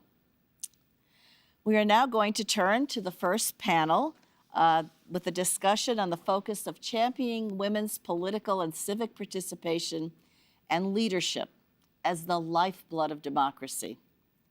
I will ask our panelists a series of questions that will allow them to provide context and clarity on how essential the role of women's participation is in political and civic life. It is so important for healthy and resilient democracies. And now a very special welcome to our panelists. The Right Honorable Nelly Muti, the Speaker of the National Assembly of Zambia. Ms. Patricia Zanella, a Hereford Youth Fellow of the National Endowment for Democracy and a native of Brazil. And Mesabi Fu, the Director of the Gender Equity Network in Burma. While women leaders may have different motivations and paths to entering public life, their meaningful participation and empowerment is essential to their society's democratic progress and resilience. Our panelists will each be able to provide their unique perspectives from the widely varied backgrounds and positions that each of them holds. Welcome, Speaker Muti. It's wonderful to have you with us. Welcome to Patricia Zanella, and welcome to Mesabi Fu. We look forward to all of the wonderful responses we're going to hear from you, getting your perspectives on these issues. Speaker Muti, let us start with you. The historic turnout by women and youth in Zambia's election in August helped renew Zambians' faith in democracy. What inspired this high turnout? And what do the political parties in government need to do to deliver on their aspirations? Thank you very much, moderator, and thank you very much, Your Excellencies and distinguished participants. Let me first of all thank the United States government and the Swedish government for co-hosting this important summit for democracy. With the emerging trends of what many are describing as democracy backsliding, a lot of issues are affecting the core principles of democracy. To specifically respond to the question, allow me to indicate that Zambia remains a beacon of peace on the African continent and a model of democracy across the globe. In the 30 years that Zambia has been in existence, we've had 3 political parties forming government and 7 presidents during this period. And each transition has been peaceful and harmonious without any problems at all. Now, turning to the historic 2021 general elections in Zambia, which propelled President Hakainde Hichilema, was characterized with a huge turnout from both women and youth. Mainly, this was attributed to the deteriorating democratic credentials the country was facing. Basically, people of Zambia had lost hope and confidence in the government that was leading them. The breakdown in the rule of law, high levels of corruption, high unemployment, and the high cost of living were among the factors that resulted in the high turnout. Basically, the election was described by many citizens as a defense for democratic tenets and the restoration of the rule of law. When it comes to what the political parties and governments need to do in order to deliver on their aspirations, for me, I would just say that they will need to restore the very tenets of democracy and good governance. That is to restore the rule of law, which had broken down completely, the fight against corruption, implementing the economic transformation program, address the high youth unemployment, which is a very taxing issue currently. A lot of youths are not employed and they are complaining. This is among other issues. Overall speaking, constitutionalism and the law of law are the benchmarks for achieving the aspirations of any government. As the Prime Minister of Sweden was saying, political will is the key to all these aspirations. So we need to have governments or political will in order to achieve the democratic tenets that they aspire to achieve in governance and democracy. Thank you. Thank you, Madam Speaker, and we'll come back to you in a moment. But let me turn now to Patricia. You began advocating for reproductive health, women's rights, and social justice in Brazil at a very young age. And at the age of 22, you ran for office for the first time. What spurred your interest in politics and encouraged you to enter the election effort? Thank you for the question, Melanie. First of all, I would like to share some data about women's political participation in my country. In Brazil, we have less than 15% of women elected. Last year, during the elections for city council, we have less than 80% of Black women elected. Even we, women, being 15% of the constituents. So clearly, this was my biggest motivation. Besides that, I would like to share a little about my journey. Well, I started with 19 years old as an activist for the environmental and the protection of the oceans. When living in a small coastal city, I saw that politics are able to create barriers for advocating for the environment. And we saw the necessity to start building a political party addressing the sustainability issues that today is the Rede Sustentabilidade political party led by Marina Silva. During that time, I was engaged on training women for being in politics. I was in highest positions of the party as a state coordinator for women leadership. And I was able to training women around my state, focusing and increase the quality and the quantity of women engaging in the decision-making role.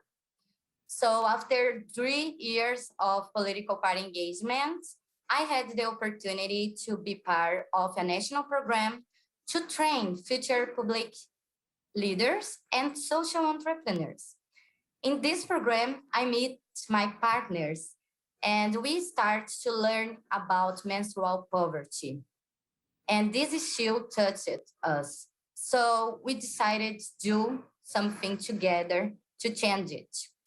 So we created a business model that is EcoCiclo, and we developed the first 100% biodegradable sanitary pads manufactured in Brazil. So focusing on giving access for sustainable, health, and affordable solutions for people who menstruate. This was in 2018, when I was 22 years old, and the political campaign was coming. And as a political leadership in my political party, I needed to decide who I will support during the campaign. So I started looking for a young woman as me with knowledge and strong values to support. And I discovered that there were no young woman candidates with that skills and advocating for the environment and for reproductive health rights. So I noted that the only way to change it was became this woman. So I decided to run to the Congress. Thank you. Good for you, Patricia. And I'm sure you're encouraging so many other young people watching and listening to you to do the same thing.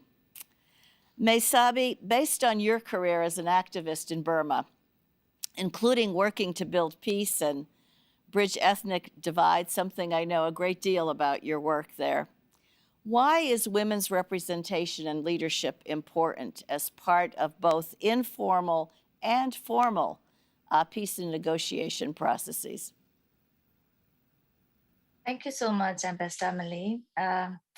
Women participation and leadership roles in all tracks of our peace and reconciliation processes not only displays inclusiveness, representativeness, and diversity to processes, but also helps flourish the democratic principle of providing a channel for ordinary people to have their interests and voices represented and heard. So women represent over 50% of the population in the world, but still are underrepresented in the decision-making spaces. Yet the outcome of these decisions regarding peace and reconciliation processes have far-reaching impacts on women's and girls' lives. Women and girls bear the brunt of the consequences of conflicts, and their experiences are different than those of their male counterparts. Therefore, they must be represented in the leadership and decision-making positions, in peacemaking and reconciliation efforts to shape their own future and push their own agenda.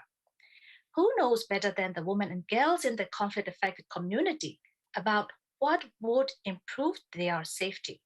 Similarly, the urgent needs and aspirations of local people are best communicated from the local people themselves. Therefore, their voices, perspectives, and views must be included, considered, and acted upon.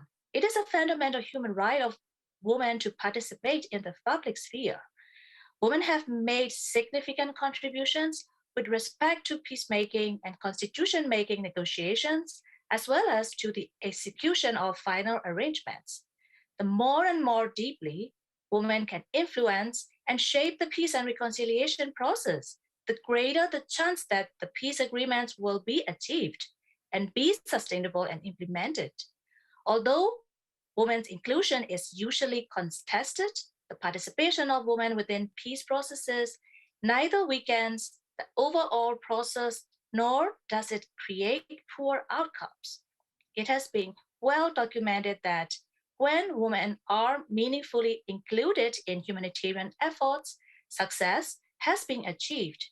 Borrowing on the statistics of Ms. Stone, quantitative analysis of women's participation in peace processes shows that peace processes that included women as witnesses, signatories, mediators, and/or negotiators demonstrated a 20% increase in the probability of a peace agreement lasting at least 2 years.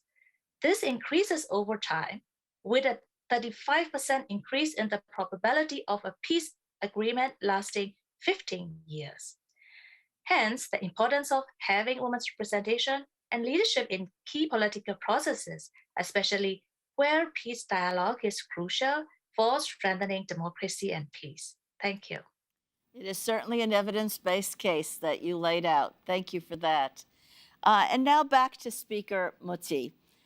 Women make up over half the population in Zambia, but hold only 15% of the seats in the National Assembly.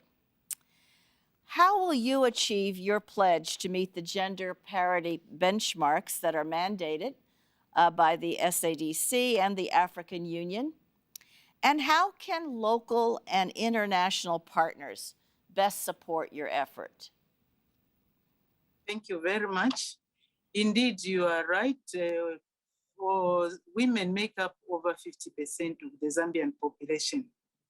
But however, the participation of women in politics in Zambia has generally been low.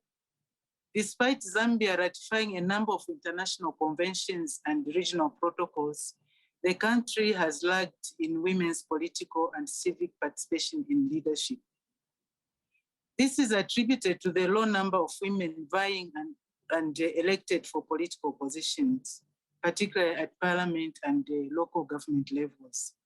The participation of women at parliamentary levels marginally increased from 6.7% in 1964, when we just got our independence, to 10.6% in 1996, and 15.3% in 2011. However, between 2016 and 2021, the participation of women parliamentarians declined from 19.2% to only 15%, which is currently in the House. Furthermore, in 2021, out of the about 132 seats, which is about 9%, out of the 1,455 seats at local government level were held by women. The statistics show that Zambia has not attained the African Union and SADC threshold of 50%, at least 50% women participation in decision-making positions. My appointment as the first female speaker of the Parliament of Zambia, I believe, is a step in the right direction in actualizing the gender parity in the three arms of government. My immediate agenda is to champion constitutional reform that will provide for proportional representation as the affirmative action for participation of women in politics. I believe this has been done in Rwanda, and it has achieved some results. It is my belief that as a civil rights activist, that prescribing in the constitution the seat specifically for women is paramount in increasing the number of women in the legislature. Another matter that needs to be addressed is the process used by political parties in selecting candidates for electable positions. It is my desire and wish that, and to advocate that through their various platforms, the need for political parties to incorporate a 50-50 adoption provision for both male and female candidates in their constitutions at nomination level. The Zambian Parliament has established a Zambia Women Parliamentary Caucus, which is a voluntary group of parliamentarians working towards the advancement of gender equity and promotion of women issues at national level. It was established in 1997. The Zambia Women Parliamentary Caucus is an affiliate of SADC Parliamentary Forum, and under my charge, I will ensure that both local and international organizations partner with the Zambia Women Parliamentary Caucus in order to address the many challenges women face in politics, such as sexual harassment, cyberbullying, and what I call fake news syndrome. There's a lot of fake news targeting women going on social media at the moment. The effective implementation of existing policies and laws for women is my other priority, as the country has adequate laws, but suffers in implementation. We have provisions in the Constitution. We have a Gender Equity Act. What we have not formed is the commission, the Gender Commission, but the laws are there. Even in terms of gender violence, we have the laws. But the only challenge that we see is that implementation is lacking. So the country is basically a policy and law giant, but let me say that it's an implementation dwarf. This narrative has to change for us to be able to ensure that women take an active part in decision-making positions, and also we achieve the required gender equity and the equality in participation in the affairs of our country. Thank you. Well, thank you, Speaker Muti, and all the best as you work to overcome the challenges that are not unique to Zambia, but are certainly challenges in many other places as well. Patricia, I know, like so many who make that first attempt to run for office, you were not successful in achieving the office, but you got a very impressive 10,000 votes.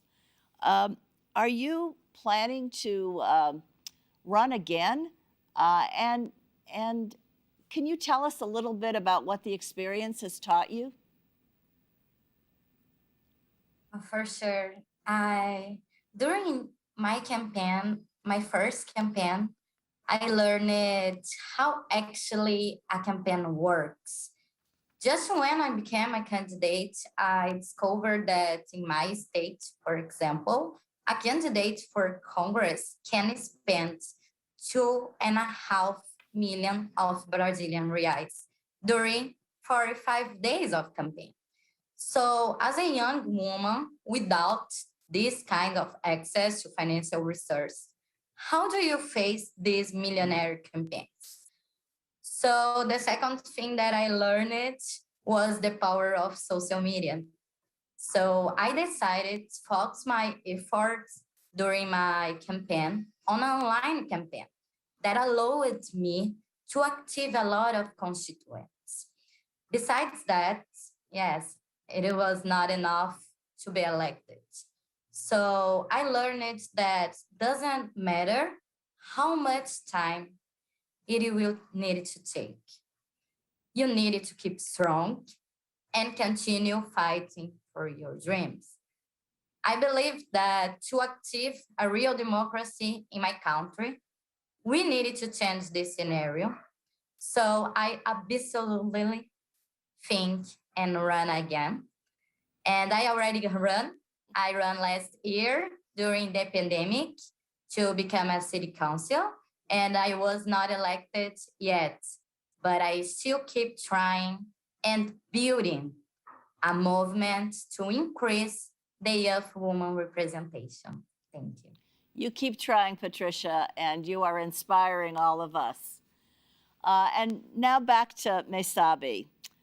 This is a very difficult time in Burma, and women human rights activists are often deliberately targeted as the civic and political space begins to constrict.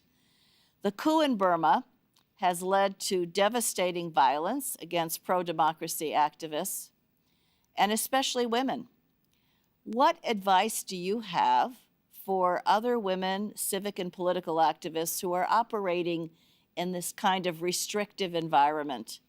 And how can regional and international partners help support people in these circumstances? Yes, thank you so much for your question. The military junta has unleashed its decades-old pattern of violence and brutality against women and girls, but the magnitude of the violence has increased multifold. Despite this serious challenge, women's groups in Myanmar find ways to resist, staking a claim to safeguard women and girls' rights while preserving the democratic values and norms. They show up every day to provide emergency services to survivors and coordinate to ensure human rights defenders are better resourced and strengthen democratic practices within their sphere of influence. In addition, they have been collectively, through developing a coalition and movement, building an important bridge between diverse groups with different backgrounds and political leanings to have a collective action.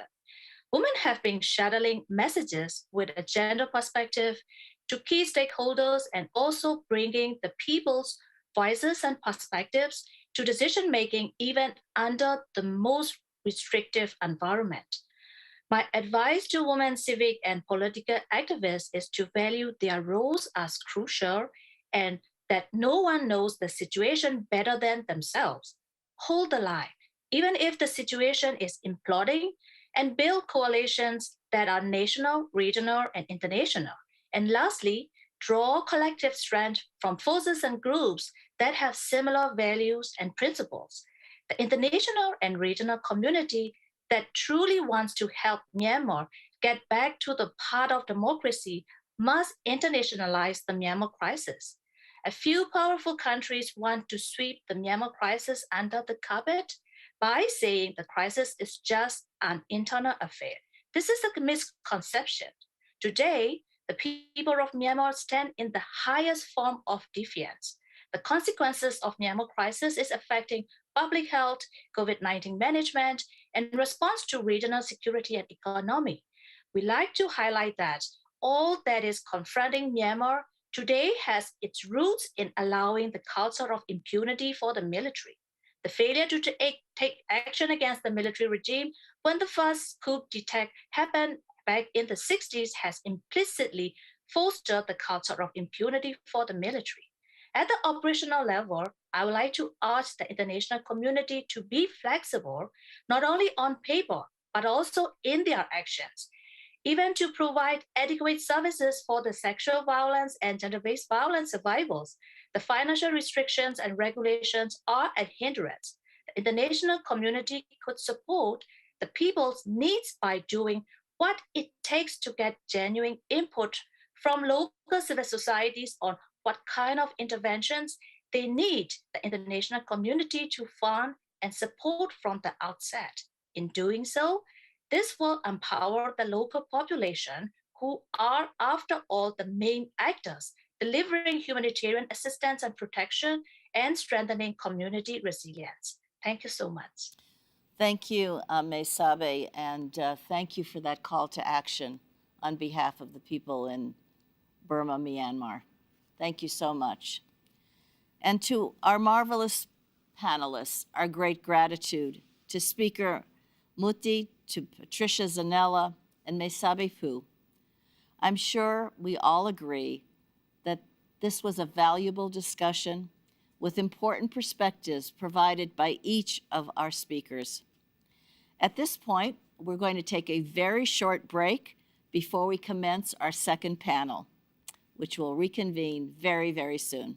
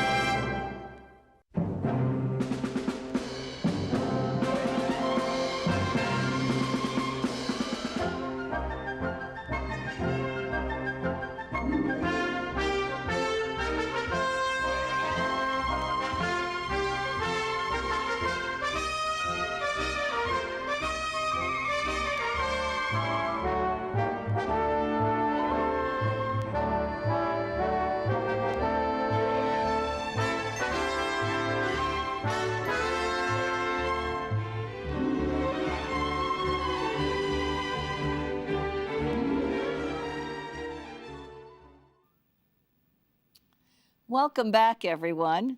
Before we begin our second panel, I'd like to call your attention to the following video presentation that was produced by our Swedish co-hosts.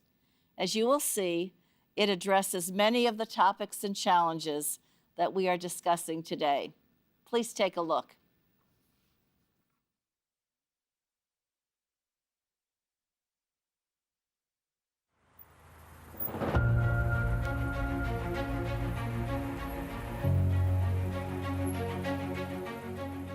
In our parliament, only 10% are women. In my country, girls are sometimes married off before the age of 10. Where I live, men and women don't have same opportunities for parental leave. In my country, girls don't have the same educational opportunities as boys. Where I live, women and men are still getting paid differently for doing the same jobs. Women and girls make up 50% of society, and yet they own less than 20% of the world's land resources. I want my daughter to have the same opportunities as her brother, and I don't want her to be afraid of anything. Only 25% of the world's parliamentarians are women. It will take at least another 50 years for politics to become gender equal. These injustices concern us all. Everyone should have the same opportunities in life, be able to follow their dreams, realize their potential, participate in society, and shape their own future. We need to ask, where are the women? We need to recognize the role of women in peace and in ending war. And we need to stand up to those who think women are a threat. Because equality benefits everyone. When women are free to work, educate themselves, and be free from violence. Because societies that are healthier, Safer, and more prosperous. For everyone.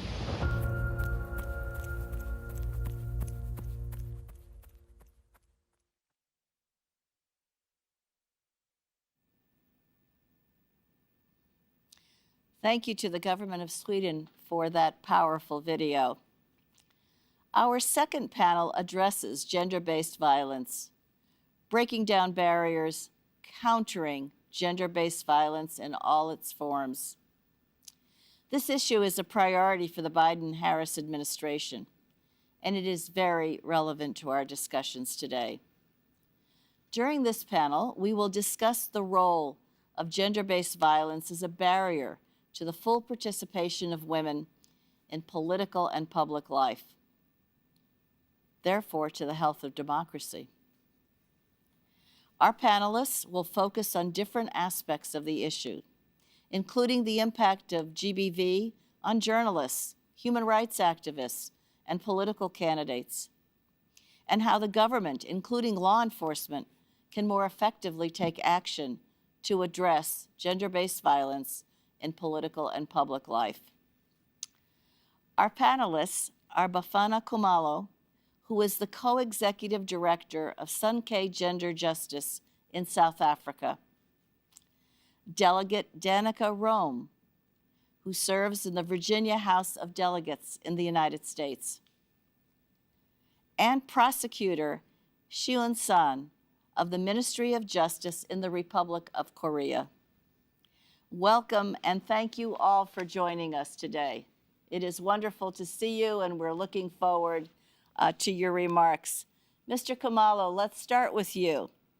You are a longtime champion of gender equality and a leader in the fight against gender-based violence in South Africa. What made you get involved in this issue? Thank you very much, Ambassador Vivier. Congratulations to Prime Minister Anderson. This work is very important, of course. This summit happens at a very appropriate time because its topic is very crucial. I got involved in this work through my days as a social activist for justice in South Africa, mounting a struggle against the heinous crime of apartheid, which was declared a crime against humanity by the United Nations. And in that struggle, I was alongside with women, colleagues, who were on the side of seeking justice And when we were confronted by many of these questions, they asked very critical questions within the student leadership of the time.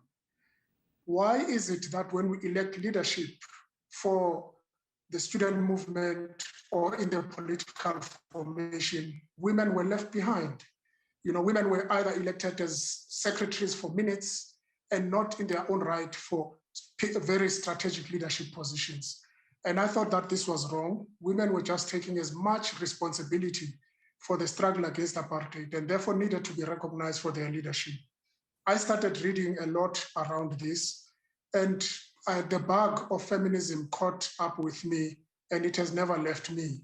And I feel much more humane for my commitment to social justice and gender justice in the world, because I think it's only fair that women should also play their part and be accorded the status that they deserve as leaders in our society. Well, thank you so much for your leadership and participation, because male allies are so critical if we're going to make progress on these issues. And we'll come back to you as soon as we talk to the others as well. Delegate Rome, you are a pioneer as the first openly transgender legislator in the United States, serving in your third term in office. How have you been able to use your position to advocate for inclusive and intersectional policies for preventing and responding to gender-based violence? Well, thank you so much for the invitation. It's great to see you and everyone else who's here today as well.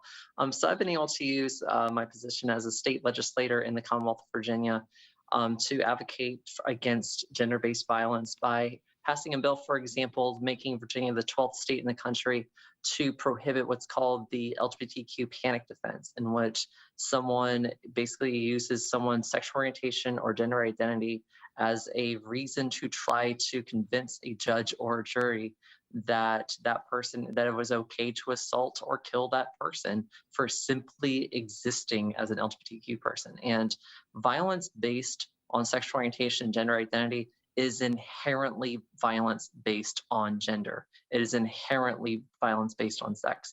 And the reason I say that here is that one of the things that we look at is that if you are acting in a way that is different from basically gender stereotypes or gender conformity within anywhere that you go, in terms of what are traditional roles of masculinity, femininity, et cetera, based on other people's perception as opposed to based on your own lived experience, then it is that perception that clouds someone's judgment when they act negatively toward you, or if they hurt you, if they kill you, for example. And so for us getting that done in Virginia on the heels of Colorado having done it the year before, well, we were immediately followed by Maryland passing a similar law, by Oregon passing a similar law, by Vermont passing a similar law. And I think that, especially here in Virginia, it's not just something that we did because it felt good. It's something that we did because we needed to do it. And the very short story on this is about 2 months after the governor signed that bill into law, there was a horrific murder of an LGBTQ person in Southwest Virginia.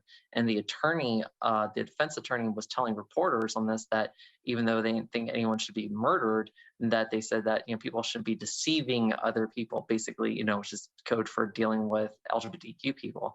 And because of the bill that we passed, a judge would have to give instruction to a jury if that was brought into the courtroom to say that that cannot affect sentencing whatsoever. So between that bill, a bill from Delegate Kathleen Murphy, which basically makes sure that people who have prior histories of domestic abuse and sexual assault are unable to get firearms, work that Delegate Carrie Delaney's done in terms of making clergy mandatory reporters, especially when that's an entire other subject, but I think we have actually really begun doing the work of actually addressing gender-based violence in the Commonwealth of Virginia. And I hope that the bills and the laws that we're passing in Virginia can be used as nationwide models to make our Commonwealths and our states and really the whole country a lot safer to be in. Well, thank you for your leadership, and let's hope that indeed others can follow in ensuring the same kind of progress. We're going to turn now to Prosecutor Xian Song. It's good to have you with us as well. You have been willing to speak out publicly about your experience with sexual abuse and harassment in the workplace, and you helped launch the Me Too movement in South Korea. Since you spoke out, it would be good to know how the climate in South Korea has shifted. Has it shifted at all?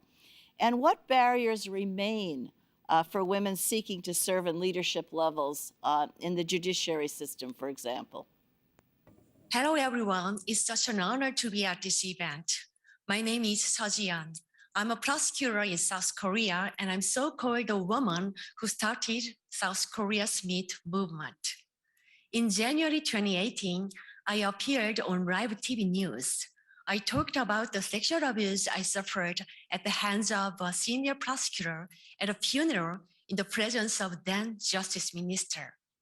At that moment, I had no idea how my interview would be viewed by general public, because until then in South Korea, a woman who publicly talked about her own experience of sexual abuse was nearly unheard of. A handful of women who did so were quickly shamed, silenced, and removed from public life. But to my great surprise, after I came forward, I was flooded by the messages of support and solidarity from so many people. They told me that my revelation shocked them and whole society. Prosecutors are regarded as one of the most powerful professionals in South Korea. So many people said they'd never imagined that even a prosecutor could fall victim to sexual abuse. But I showed them that even such a powerful professional could fall victim to sexual abuse if that person was a woman, and could even be forced into silence for nearly 8 years. My revelation opened the floodgates. Countless women soon came forward under the banner of Me Too and With You, and they shared their own stories of being sexually assaulted by powerful figures. Like this, South Korea's Me Too campaign is arguably the most vibrant and vigorous in Asia and beyond. But the growing voice of women calling for change also met with growing backlash. Many men say not only South Korea has already achieved full gender equality, but also South Korean women these days enjoy far more privileges than men. Thus, all policies for women should be abolished. But South Korea really achieved full gender equality, or has any of the country in the world?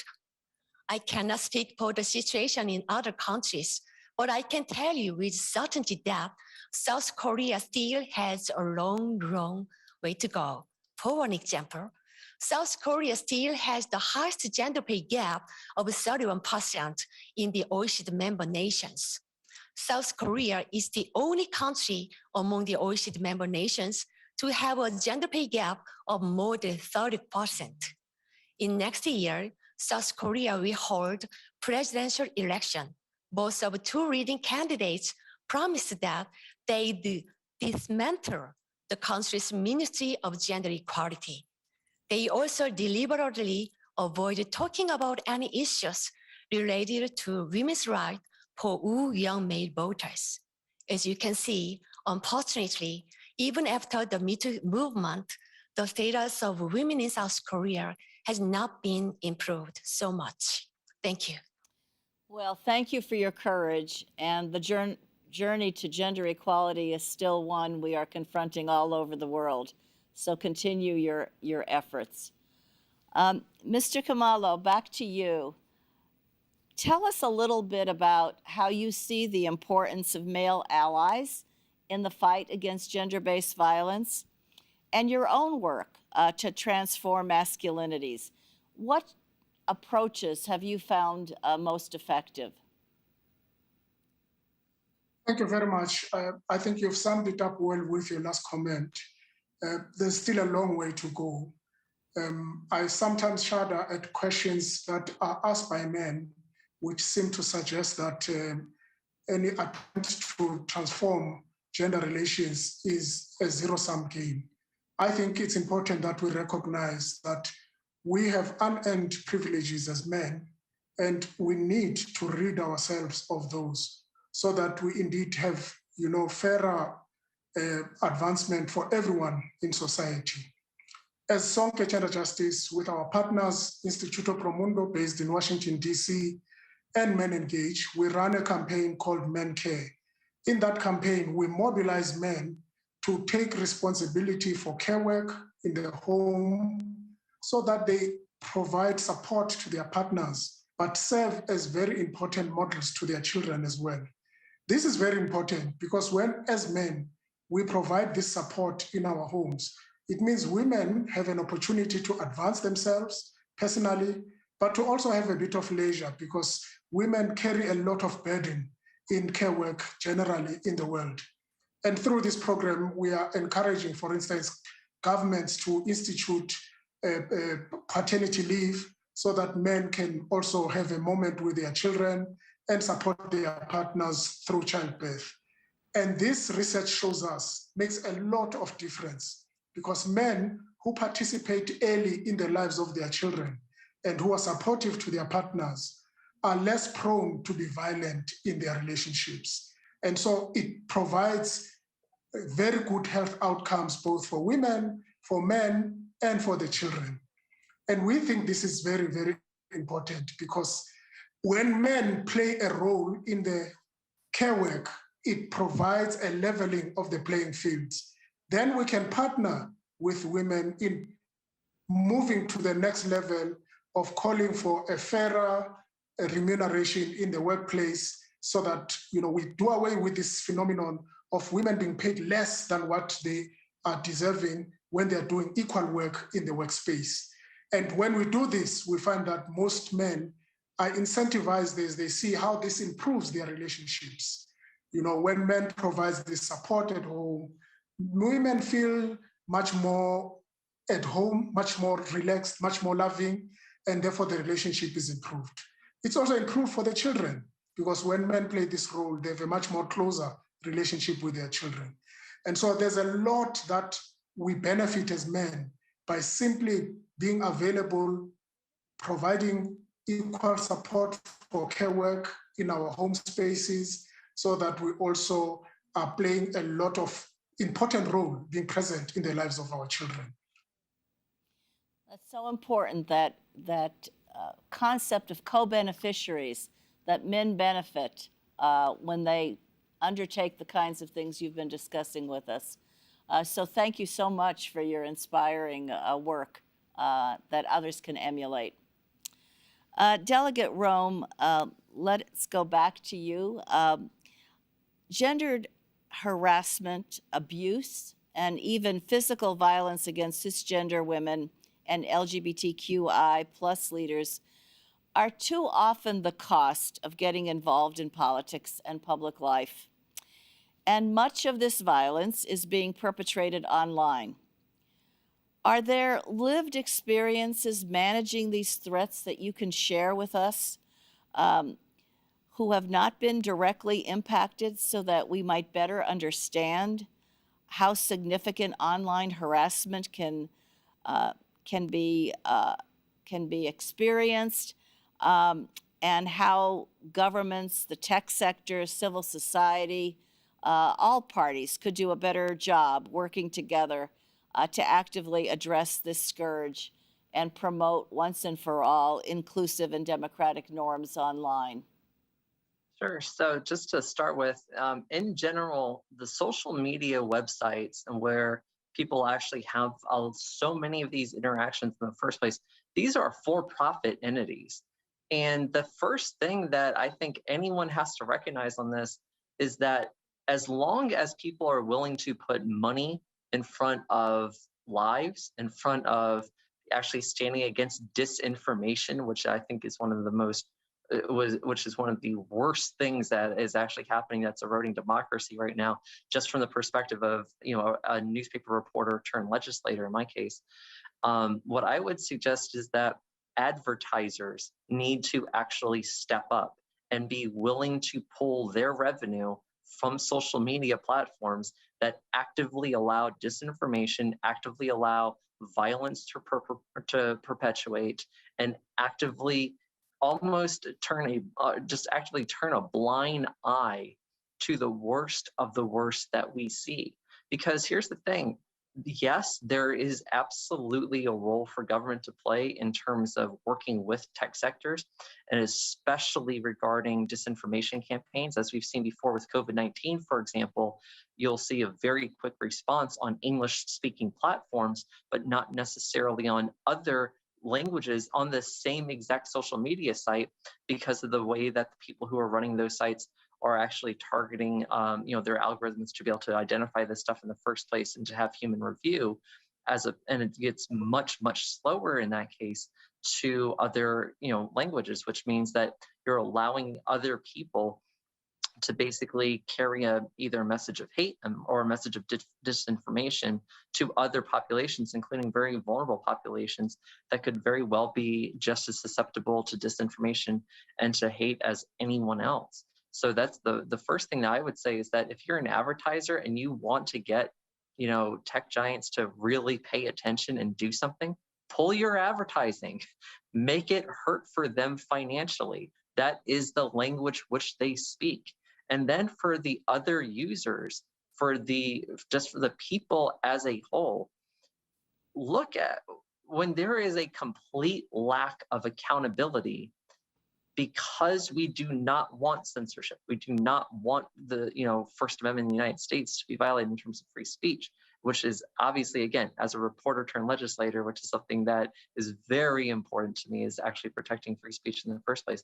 At the same time, understanding the role that you have when you are complicit with someone taking their own life, with someone actually leading someone else to hurting that person because of what you wrote, because of the disinformation or misinformation that you put out there. There has to be that personal accountability that comes with it.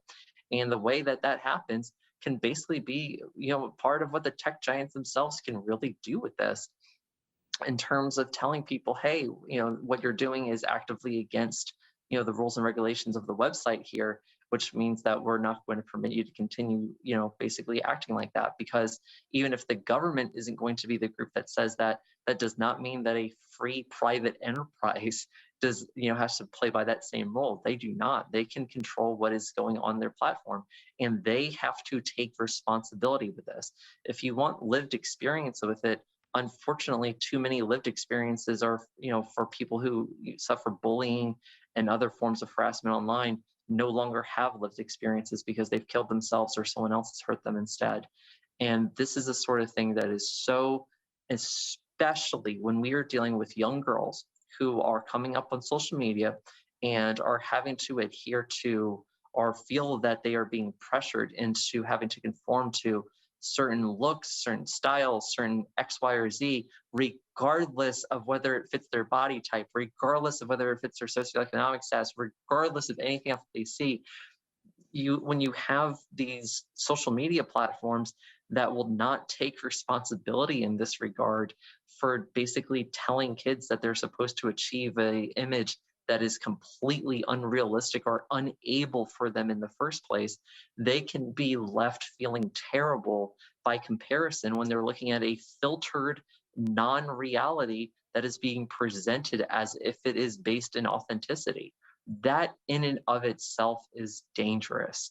And so my ask is basically for advertisers, pull your money until people meet the good demands of good, positive social justice in this case. And for individual users, ask yourself, are you contributing to the problem? Are you perpetuating that cycle of violence, that cycle of harassment? Are you doing something that is intentionally pitting people against each other, as opposed to being someone who is there for a common good and for unifying and for actually doing something that encourages a healthy public dialogue on whatever issues of the day, even if it's not politics, even if it's just art, entertainment, or just life in general? Are you doing something that is designed to build people up, or are you doing something that's designed to tear people down?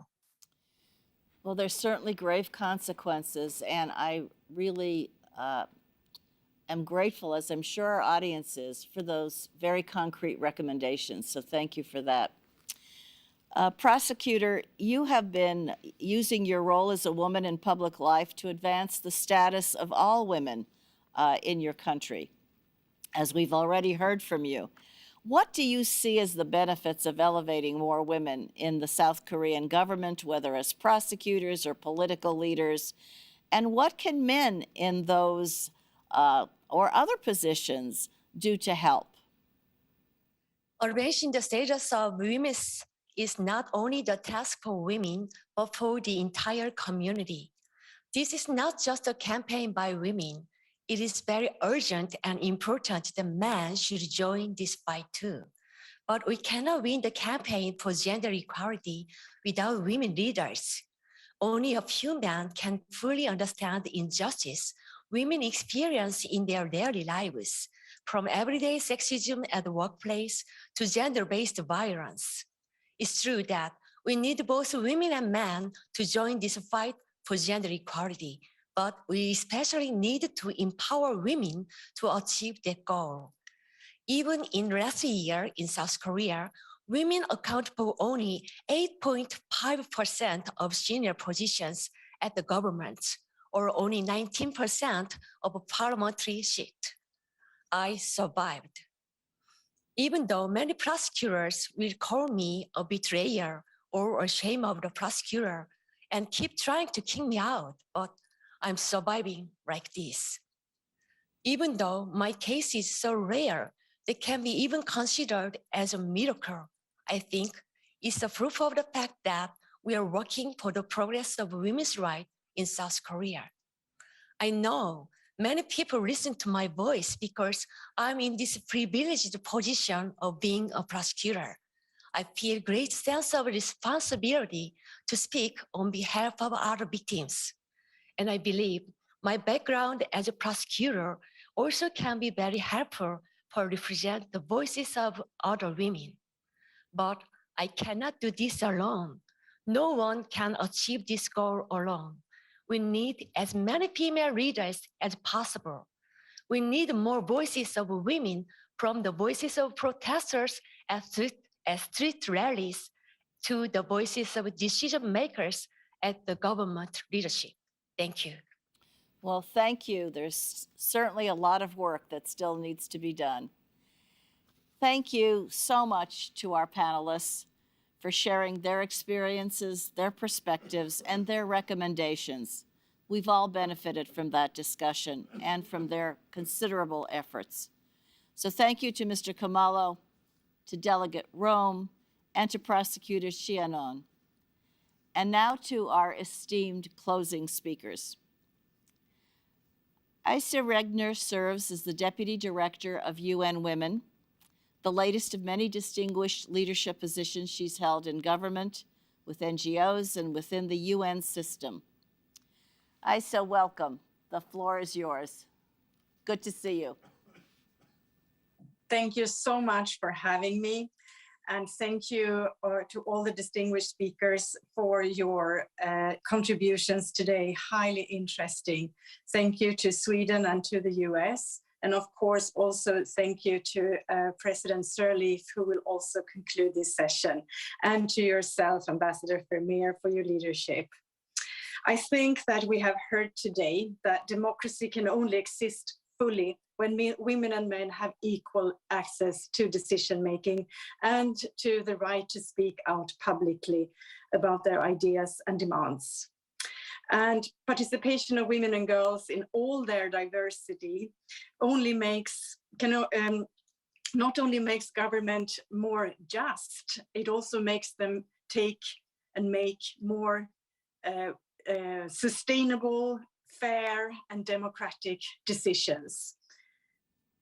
But we know, and we heard, that globally women do not participate on equal terms. And we've heard several times that only 26% of people in parliament are women. As little as 1/5 of all the ministers or cabinet members in the world are women. 12 countries actually have no women in cabinet. And we also have several countries still in the world which have less than 5% of women as parliamentarians. And we've seen, and we follow that from UN Women's side, that progress towards gender equality, also when it comes to decision making, goes very slowly. far too slowly in relation to the goals that the member states have set up themselves. And we also do see a strong pushback, unfortunately, against the goals when it comes to gender equality.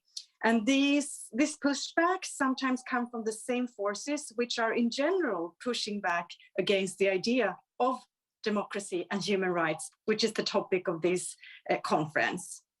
We are also very worried about the fact that we see that space for civil society and women's organizations is shrinking. There is a direct line between the space for women's organizations and women's political participation in many countries.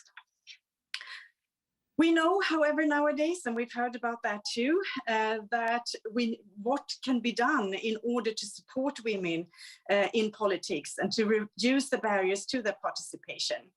And we've heard about the important work to eliminate violence against women, also to eliminate discriminatory laws and unequal access to economic resources, for example.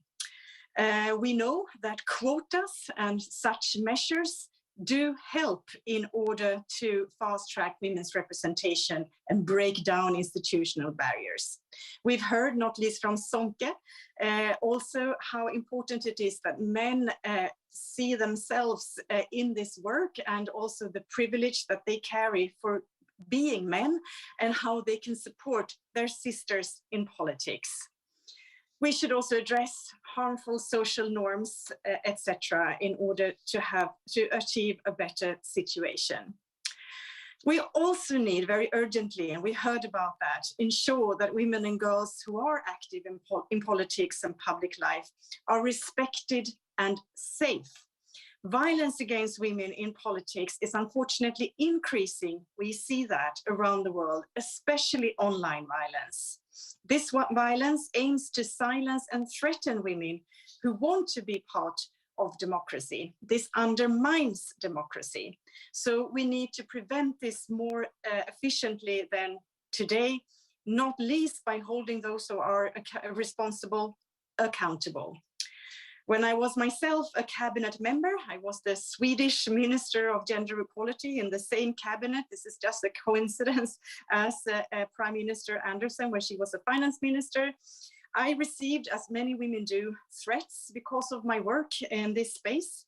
And one person was actually taken to court and also got a sentence over 8 years, which is a long time in the Swedish system. That meant a lot to me to get that justice in this case. I was right, he was wrong. Unfortunately, this does happen very seldom. Most women in the world do not get justice also when they are threatened or experience political violence. Last year, the UN had its 75th birthday, and member states pledged to continue to promote the respect for democracy and human rights and to enhance democratic governance and rule of law, and also expressed that women and girls have to be at the center of this. And I think that today's meeting is an example of that. Countries are translating this pledge into action. So I'm very grateful again to the government of the United States and to Sweden, and to the United States, which has taken several initiatives to champion the civic and political participation and leadership of women and girls, and many initiatives to promote gender equality with the new administration. UN Women organized last year something called Generation Equality. That is a big initiative to close the gap between the international agreements and reality. That is a successful initiative which has collected a lot of stakeholders around this. There is also a special attention to women's leadership and civil societies and women's organizations' role in this. And we would like to encourage even more member states and other stakeholders to support the Generation Equality Initiative. To conclude, last year at the Commission on the Status of Women, the US Vice President, Ms. Kamala Harris, famously said at the Commission on the Status of Women this year that the status of women is the status of democracy in a country. That is very true. Thank you so much. Well, thank you so much, Osa. Thank you for that great summary and for the ongoing work of UN Women, which is so important. And now to President Ellen Johnson Sirleaf, the former leader of Liberia. She served as president from 2006 to 2018 and was the first female head of state in all of Africa. She was also one of 3 women who received the Nobel Peace Prize in 2011 for her work to advance women's rights. As the Nobel Committee said, we cannot achieve democracy and lasting peace in the world unless women obtain the same opportunities as men to influence developments at all levels of society.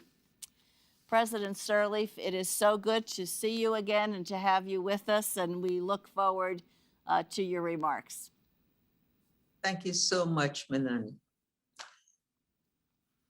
I speak to you today from Accra, where I'm participating in the Kofi Annan Peace and Security Forum against the backdrop of the 20th anniversary of the Protocol on Democracy and Good Governance of the Economic Community of West African States. We are meeting, convening as current and former leaders of Africa, members of the business community, and civil society representation, in recognition that democracy must be renewed in the face of a global backsliding. In the face of the recent return in our country, in our continent, to few cases of the old ways of coup d'etats. We are meeting to renew the commitment that leaders all over the world must respond to the popular will that a new generation deserves their right.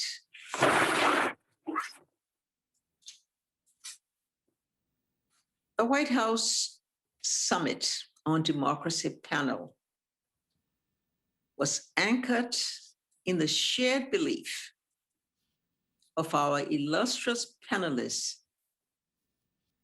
that the status of women is the status of democracy.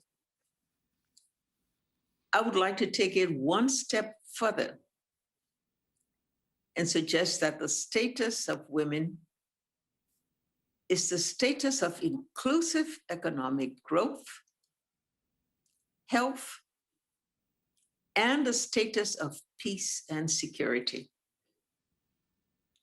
It is the status of the world's sustainability. Why do I say that? It's because of my own experience.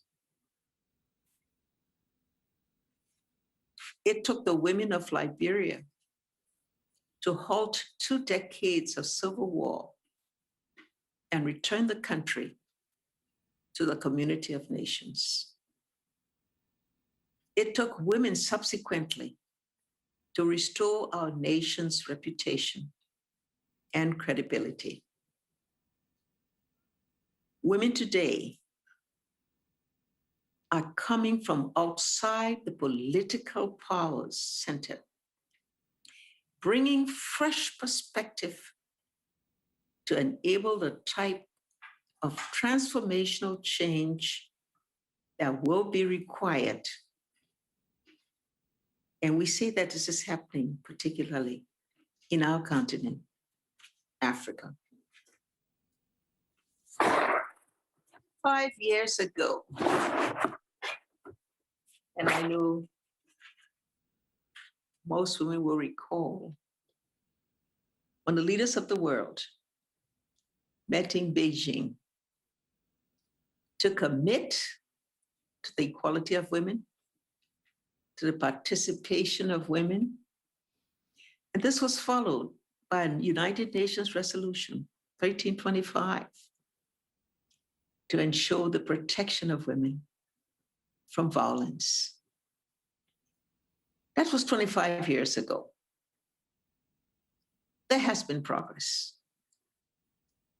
In the last decade or so, we can see so many more women that are now in parliament. One country in our own continent, leading women parliament, the numbers of women parliamentarians as the highest in the world. So many more women that are prime ministers, so many more women heads of states, so many executives. Even in the business sector, so many more are becoming chief executive in large corporations. I also applaud our action in Africa, where we have African Union has full gender parity, as does our economic community of West African states. We've gone one step further with a breakthrough when the men heads of states of Africa met in a summit called Positive Masculinity to give full recognition to gender equity, to the right of women for participation in all aspects of national endeavor, to leadership in accordance with their energies, their abilities, their courage. We see that, but we also know, as has been pointed out by other panelists, that we still live in a situation throughout the world where there's still stereotyping of women, patriarchy, inequities, injustices. And this is why we need to continue. And we know that there are so many organizations that are beginning to do this work. Our own in Africa, the African Women Leaders Network, continue the EJS Center, identifying women, preparing them to compete, to be able to look for higher positions of leadership. In all of the other continents, all the work that's going on to ensure equity. As we look to 2022, we must challenge world leaders to tackle the existing barriers to the political entry for women leaders around the world. It is my thought that full participation of everyone in all aspects of the democratic process, and it goes beyond the person. It is the fact that if we want to ensure durable global sustainability and peace, women need to be a part of that process. Women need to be taking equal representation in all aspects of those achievements. Our world today is changing. We're facing challenges. Health pandemic, climate change, threats to democracy.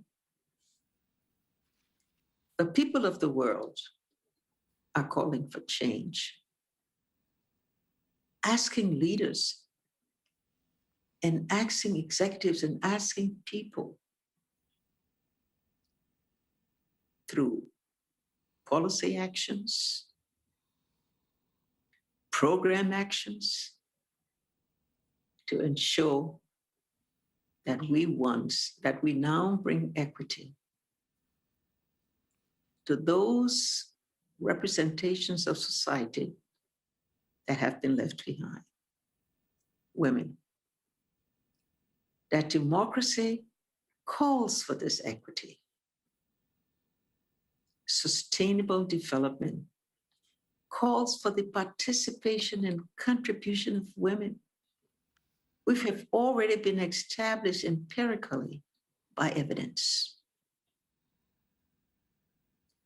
The call today is the call for action in the coming year to give full recognition to the status of women on the basis that the status of women is the status of democracy. Democracy, we all applaud. And this is why women are equally applauded.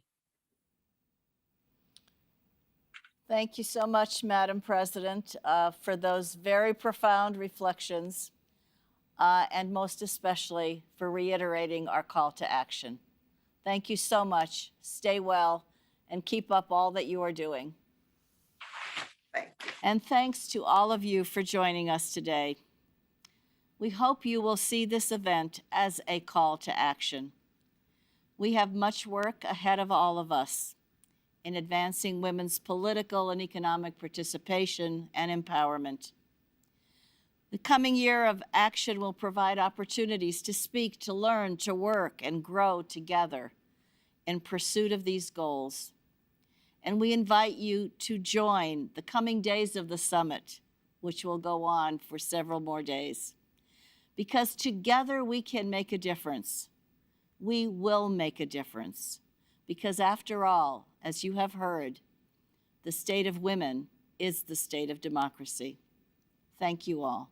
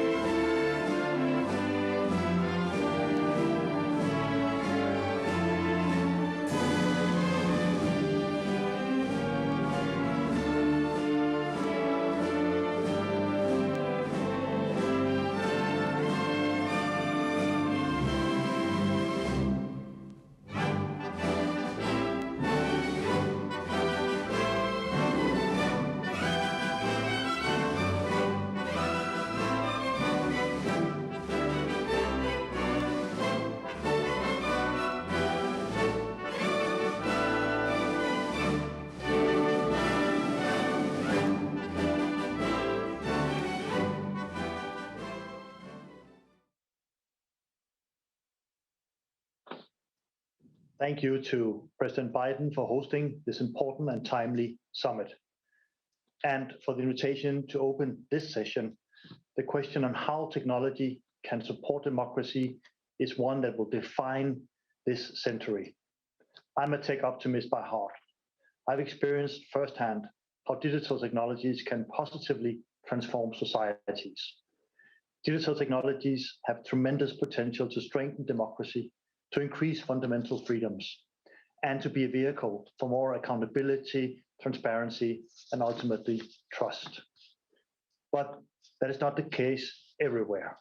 I'm concerned when authoritarian governments use digital technologies as a weapon against democracy and human rights to repress, censor, and silence their people.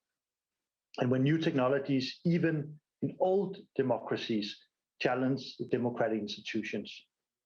We stand at a crucial junction in the history of democracy. Denmark firmly believes in the democratic values fought so hard for in the 20th century. Today, we need all democratic hands on deck to ensure that the 21st century does not end up as a story of the opposite. We must make sure technology becomes a bedrock for democracy by design, not by default. To do so, we need a multi-stakeholder alliance of democratic governments, responsible tech companies, and civil society organizations that work together. The Tech for Democracy initiative is Denmark's commitment to promote a forward-looking vision for digital age based on democratic values. We invite all democratic nations, responsible tech companies, and civil society organizations to join by signing the Copenhagen Pledge on Tech for Democracy. Let's stand together for a future that is both democratic and technology-driven. Thank you so much. More and more people move online, making themselves heard, using their democratic right to speak freely and defend human rights. But in 2020, governments shut down the internet 155 times. And in 2021, 42 countries deliberately censored the media.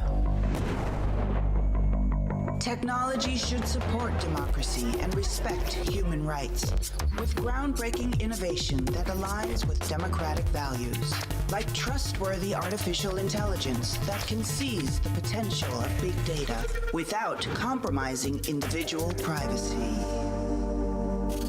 New approaches that enhance transparency, authenticity, and secure information we can trust.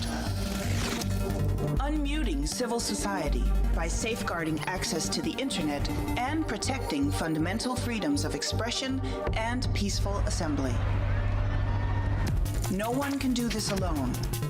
New alliances arise where new partners from the tech industry, civil society, governments, and international organizations come together, working to ensure an open internet for all that everyone can, dares, and knows how to be part of, creating an inclusive, open, and democratic digital future. That's how tech can work for democracy and human rights, not against them. Tech for Democracy.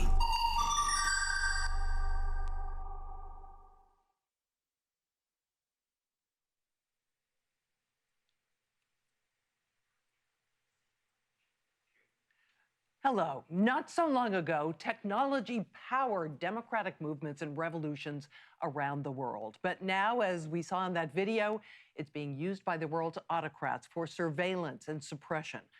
For the next hour, we will explore how to change that, how to leverage technology to once again promote democratic values. We will look at new technologies that will promote free speech, reveal censorship, curb disinformation, and protect those who are advocating for democracy. I'm Jean Meserve, a journalist and member of the Transatlantic Commission on Election Integrity, and I'll be joined shortly by an international panel of experts representing government, academia, civil society, and industry. But before we begin our discussion, I'd like to thank the Danish Foreign Minister, Jeppe Kofod, and the government of Denmark for that fantastic video. And let me now introduce Dr. Eric Lander, Science Advisor to the President and Director of the Office of Science and Technology Policy. Dr. Lander. Thank you, Jean.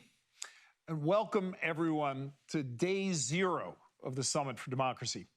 I also want to thank Denmark's Foreign Minister, Jeppe Kofod, for Denmark's ongoing efforts on issues related to making technology work for democracy, as we've just seen in that launch video. And thank you to my colleague Nadine Dorries, the United Kingdom's Secretary of State for Digital, Culture, Media, and Sport. Thank you for joining us here today and for the United Kingdom's many efforts in close collaboration with us toward these goals. I want to start with an important question. What do we mean by democracy-affirming technology? 10 years ago, I think many people naively thought that some technologies were inherently democracy-affirming, that they would automatically support democracy over autocracy. But now we know it's more complicated than that, because we've seen technologies like social media, which were once seen as necessarily democratic, unifying forces, be used as anti-democratic tools to sow division and disinformation. So when we say democracy-affirming technologies today, I think we mean technologies that can be used to affirm democratic values, that is, that offer the opportunity, the potential to be used in ways that support democratic values. But it's not guaranteed.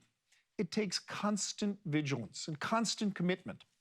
We, the people, have to make sure that the technologies are developed responsibly and used responsibly. And that is a solemn obligation. So how can technology and innovation support democratic values?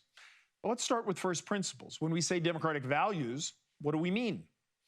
Well, we're talking about things like privacy, equity and equal opportunities, fairness, free expression, truth and transparency, accountability, inclusion, openness, respect for the rule of law, and respect for human rights.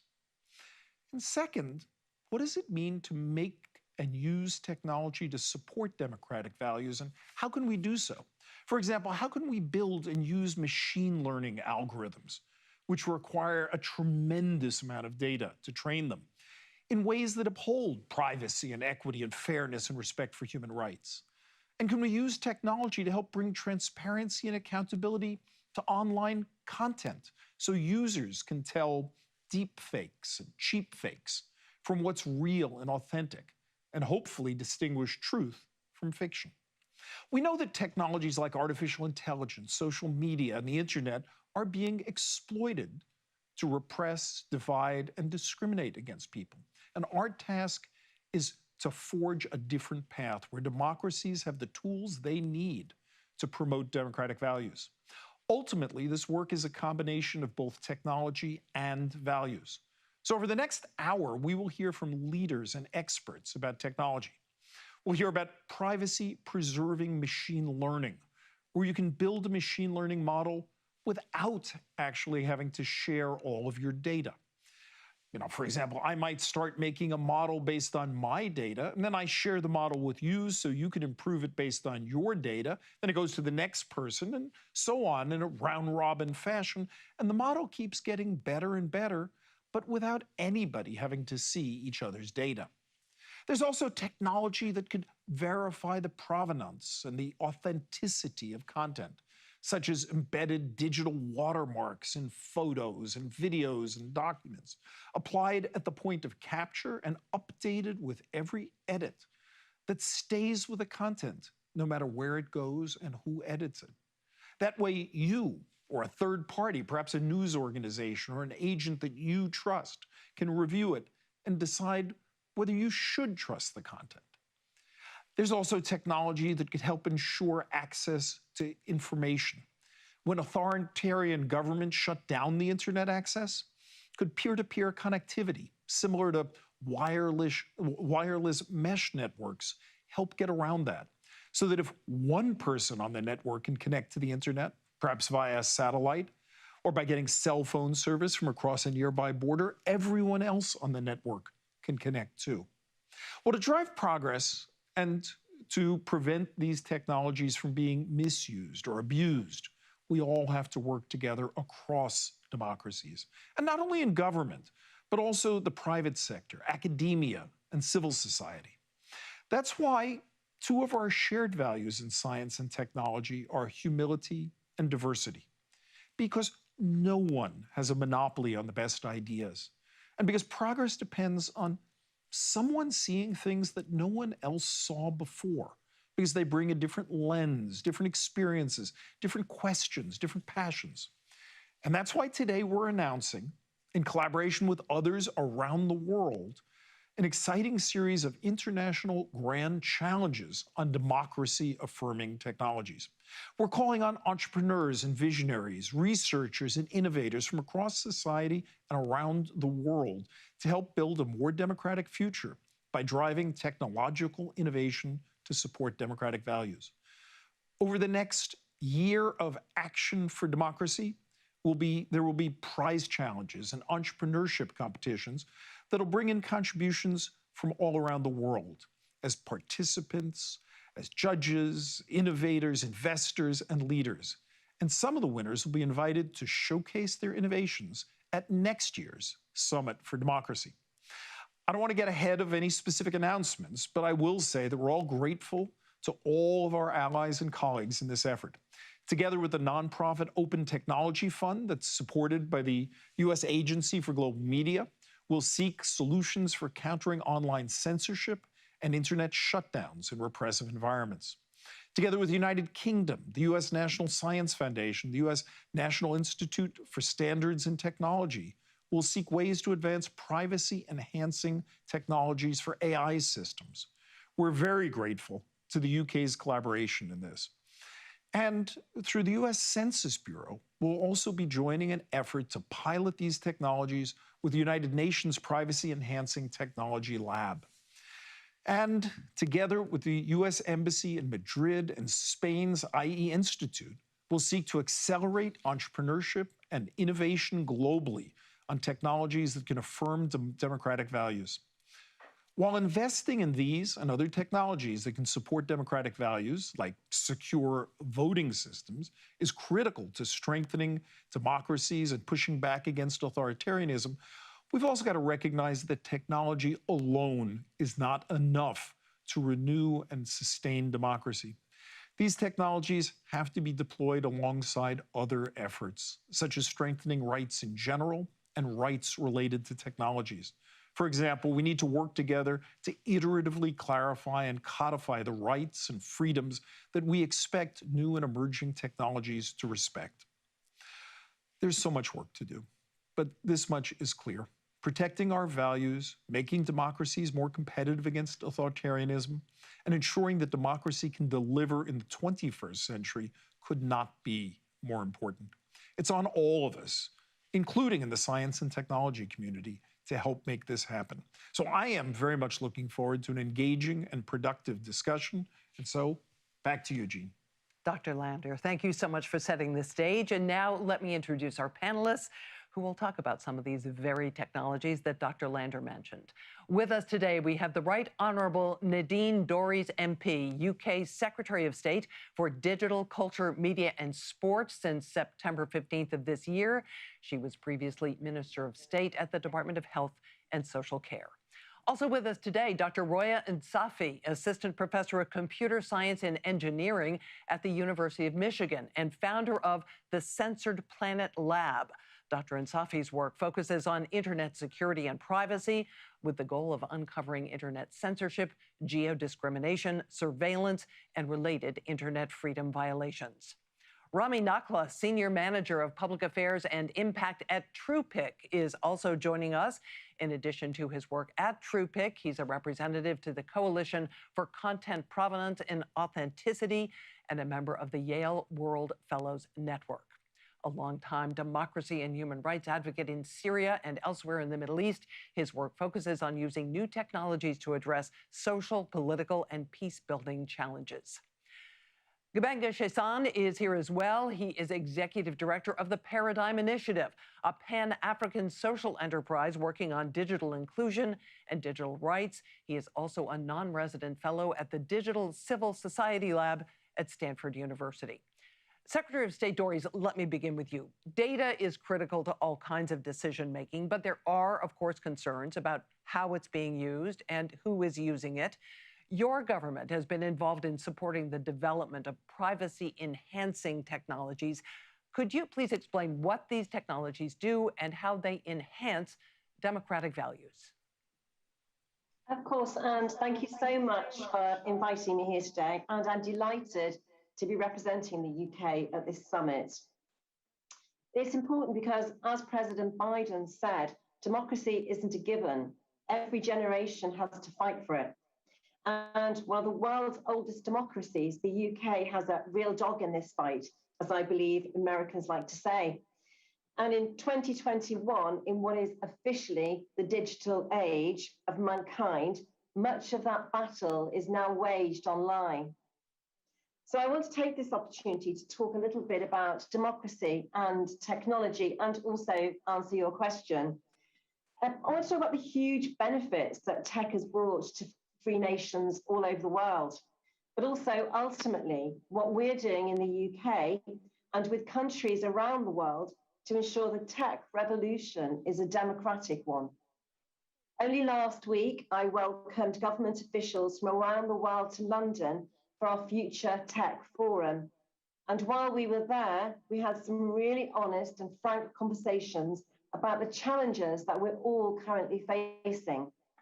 I think it is important, as always, to remind ourselves that tech has done so much to improve our lives, to make us more prosperous and more productive, to connect us with friends and family all over the world.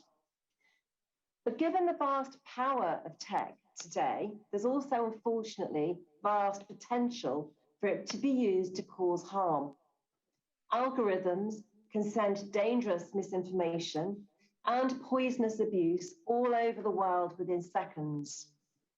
Authoritarian governments can use tech to track, to intimidate, and to repress.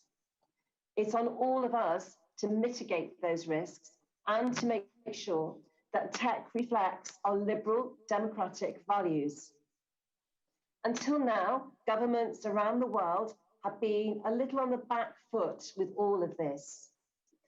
The pace of change in tech is so fast that we're often playing catch up.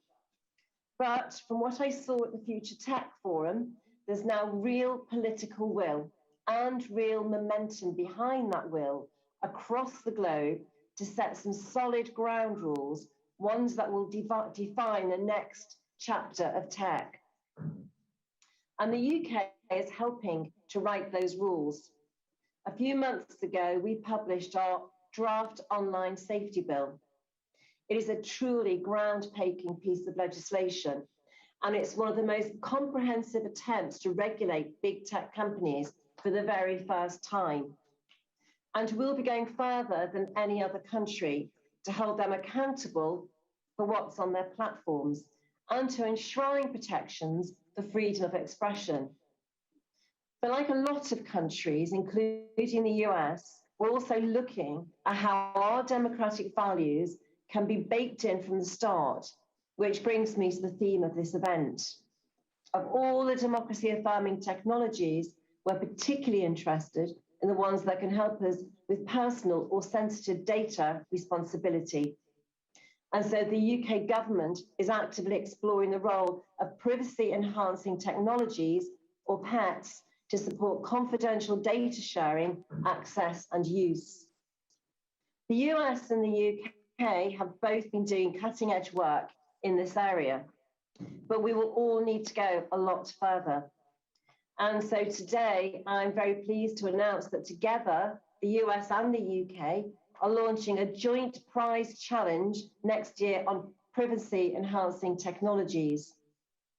These technologies can help democracies unleash the power of data and AI to tackle big societal challenges, from financial crime to the race to net zero, while respecting fundamental rights like privacy.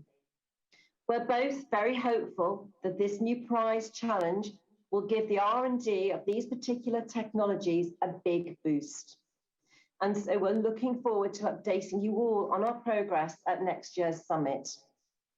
By working together on projects like this, democracies can make sure that tech service citizens, rather than seeking to control them, tech is global by its nature and doesn't recognize borders, and neither should we. By teaming up, we can ensure our version of the tech revolution, one that is open and democratic, and that it prevails. Which is why, as I said at the start, summits like this are so important. And with that, I'm going to hand back to Pat, and thank you for this afternoon. Secretary of State Doris, thank you. Dr. Insafi, let me turn to you now.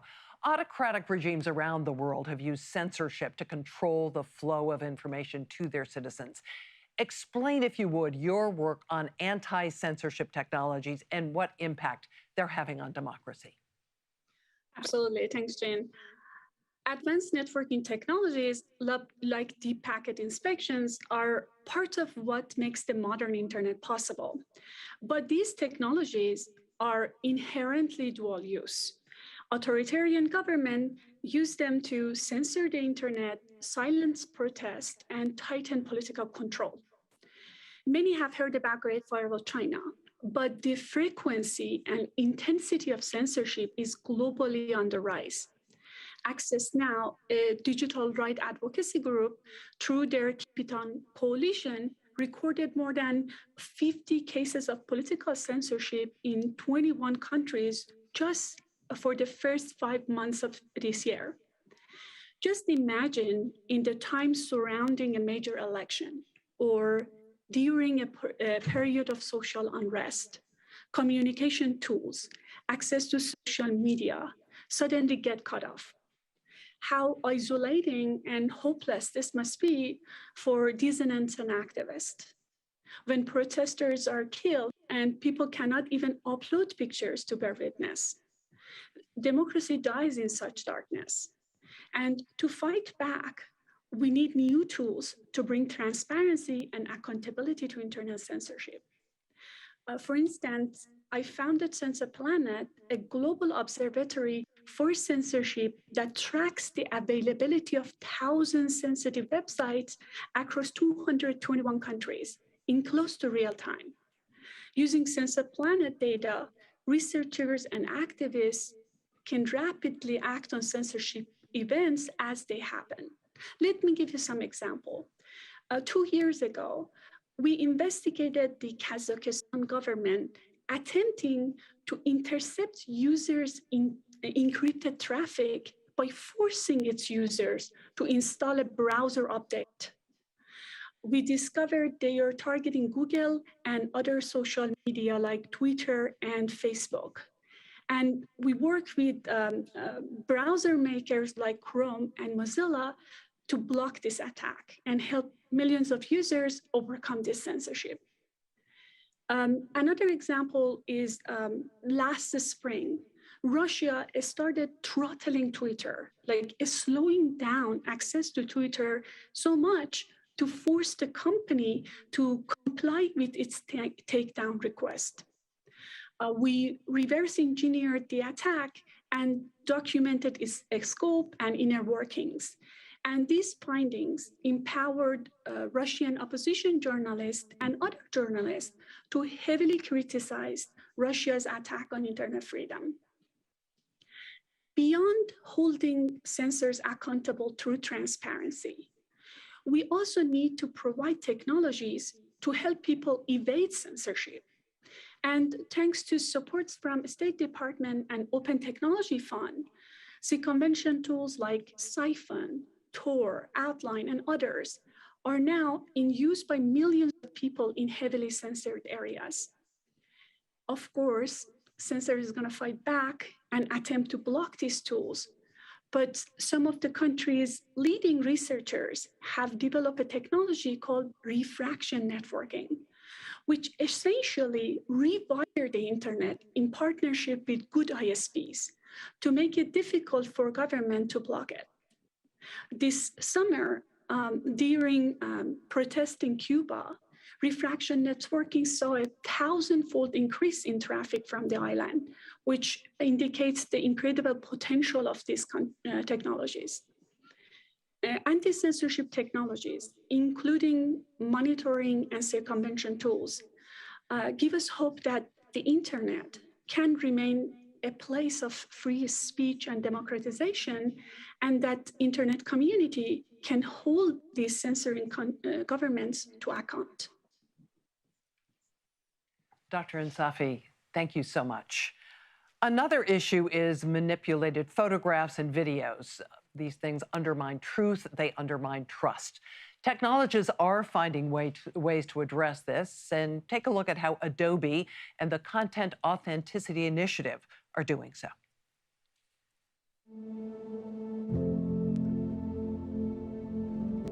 In today's digital world, one of the greatest threats facing democracy is the deluge of disinformation we encounter online every day. In particular, maliciously manipulated digital content, like altered images, videos, and audio, can influence our perceptions. A common and shared understanding of the facts is essential to democracy. Without the tools and resources to navigate this environment, people are unable to tell the difference between a manipulation and the truth. We need a collective solution to restore transparency and trust in the content we are consuming online. That's why Adobe created the Content Authenticity Initiative, or CAI, along with founding partners, the New York Times and Twitter. The CAI is an open-source technical solution that provides people the information they need to evaluate the content they're seeing online and to make more informed decisions about whether to trust it or not. The CAI takes the approach that neither tech companies nor governments should be the sole arbiters of truth.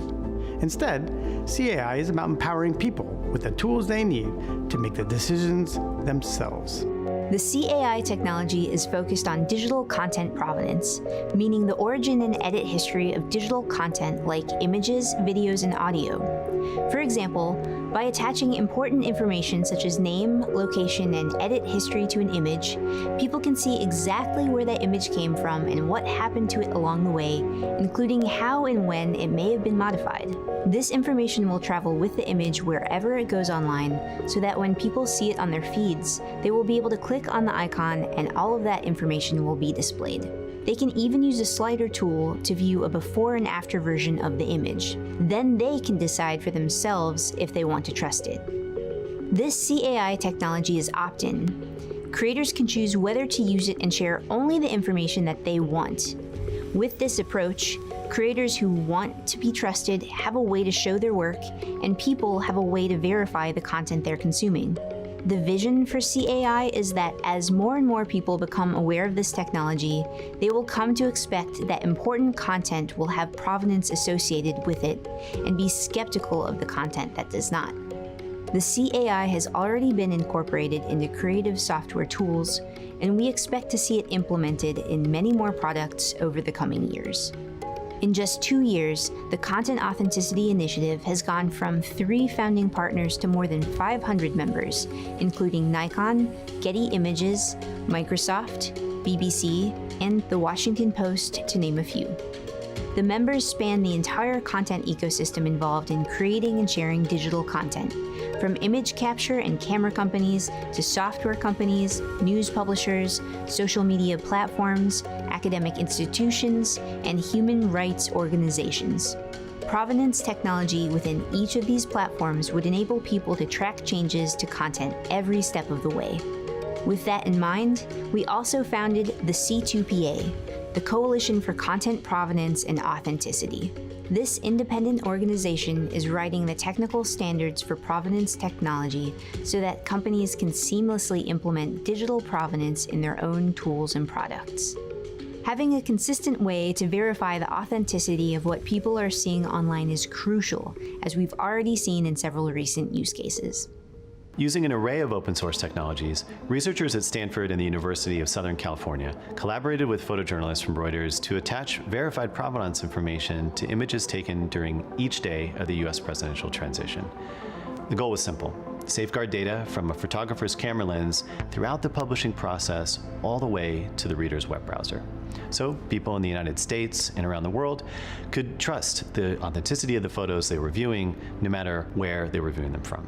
As photographers documented each of those 78 historic days, their work was rapidly sealed into an untampered, transparent historical record.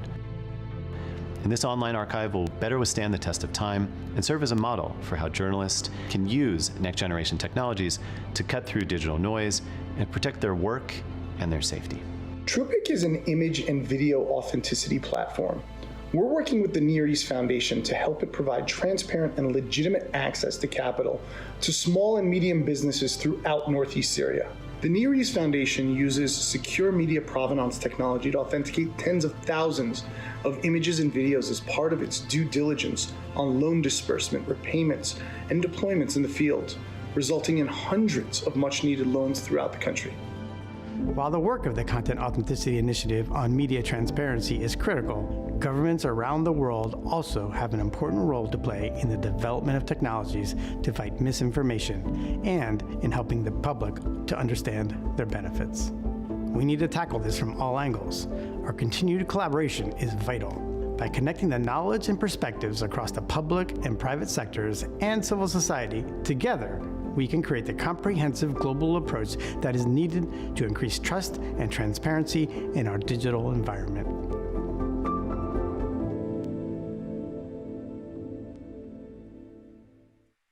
And thank you to Adobe and the Content Authenticity Initiative.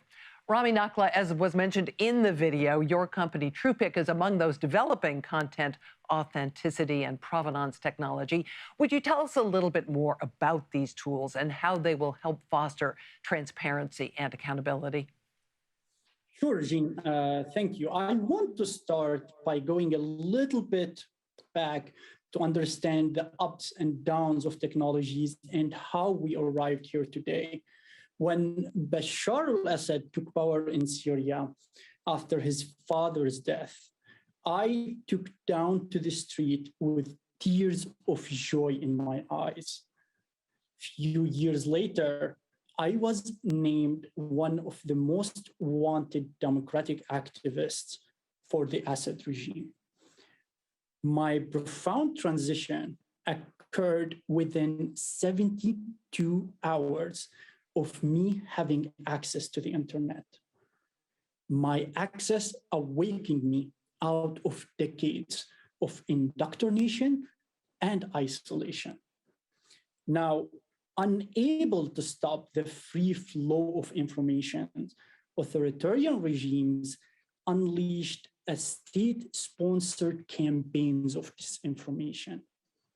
Quickly, people were genuinely unable to tell truth from fake. They became either indifferent or riled up by wild conspiracies. Authoritarian regimes were successful to the level that even my own mother wasn't sure whether I was a foreign agent, radicalized Islamist, or number of any other wild conspiracies. Now, the regime actually, the truth is what they are afraid of. And the truth about my work was just another rumor floating online. And to be honest, it was the least interesting to read. Undermining reality online did not only send people under authoritarian regimes back to the dark, it has also cast a dark cloud over all Western democracies. This is destined to get worse with the rise of deep fakes. However, I'm not here today to share a message of pessimistic message. I'm here to share a message of optimism, and it is about the innovation of provenance technology.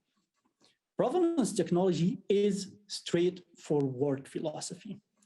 If we cannot tell what's fake online, let's stick to proving what's real. And provenance incredibly does this so well by using cryptography to provide transparency over the history of the file from the minute of its creation to the moment it's used online.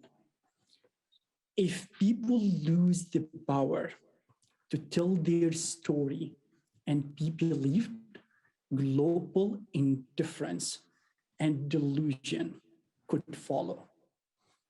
And that's what we need to do today. Mainstreaming provenance technology is a critical step we have to take to combat disinformation and empower democracies around the world. But disinformation is not the only frontier provenance technology is working on. We have partnered with the Near East Foundation to monitor and track a lending program in ISIS-held territory back in the days.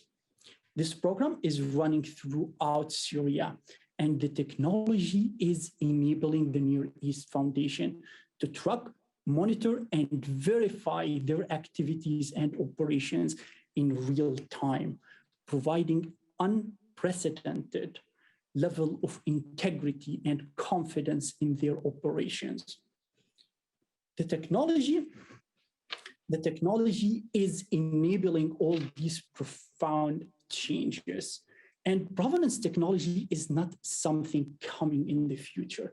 It is already here today. And the open standard for the internet to be used on the internet is being drafted and written today by the Content Authenticity Initiative and the C2PA, and will be available to the world to use. In spite of the dark cloud that's over our head today with disinformation and others, I truly believe by having all of us working together, governments, civil society, non-for-profits, and tech leaders, I'm confident that tomorrow is a much better day for democracies. Thank you. Rami, thanks so much. Gubenga Shesan, let me turn to you. Do you believe that the needs and goals of civil society organizations like your own are being met by these technologies? And because, as we've discovered, sadly, many technologies intended for good have been used as tools of repression and control, do you feel adequate attention is being given to safeguards and building them in?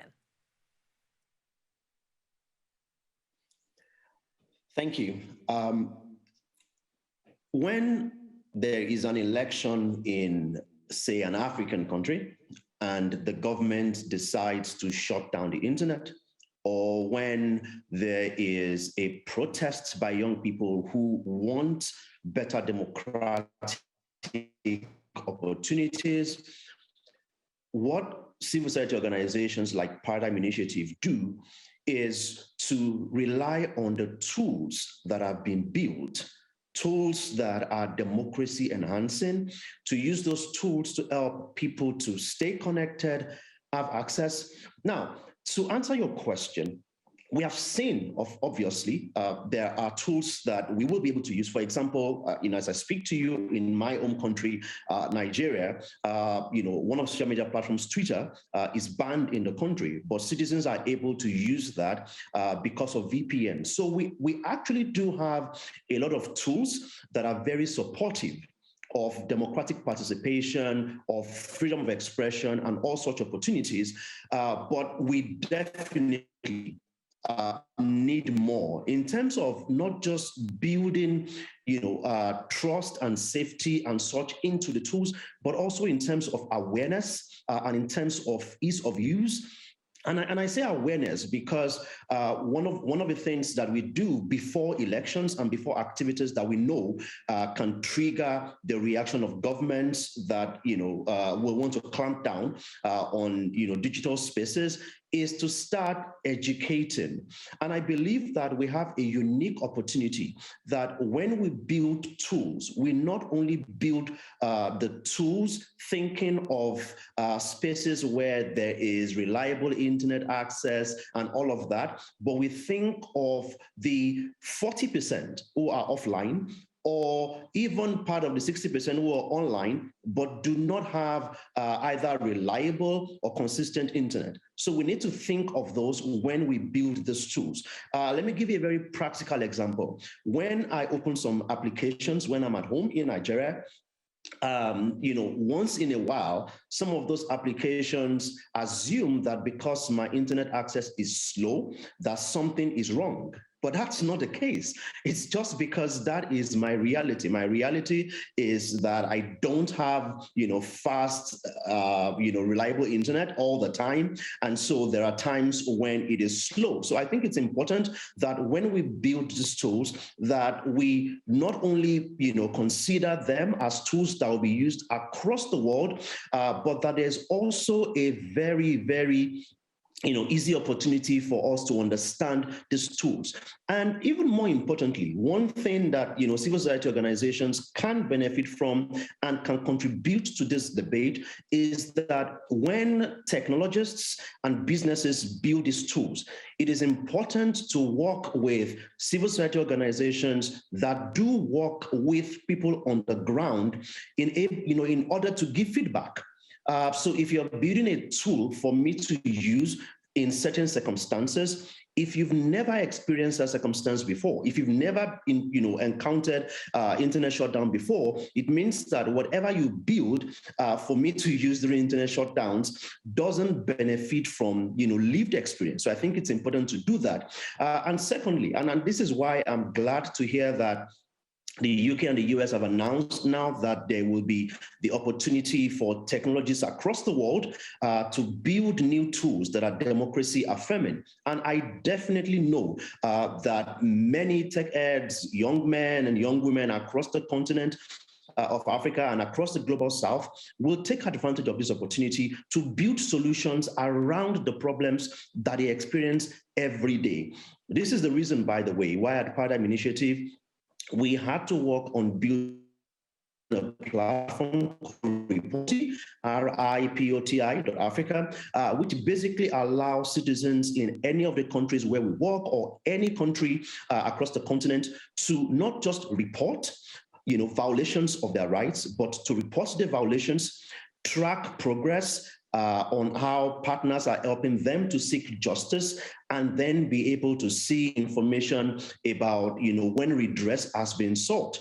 And we believe that the opportunity that we have here is that when we increasingly have people who are at the receiving end of many of these violations, when we have a lot more of them involved in building these solutions, or when we have civil society organizations who work directly with those people involved in building these solutions, we will have better products. And I'm glad that, from all I've heard today, that we're beginning to see a lot of that happen. And I'm excited because the more repression we see, the more we will also see pushback, from nations across the world that mean well, from businesses, from civil society, from the academia. And I look forward to the next year when we will have a lot more action in this area, where people who are the receiving end of violations will be strongly involved in building tools that will help them not just to seek redress, but to stay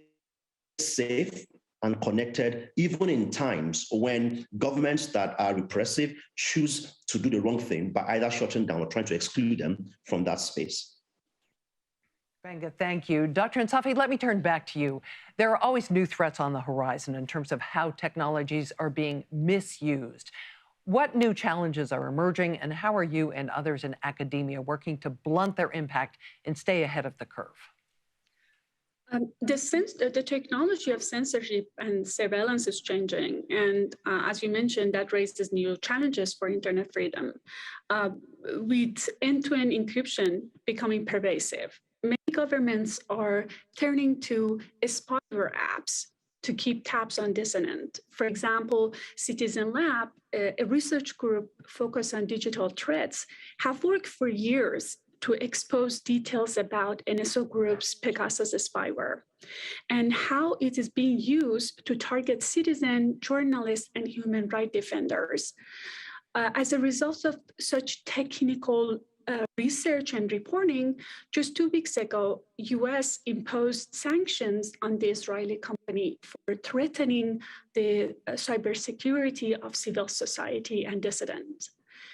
Other democratic governments should build upon these efforts and undertake coordinate efforts to isolate and deter these types of bad works. We also see that governments' censorship strategies have been shifting towards coercing platforms and technology companies to take down undesirable contents on their behalf. For example, just 2 months ago, Google and Apple, under pressure of Russia, took down a strategic voting app created by allies of the Russian opposition leader, Alexei Navalny, from their online stores. In defense of takedowns in general, tech companies cite respect for local laws or the safety of their in-country employees as a reason for complying. But nevertheless, they contribute to the erosion of democracy globally. More due to the lack of transparency, we don't know the full extent of these companies' cooperation with authoritarian regimes. Are they taking down contents and apps from categories like news, religions, LGBTQ, opposition's blog? We don't know. And their current transparency reports are too coarse and too high level, and usually just reporting the total number of takedown requests per country over a months-long period, which is a very limited value for academics and researchers to benefit from. I call on democratic nations to demand a greater transparency when tech companies cooperate in censorship, but also support this industry to resist pressures from Russia, China, and other regimes. In the meantime, the anti-censorship community is not standing still. The last few years, we have seen flourishing cooperations between academics, researchers, technologists, on-the-ground activists around the world. And as Susan mentioned, these relationships help ensure that the effective technical responses get into the hands of citizens when they need them. They also put governments on notice that aggressive efforts to control information will be revealed to the international community. Thank you. Secretary of State Dorries, we just heard Dr. Insafi refer to the pace of technological change. I'm wondering how governments, industry, academia, and civil society can work together to more effectively and efficiently develop and deploy democracy-affirming technologies. Well, it's a very significant issue, and I'm delighted that you've raised it. Tech is global by its nature. And as I said before, it doesn't recognize borders, and neither should we. So we need to work together to make sure that our version of the tech revolution, one that is open and democratic, is one which prevails.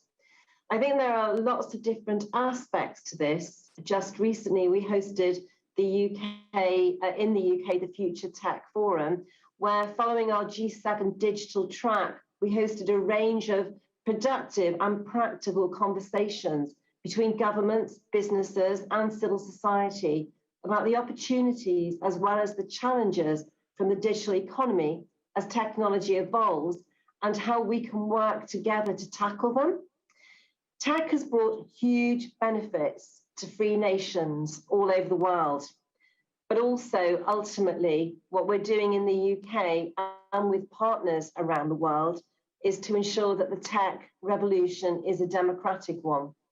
But of course, there is the other side to the coin. And given the vast powers of tech today, there is also, unfortunately, vast potential for it to be used to cause harm. And we need governments, businesses, and civil society to work together on these really difficult challenges. And from what I saw at the Future Tech Forum and from what I heard, there's now real political will and real momentum across the globe to set some solid ground rules and rules that will define, I believe, the next chapter of tech. Secretary of State Doris, thank you. Rami Nakla, new technologies means new challenges. Talk to us, if you would, about those and how they might be addressed by the technology sector. Thank you, Jean. As all my colleagues on the panel have mentioned, the rapid advances of technologies have took us to uncharted territory and left us all dizzy, to be honest. This rapid progress is unprecedented in human histories. And of course, mistakes have been made along the way. However, I can clearly see a maturity in this space right now and raising awareness about the double-edged sword nature of new technologies. At the C2PA, from day one, we were aware of these threats and we established a threats and harms task force to imagine and envision all the possible ways bad actors could misuse and abuse this technology. The task force is chaired by Witness Organization, which is a global leader on human rights video. And I personally, over a decade ago, I was trained by this organization on human rights documentation. So we are working together as civil society, nonprofits, and tech leaders to imagine all possible scenarios that this technology could go wrong. And from design, from the ground up, we are building a resilience into these technologies. Now, of course, we are under no illusion that we can imagine every possible misuse case that bad actors can deploy this technology. Therefore, we are always ready and on a moment notice to address these new challenges. It is impossible to imagine what the new challenges could be. However, we are ready to address these challenges as they come along. And of course, as we all know, innovators and technology leaders, they are quick to act and quick to respond and quick to solve every new problems. However, there is a challenge here, which is usually businesses and tech organizations, they move at a much faster pace than governments. There is a fundamental difference here in the nature of these institutions that makes government understandably slow to react to these emergencies. However, there is a silver lining here. If we look at the government's response to the COVID-19 pandemic, it was a rapid, effective response in timely manner around the world. I think there is a lot to learn here from this experience. I truly believe that digital pandemics are just as serious as health pandemic, and governments can tap into this experience that they have built and work as an emergency task force for digital pandemics, where they can work closely with businesses to mainstream any new solution. And if you think Moderna and Pfizer came up with a vaccine at a record time, wait until you see how quick tech companies can issue a fix or fix a bug in the system and in the technology. However, ruling it out with the hope and mainstreaming this technology again to address these challenges this could be a challenge. And with government help, with partnership with governments, I believe we can be on top of these challenges that might arise. We are planning for it. We are planning for surprises, and we are ready to address it. What we need right now is this task force from governments, tech leaders, civil society to respond quickly to any new emerging threat in the digital space. And thank you. That's what I believe our response should be. Thank you. Gubeng Shesan, you talked some about the practical obstacles to the use of some of these technologies, the lack of, let's say, reliable internet service. I'm wondering if you think there are adequate guardrails to protect members of civil societies, to protect organizations like your own. Thank you. Speaking of obstacles, I think one of the obstacles that we see, unfortunately, and I'll speak to government first, is the fact that when there is a conversation about human rights or about content moderation and all of those topics in certain countries, say in the global north.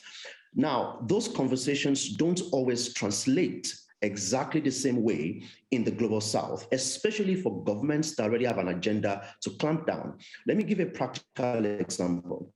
When you discuss content moderation in parliament or in the National Assembly, and you have that conversation, what then happens is, unfortunately, many governments in the global south, especially in the countries where we work in Africa, many of those governments use this conversations as excuses to clamp down, basically saying that, the whole world is talking about how to make sure that social media companies don't misbehave, so we have to clamp down on them. So I think it's really important that we avoid even perceived hypocrisy, because unfortunately, it would translate into an excuse when it crosses over to a government that already has a clamp down agenda. But I believe there is a unique opportunity also from businesses. And we say this all the time, that human rights is good for business. But I think it's high time we walked that talk.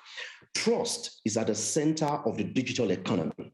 And businesses need to stop playing the hypocritical game of their policy teams saying we respect human rights. Meanwhile, the business team is more focused on anything that would help the bottom line, even if it hurts rights. We need to work together to make sure that trust and respect for human rights are at the center of these businesses. And I believe that one thing that civil society organizations have done and will continue to do is to take these democracy affirming tools and train people, train other organizations on how to use them, because it is in training and in extending the use that we'll be able to see the benefits of all these tools that we're developing.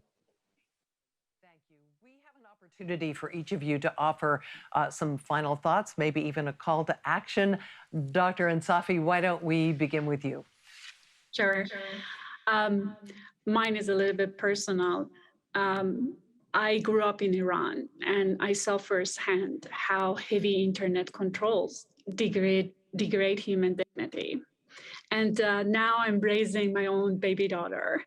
I want to make sure internet technology upholds their promise in decades to come as a force for freedom.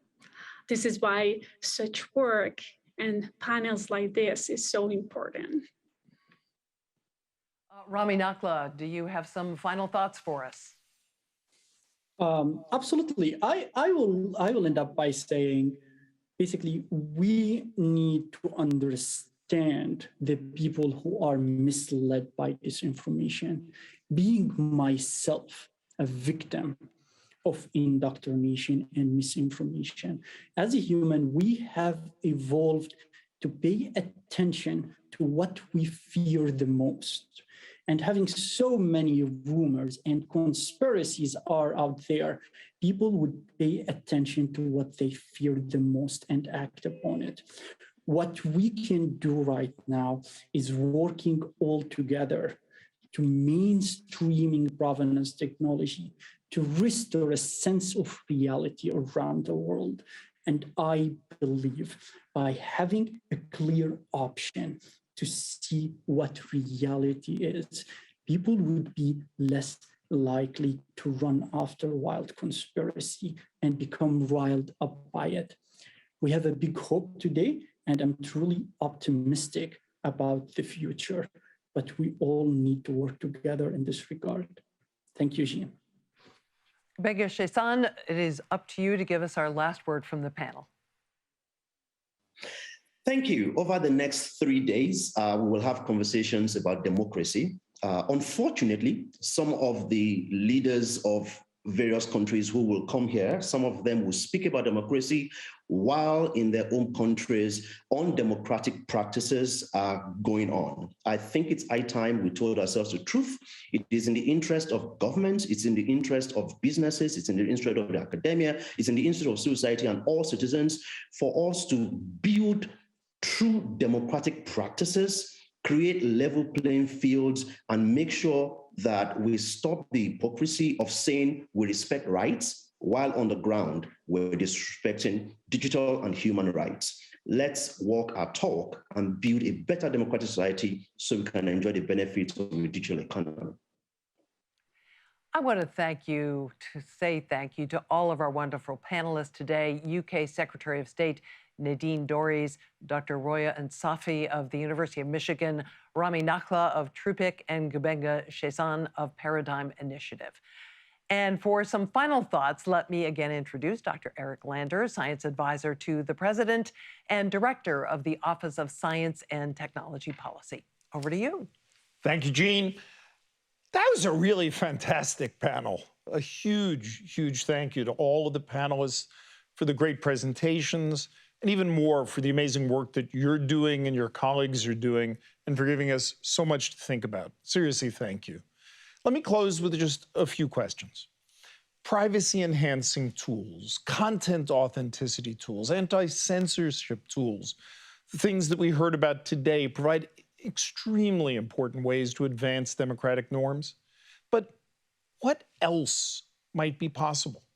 Because technology changes so rapidly. How can we stay on top of it? How can we constantly be adapting and staying ahead? And how can we ensure that the right values are upheld and promoted? Norms, ethics, guardrails, regulations that focus on how technologies are designed and built and used are vital to forging the future that we want. The last 3 decades, well, they've taught us that innovation cannot and should not be a neutral bystander. It must be an active champion of democratic values. So I'm very inspired by the cutting-edge work that we've heard about in this discussion. And it is so important because every year, new challenges arise that require us to reimagine, renew, and defend democratic society. There is a lot of work to do. And that's why we're calling on everyone to join us in this mission to make the next generation of technologies work for democracy. So thank you again to our moderator, Jean Meserve, to our distinguished guests, and to all of you for joining today. Stay tuned for more from the Summit for Democracy over the coming days. Back to you, Jean. Dr. Lander, thank you very much for hosting this conversation, which couldn't be more important for the future of democracy. I'm going to be handing the baton over to Rebecca McKinnon, who's the Vice President for Global Advocacy at the Wikimedia Foundation, for the next session. She will moderate a conversation on the future of the Internet. The Summit for Democracy continues in just a few moments.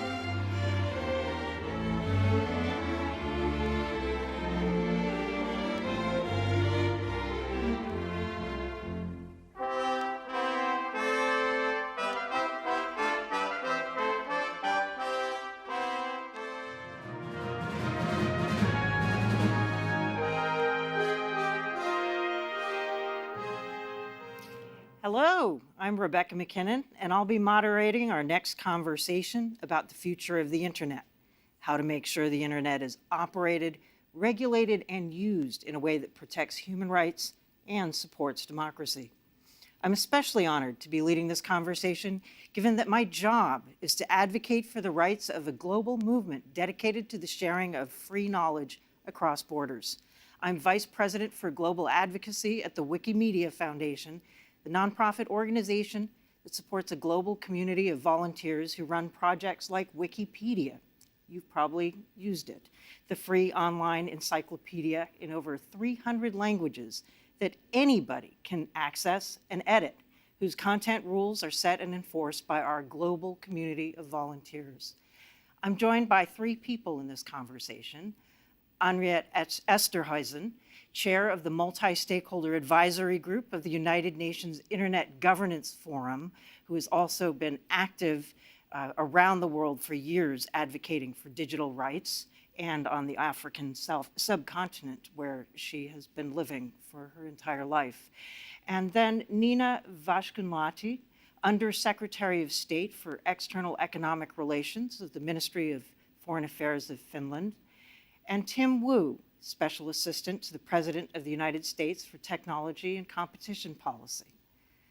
So the pandemic's made us all more dependent on the internet than ever before. We need a free and open, interoperable, reliable, and secure internet in order for our families and communities to thrive. But it's more than that.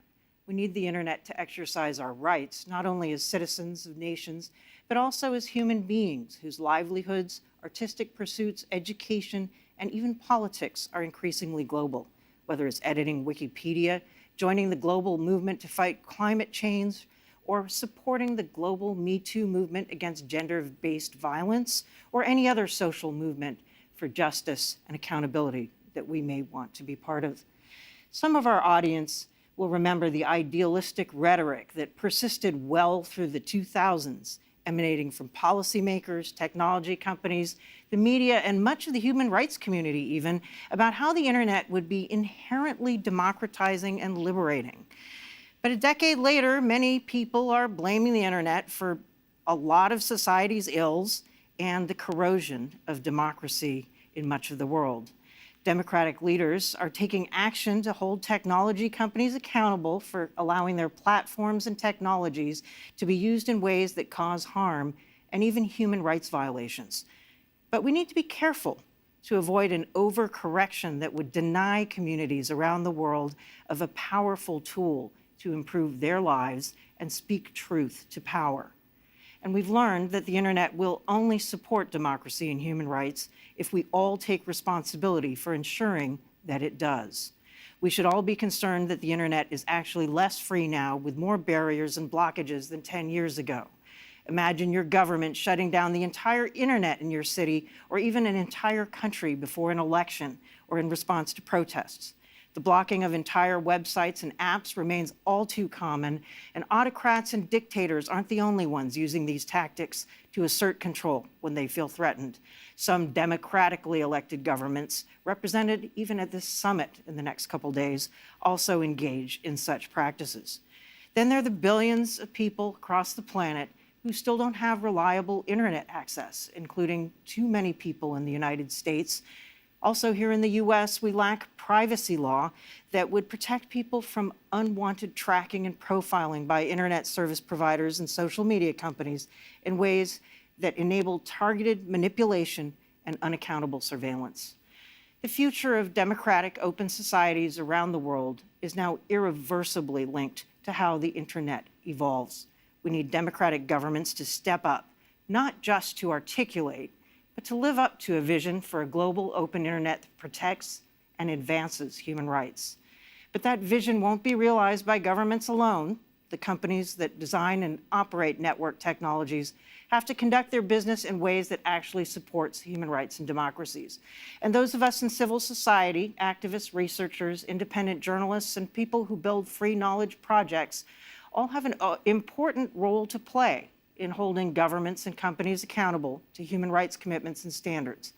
But we also have an opportunity to help governments and companies work collaboratively with civil society organizations and movements run by citizens of many countries that share common commitments to international human rights standards and democratic values. We need new thinking and leadership to ensure people everywhere can not only use the internet, but also have a chance to participate in shaping its future. Our panelists will talk about some of the efforts that many people watching us today may not be very familiar with, but have been underway for many years in an effort to address the challenges to an open, interoperable, reliable, and secure internet. We'll also hear from the White House regarding their efforts to work with partners and allies on an alliance for the future of the internet. Which brings me to Professor Wu. Democracies have made commitments to internet freedom and human rights in the past, and they've fallen short of their promises. So how does the Biden administration view the relationship between democracy and the internet, and how will this new alliance of countries that you're putting together work to meet their commitments? Thank you very much, Rebecca, and it's great to see you again. Let me answer your question by starting at a very simple place. Do you remember the 90s? Well, let's go back to that time when the internet first evolved from being an obscure research network into something that reached millions of people.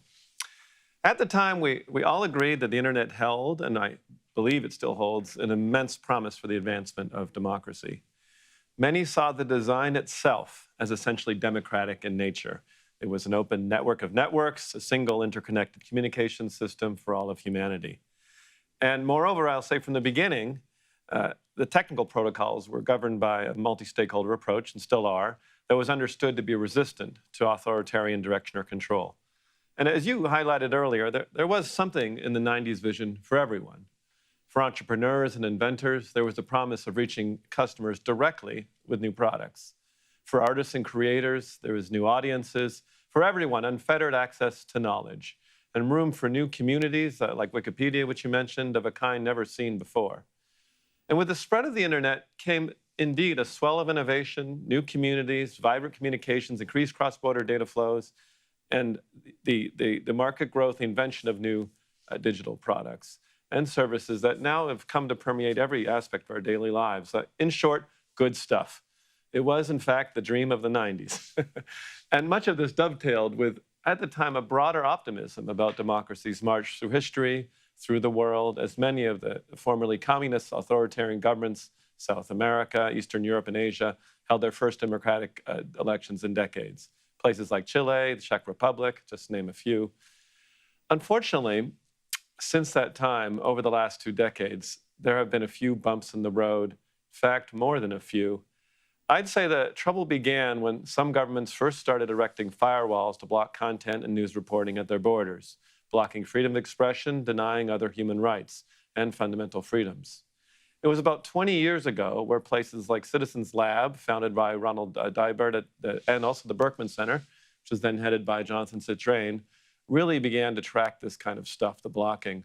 Some countries began to institute technical measures, such as internet shutdowns to restrict access to journalism, information, and services in ways that are contrary to international human rights commitments and obligations. This trend has only gotten worse. Some countries have made active use of the internet as a means to interfere with the elections of other countries. State-sponsored or condoned malicious cyber activity has been on the rise as well. Criminal activity, ransomware has been on the rise.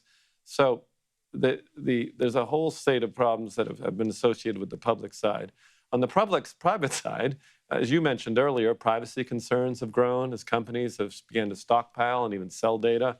Social media platforms, moreover, have proven to be potent vectors for the spread of misinformation and disinformation, something the last panel was talking about, the last session, and really, in some ways, turning people against each other, turning whole societies into factions. These are formidable challenges, even the most determined internet optimist would have to admit. But the United States believes we should acknowledge and we should meet those challenges rather than pretending that all is well, pretending that the original vision remains unchallenged at all. It is incumbent upon the democracies of the world, we believe, to respond more forcefully and more directly. We need to put forth a positive vision. We need to embrace and reaffirm a vision for the future of the internet that recommits governments to defending human rights and fostering equitable economic prosperity. Now, in other words, is the time for us to take a stand, to say what we believe in, and for governments to take more responsibility. We, along with our like-minded partners and allies, believe that digital technologies can reinforce democracy and respect for human rights. We believe that the internet can continue to support an open economy for businesses large and small, and maintain connections between our societies.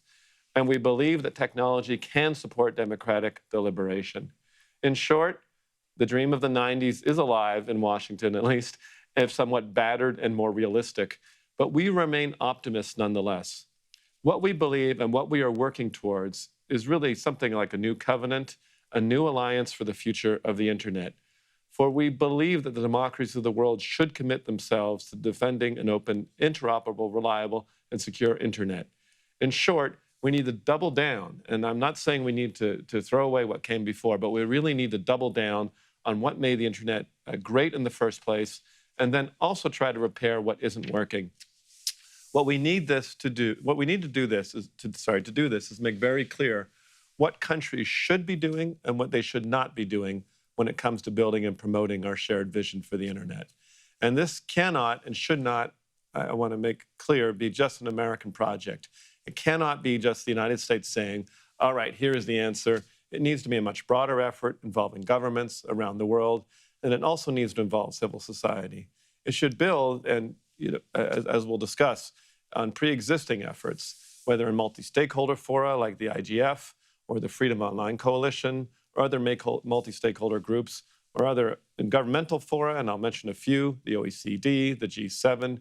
What we should build on is the work that so many have been doing for so many years.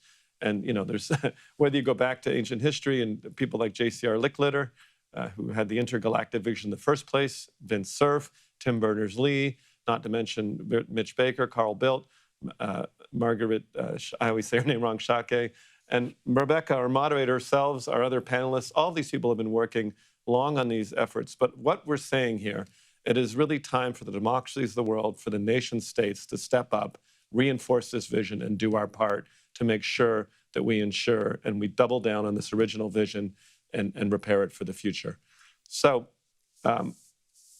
I think that what we need to do, we believe what we need to do, is need to arrive at and commit to basic principles that inform what states should and should not be doing when it comes to building a positive vision for the future of the internet.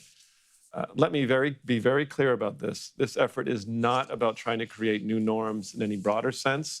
This effort is trying to answer the narrow, but we would say crucial question of what constitutes responsible state behavior with respect to the global internet. And let me mention some of the obvious principles. First, states should respect human rights online, as reflected in the Universal Declaration of Human Rights and other instruments. Countries should promote affordable, inclusive, and reliable access to the internet for individuals and businesses wherever they need it, and support efforts to close digital divides around the world. We should all strengthen our work to combat violence online, including gender and sexual-based violence, and to make the internet a safer place for women, girls, children, and teenagers. And we should reaffirm our commitments to actions taken by governments and digital platforms to reduce illegal and harmful content online and consistent with human rights law, including the right to freedom of expression, while we're also encouraging at the same time a diversity of opinion and pluralism without fear of censorship. A delicate balance, but I think one that is absolutely crucial that we strike. So those are things that nation states should be doing. And I want to say, on the other hand, here are what countries should not be doing with respect to the internet, and let's try and make this clear. Some of the things that we should not be doing is, number one, avoid blocking or degrading access to lawful content, services, and applications consistent with the principles of net neutrality and the applicable law, including international human rights law.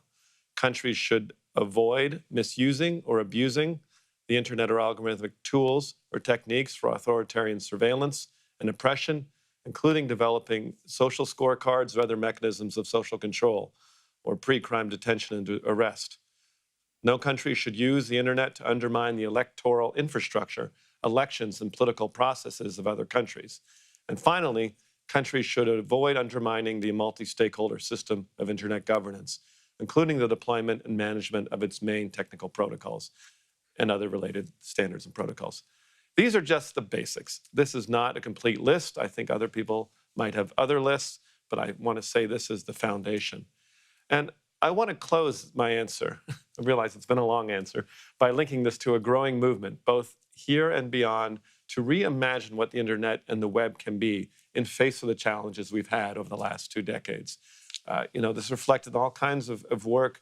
I'm going to mention a few. Mozilla's Reimagining Open Documents, the Global Commission on Internet Governance, headed by Carl Bildt, did very important work in this area, called out the Center for Humane Technology. Tristan Harris has been doing work. There is a global movement underway right now that is trying to imagine and what the internet should and can be for the future of humanity. And we are determined that nation states and that we, the United States government, do our part as the democratic states, and that we ultimately recognize that it is incumbent upon us to take action. The tide is high. The time is now for governments, private sector, international organizations, technical community and academia, and civil society to work in partnership for this future we can all see. So I will admit that was a long answer, put a lot in there, but thank you for the opportunity. Well, thank you, Professor Wu. I know that there are some organizations who are already starting to put together the criteria for scorecards to benchmark all the assembled governments at this summit to see to what extent those countries are currently living up to those commitments you cite, and will be tracking the progress very closely, I'm sure. But I turn now to Undersecretary of State Vaskunlahti of Finland, and your nation has been leading an active member of the coalition of governments called the Freedom Online Coalition, one of the many organizations and initiatives that we just heard about. And the Freedom Online Coalition just celebrated its 10th anniversary under Finland's leadership. And given that Freedom Online, though, is more challenged than ever, the internet is less free than it was 10 years ago when the FOC got launched. What do you think we've learned over the past decade about how we can actually better protect and expand human rights online? Right. Thank you, Ms. McKinnon, and great to be in this panel tonight. Indeed, Finland has been chairing the Freedom Online Coalition this year. And Freedom Online Coalition is the leading intergovernmental body that promotes and protects human rights online. The coalition gathers together 34 governments from all continents. And this global nature of the coalition is one of the particular strengths that it has. For the past 10 years, the FOC, excuse me? We can hear you. Can you hear me? Yes. So for the past 10 years, the FOC has shaped global norms, exercised influence in global forums, and raised awareness on human rights online. In the last few years, excuse me? We hear you. I'm not sure if you're getting some technical interference elsewhere. Yes, I get a lot of interference. I'm sorry about that. In the last few years, the FOC's work has expanded to include questions of digital inclusion, disinformation, artificial intelligence, and human rights. Last week, Finland organized a FOC ministerial meeting. 30 ministers attended, including Secretary of State Mr. Blinken, and in addition, Secretary Hillary Rodham Clinton gave a very strong message on how to regulate online content by public and private actors. And by the way, you can watch the live stream of the meeting at the Finnish Foreign Ministry's website. The FOC just launched the FOC 10th Anniversary Helsinki Declaration. It will direct the coalition's work in the 2020s. The FOC governments will strive for a world that is rules-based, democratic, and inclusive. And as said in the declaration, the internet must remain free, open, interoperable, secure, and reliable worldwide. It must be globally accessible to as many people as possible, regardless of background or gender. The open internet is being challenged by long-term democratic decline, regulatory and technical fragmentation, and a new era of geopolitical competition and even confrontation.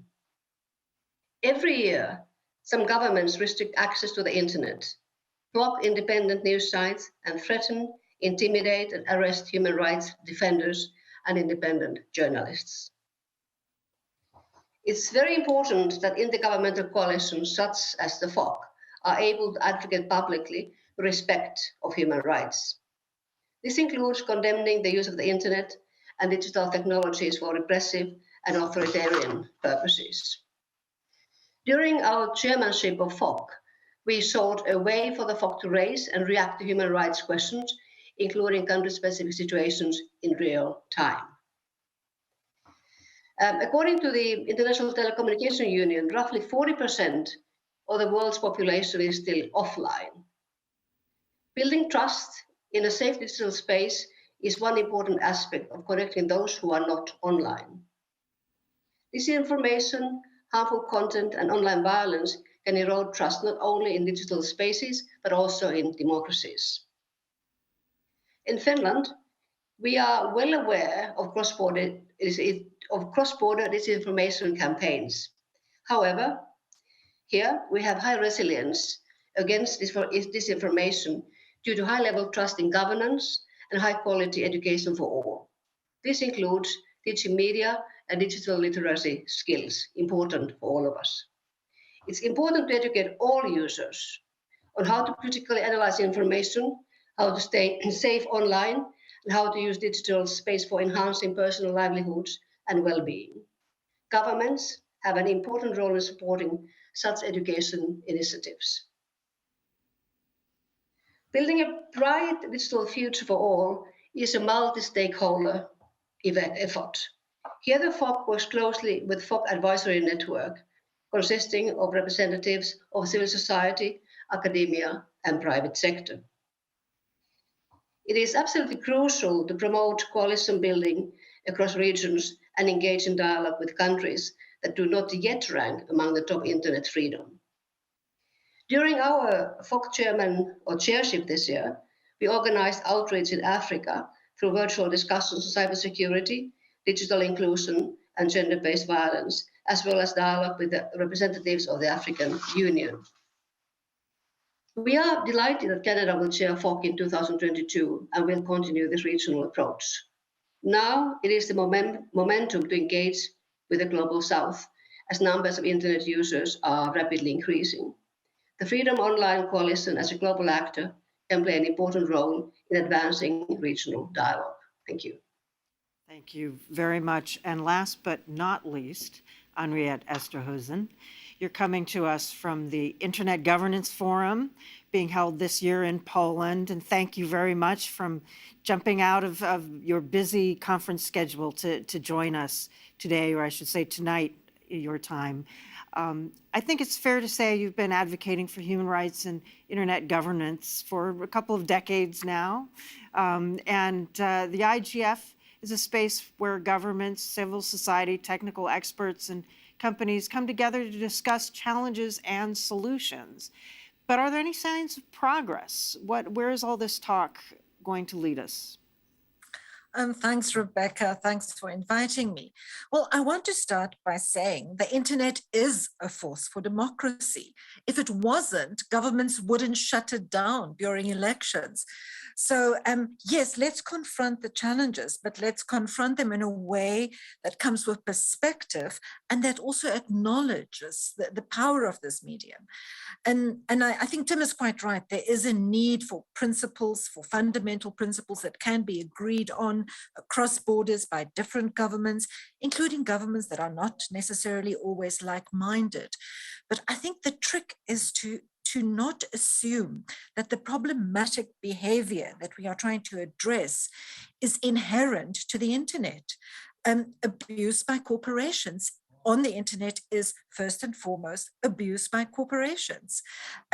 Authoritarian actions by governments who shut down journalists and shut down the internet is first and foremost authoritarian behavior by governments. So any efforts that we undertake to to protect the internet, to retain it as this public sphere, as this open space for innovation and for participation and the promotion and protection of human rights, should take that into account. Let's not encroach on that in our efforts to protect it and promote it. And yes, Rebecca, we do talk about these issues at the IGF. I've actually walked out of a music night tonight because it's quite late here already, not a session. But I think the value of the IGF is that it is linked to the United Nations. So it does bring different governments from the global south, from the global north together to tackle these issues. And I really look forward to taking this conversation that Tim is initiating, and which to some extent has already started in spaces like the Global Commission on Internet Governance, the Paris Call, the Christchurch Call, talks between governments and other stakeholders, technical community and civil society, about how to combat harm and how to combat encroachment of these powerful mediums as a force for democracy and human rights. I look forward to having you all at the Internet Governance Forum and taking the conversation forward. It is, I think, as Tim said, it is a conversation that does have to be had, but let's approach it with caution and not overreact, and target whatever measures we undertake in the right way and towards the right actors, and not unnecessarily regulate the internet itself as a sphere or as a space. Back to you, Rebecca.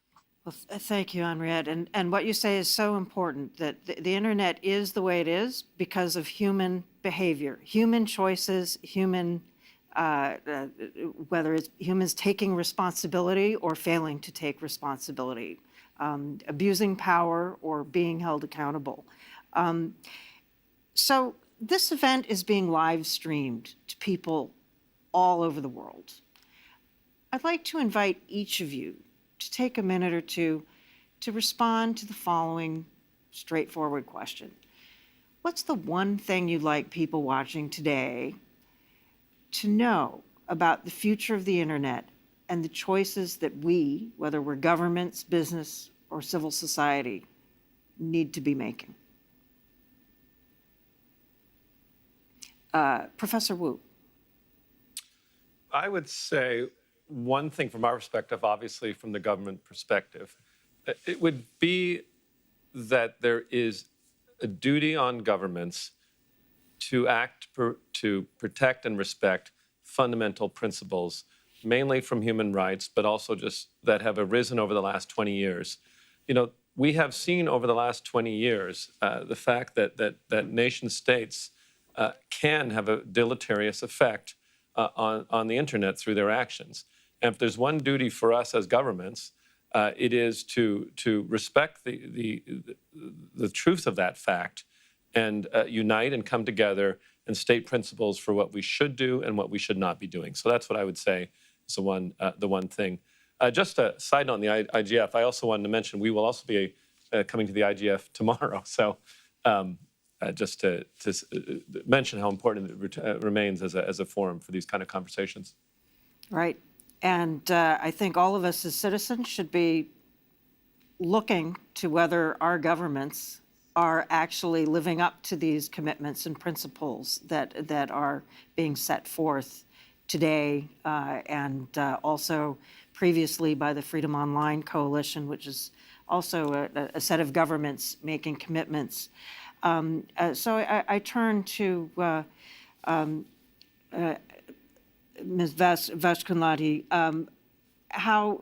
What is the one thing that people need to understand about how we can take this forward? Maybe I can say two things. First, I would like to sort of second what was said by Mr. Wu, the duty on governments to respect fundamental human rights. The second thing I would like to say is that the open internet is fundamental for the enjoyment of the freedom of expression. It increases opportunities to interact, to learn, and exchange information. It's important for business and research, and it can help strengthen democracies and human rights, both offline and online. I think this is my very, very basic message. The openness and the duty of the governments to respect fundamental human rights, online and offline. Turning to Henriette, I'm going to ask you a slightly different question because we do have a little bit of time, and I might throw it back to our panelists to respond to what you're going to say. What if governments don't live up to these commitments? They have these duties. They're declaring that they have these duties. I think, many of us in civil society are concerned that all of the governments in different ways, to different degrees, have not entirely lived up to their commitments. So what can we do? Rebecca, absolutely. And I think we need to also recognize that we have existing international human rights standards and resolutions that require the governments to promote and protect and not themselves violate human rights. What do we do? I think it has to become part of our basic interaction with governments across borders in solidarity with governments elsewhere that are behaving in authoritarian ways, that are shutting down the internet, by lobbying companies that provide internet services to also take action and also uphold their responsibilities as businesses, and then to hold our own governments accountable. I think the internet is really an interactive medium. We use it to create content, to share cat videos, to communicate with our family, to read the news. And I think what we need to remember as users is that we need to get involved with internet policy and governance. We need to get involved at home. We have to watch, we have to monitor what companies do, what they don't do, what governments do, what they don't do. But we also need to do that across borders, and get involved in that very active monitoring, calling out violations of rights, and try and take action as citizens, as consumers, and as activists, and whatever it is. So I think the internet is challenging. It's challenging in many ways. And one of the ways in which it is challenging is that it's actually requiring us all to get involved in its governance, in its policy. Professor Wu, Undersecretary of State Vasconlati, would you like to respond to that? I know the U.S. government has been sued for allegedly violating rights in different ways, and there are a number of things that people can do. But how would you like us to be keeping tabs on the extent to which your governments are living up to your promises? Are you asking Mr. Wu or me? Mr. Wu. Why don't Undersecretary of State? Why don't you go first, and then we'll go to. Okay, thank you.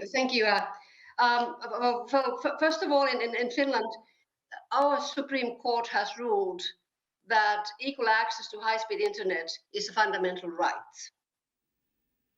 So that's a very clear ruling that we have to adhere to. And I would very much like to agree with Mrs. Esterhuisen when she mentioned this sort of getting involved, all of us. And I sort of wrote down in my notes here that I would encourage all of you who are sitting there listening to us to reach out to your local and national members of parliament or representatives, and reach out to the companies which provide digital services and urge them to tell you how they promote open access to internet for all, how they protect human rights online.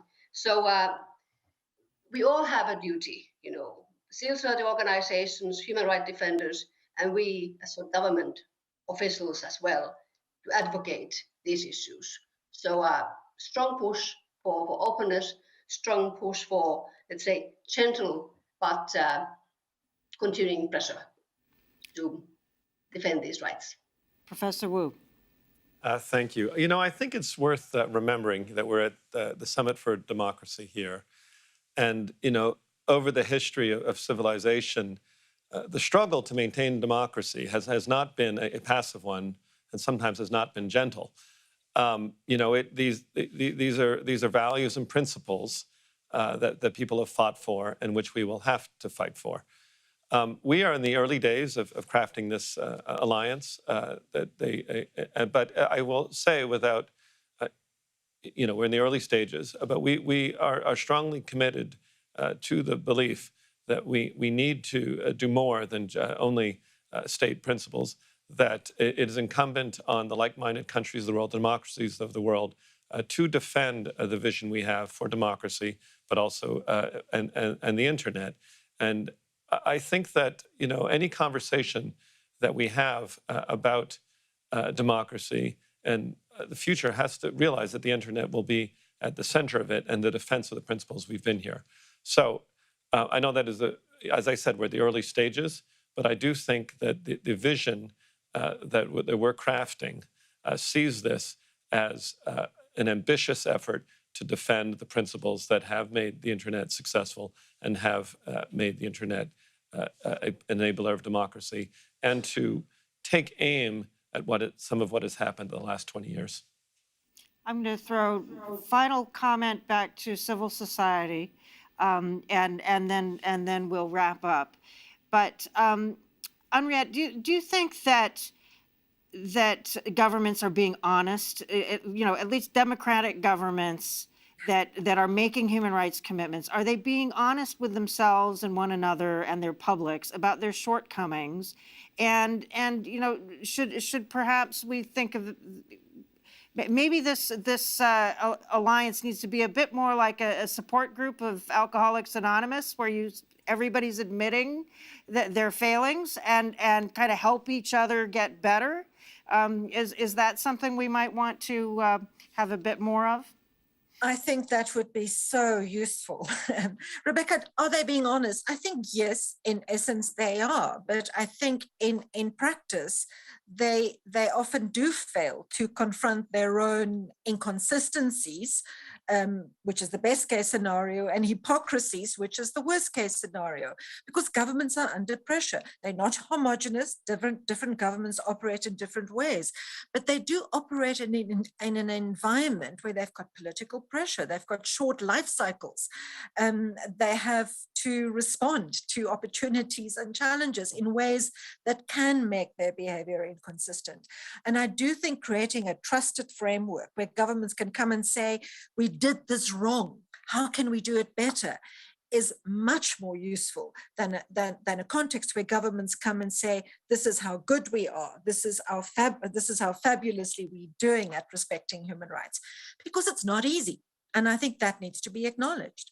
But the fact that there is this will, I think, is important. I don't want to undervalue it. And I think it creates an opening for a multi-stakeholder engagement. But yes, we've got to keep these engagements honest, and create space in them for being nice to one another, but also to challenge one another. Otherwise, as Tim says, if we don't struggle, if we don't engage and work through conflict, we're not actually going to progress. Well, thank you very much. And that is very true, that whether or not governments are living up to everything, the fact that they've made these commitments gives us all an opportunity to hold them to them, and to work with them to move the needle forward.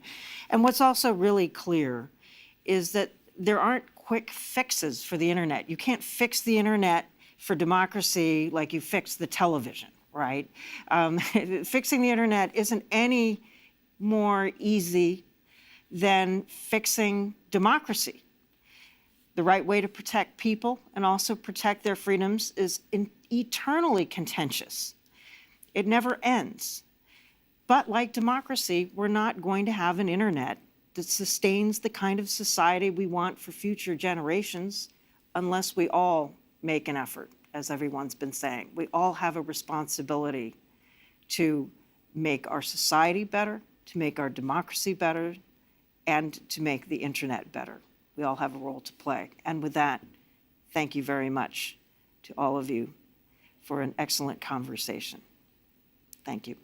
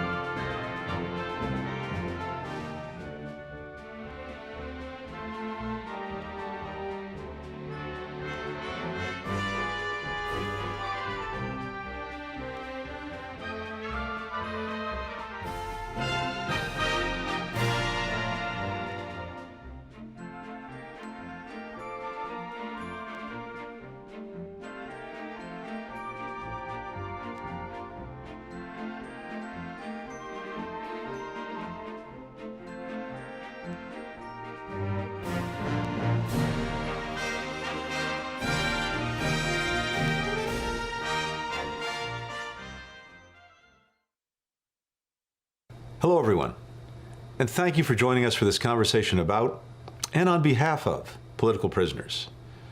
My thanks to my friend Foreign Minister Landsbergis for co-hosting this event with us, and to Undersecretary Zaya for moderating. 4 speakers will be sharing their stories today. Tatiana Komish, the sister of Maria Kolesnikova, a leader of Belarus's democratic opposition, who spent the last 15 months in prison. Rehan Assad, the sister of Ekpar Assad, a Uyghur tech entrepreneur who's been held in solitary confinement in China since 2019. Victoria Cardenas, the wife of Juan Sebastian Chamorro, a Nicaraguan opposition politician who was a candidate in the presidential election until he was arrested in June. And Peter Biarajak, an economist and peace activist imprisoned from 2018 to 2020 by the government of South Sudan. These are difficult experiences to share, whether for former prisoners or those whose loved ones are being unjustly detained right now. I'm grateful to each of you for being willing to speak, for your tenacity in working for the freedom of others. It's estimated that there are currently more than 1 million political prisoners around the world. Every one of them has family members and friends like these individuals. And more individuals are being unjustly detained or convicted in sham trials with each passing day, as we saw earlier this week with the sentence against Aung San Suu Kyi. These people are held without just cause, often because they peacefully exercised their human rights, like freedom of expression, or defended the rights of others. They may have organized an opposition party, reported on abuse and corruption, taken part in a peaceful protest. Other times, they're targeted simply because of who they are, based on their race or religion, the language they speak, who they love, their ethnic identity. Minority groups are often disproportionately represented among political prisoners, and their imprisonment is enabled by Orwellian legal systems designed to target peaceful protesters or government critics with euphemisms like pre-criminal dangerousness in Cuba or subversion of state power in China. Individuals are sentenced by courts that lack independence in trials that are closed off to outside observers. No matter what the process, their imprisonment is devastating and dehumanizing for prisoners, their families, their communities. Prisoners are often subjected to torture and routinely kept in inhumane conditions and denied medical treatment. Maria described her experience so far in Belarusian prisons as moving between, and I quote, hot and then cold cells, without air or light, without people. It's harrowing for prisoners' friends and families too. They're often denied information about their loved ones or forbidden from visiting, which is its own form of punishment. Some family members or colleagues are punished by association. In some cases of transnational repression, some governments are even imprisoning family members and colleagues back home to target dissidents who have moved abroad. For many prisoners, their detention is designed explicitly to stop critically important work that they were doing to serve societies, such as political or union organizing, reporting, or advocacy. And it sends a clear message to their colleagues that the same thing could happen to them. When countries hold political prisoners, they create climates of fear and self-censorship. They stifle political participation. Often, these abuses occur alongside other forms of repression, like crackdowns on the independent media and human rights groups. And this is important to note. People are held as political prisoners all around the world. In fact, the State Department's latest human rights report contains evidence of more than 65 countries holding political prisoners. So many of these individuals are their country's best and brightest hope for a future that's marked by democracy and respect for human rights. Through imprisoning political prisoners, autocrats are quashing democratic hopes and ambitions. That's why it's important that all countries stand firmly against the detention of political prisoners, no matter where they are held, and work together to free them. Let me share a few ways that we do this and urge other countries to join us. We call for the release of political prisoners. We meet with their families and colleagues. We monitor trials. We publish reports to share information about individuals and their cases. In public and in private, we urge all countries, regardless of our relationship with them, to free political prisoners. And we work to build effective pressure through multilateral institutions like the UN Human Rights Council and the Organization for Security and Cooperation in Europe. We also work closely with partners like Lithuania, our co-host in today's event, who is a leading advocate for political prisoners and democracy. Our countries collaborate to hold accountable those who detain political prisoners, including the coordinated sanctions against the Lukashenko regime that the United States and the European Union announced just last week. We also partner with human rights organizations, lawyers for individual detainees, and other civil society actors to bring these cases to light, including through our annual Human Rights Report. But a big part of why we're holding this session is that we know we have to do better. We have to find new ways to mobilize bigger coalitions, exert more effective pressure, because we know that sustained pressure can work. Natan Sharansky was a Soviet dissident falsely accused of spying and detained for 9 years in jail. While he was imprisoned, his wife, Avital, who was shy by nature, traveled the globe campaigning for his release. She held rallies, wrote op-eds, met with anyone who would help, from international leaders to local groups. That included the U.S. government, which pushed for his release. He was eventually freed in 1986. Earlier this year, I met with Natan, who relayed what he called his confrontation with evil, but also his perpetual gratitude for his freedom, and to those who fought for it. His very presence, and that of people like Peter, who have also been released, is a testament to why we must not give up, and also a testament to all that these individuals can contribute when their unjust imprisonment is over.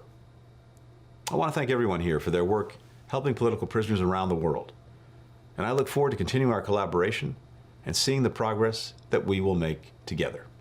Thanks for listening. Thank you, dear Undersecretary Zia, distinguished guests, friends. I would like to thank the United States for gathering us all here today. And as a co-host of today's event, I'm truly grateful for everyone's time and personal input into this very timely discussion. The number of political prisoners around the world continues to grow. Authoritarian regimes increasingly resort to heavy-handed crackdowns against their own people in order to silence independent and active members of civil society, to shrink the space of freedom, democracy, and human rights. Democracy suffers and dies in darkness. We cannot afford to allow the sacrifice of freedom fighters and political prisoners to go unnoticed. It is therefore critical that we express our solidarity with all those being tortured or put behind bars for their courage to stand up against authoritarianism, and we reaffirm our wholehearted support for their cause. Our support is even more critical as worrying news about human rights abuses and persecutions of pro-democracy activists are coming from various parts of the globe. Cuba, China, Ethiopia, Eritrea, Russia, Nicaragua, Venezuela, Syria are just a few of these countries where free thought and desire to live in freedom are met with brutal repressions. In Myanmar, according to Assistance Association for Political Prisoners, over 7,000 political prisoners are being held in detention. Russia's leading human rights group Memorial, which is under threat itself, points out that the number of political prisoners in the country has risen sharply this year. This trend recalls late Soviet-era repressions and reaches at least 426 political prisoners, including Alexei Navalny, imprisoned under false charges after a failed poisoning attack. In China, standing up for Uyghur or Tibetan rights or democracy in Hong Kong will get you in prison, abused, and tortured. Over the years, thousands upon thousands of political prisoners have been executed in Iran. For the past year, we in Lithuania have been witnessing the struggle between democracy and authoritarian rule just across the border in Belarus. According to the human rights organization Vyasna, there are 907 political prisoners as of now, and the number keeps growing on a daily basis. After fraudulent presidential elections in Belarus in August 2020, members of civil society faced heavy repressions. Many of Belarusians escaping persecutions were granted asylum in Lithuania. I want to specifically highlight the courageous way of Belarusian women and girls who have peacefully stood up for their fundamental rights. Lithuania is active in supporting the Belarusian civil society. Drawing on our experience, I would like to name several steps which I believe are important to follow in addressing the question of political prisoners and human rights defenders more generally. Firstly, showing political prisoners that they are not forgotten matters a lot. Be it small actions of solidarity or broad support initiatives, every message and every support letter counts. One of the latest Lithuanian initiatives launched during the Forum for Democracy in Vilnius was inviting people to write a letter to political prisoners, and you can still join this event. Secondly, making sure that authoritarian regimes feel the pressure to release political prisoners. Ways to do that can range from public statements to diplomatic démarches, from raising the issue constantly at various international events and fora, to even stronger actions, including demands to release political prisoners or face sanctions.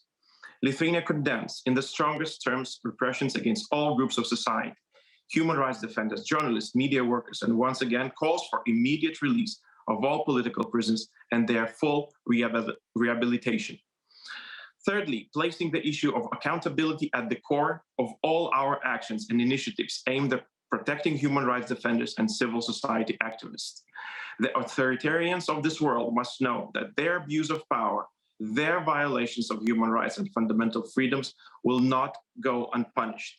It may take time, as justice may be slow, but it will strike eventually, and we must do our very best to make sure that justice is done sooner rather than later. International tribunals, international mechanisms of accountability, national justice systems, we have various good examples to follow, and we must make sure that we do. Fourthly, let us tell their stories.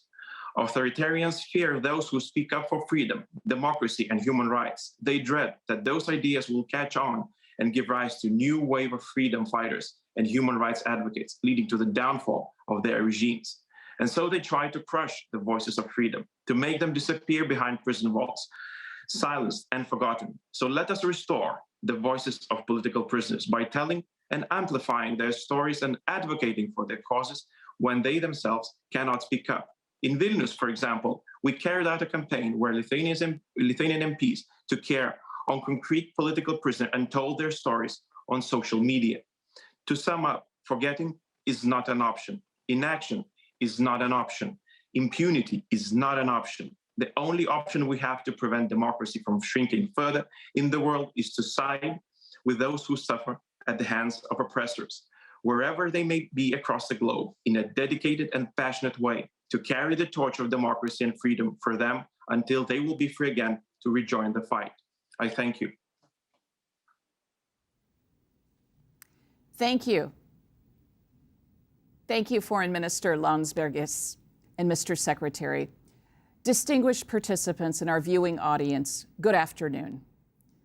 My name is Azra Zaya, and I'm Undersecretary of State for Civilian Security, Democracy, and Human Rights. Welcome to our side event, Voices of Political Prisoners. I'm delighted our Lithuanian friends are co-hosting this event. The world could learn a thing or two from Lithuania, which 30 years ago withstood a failed Soviet attempt to crush the democratic aspirations of the Lithuanian people. Lithuania demonstrates what is possible in advancing democratic values.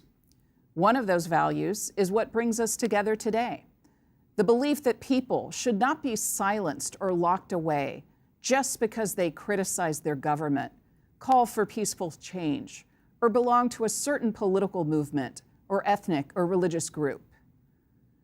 While authoritarian regimes keep critics, dissidents, and others silenced and hidden in the darkness, consider our event today, an open, public, transparent discussion. And that contrast speaks volumes about what's going on in the world today.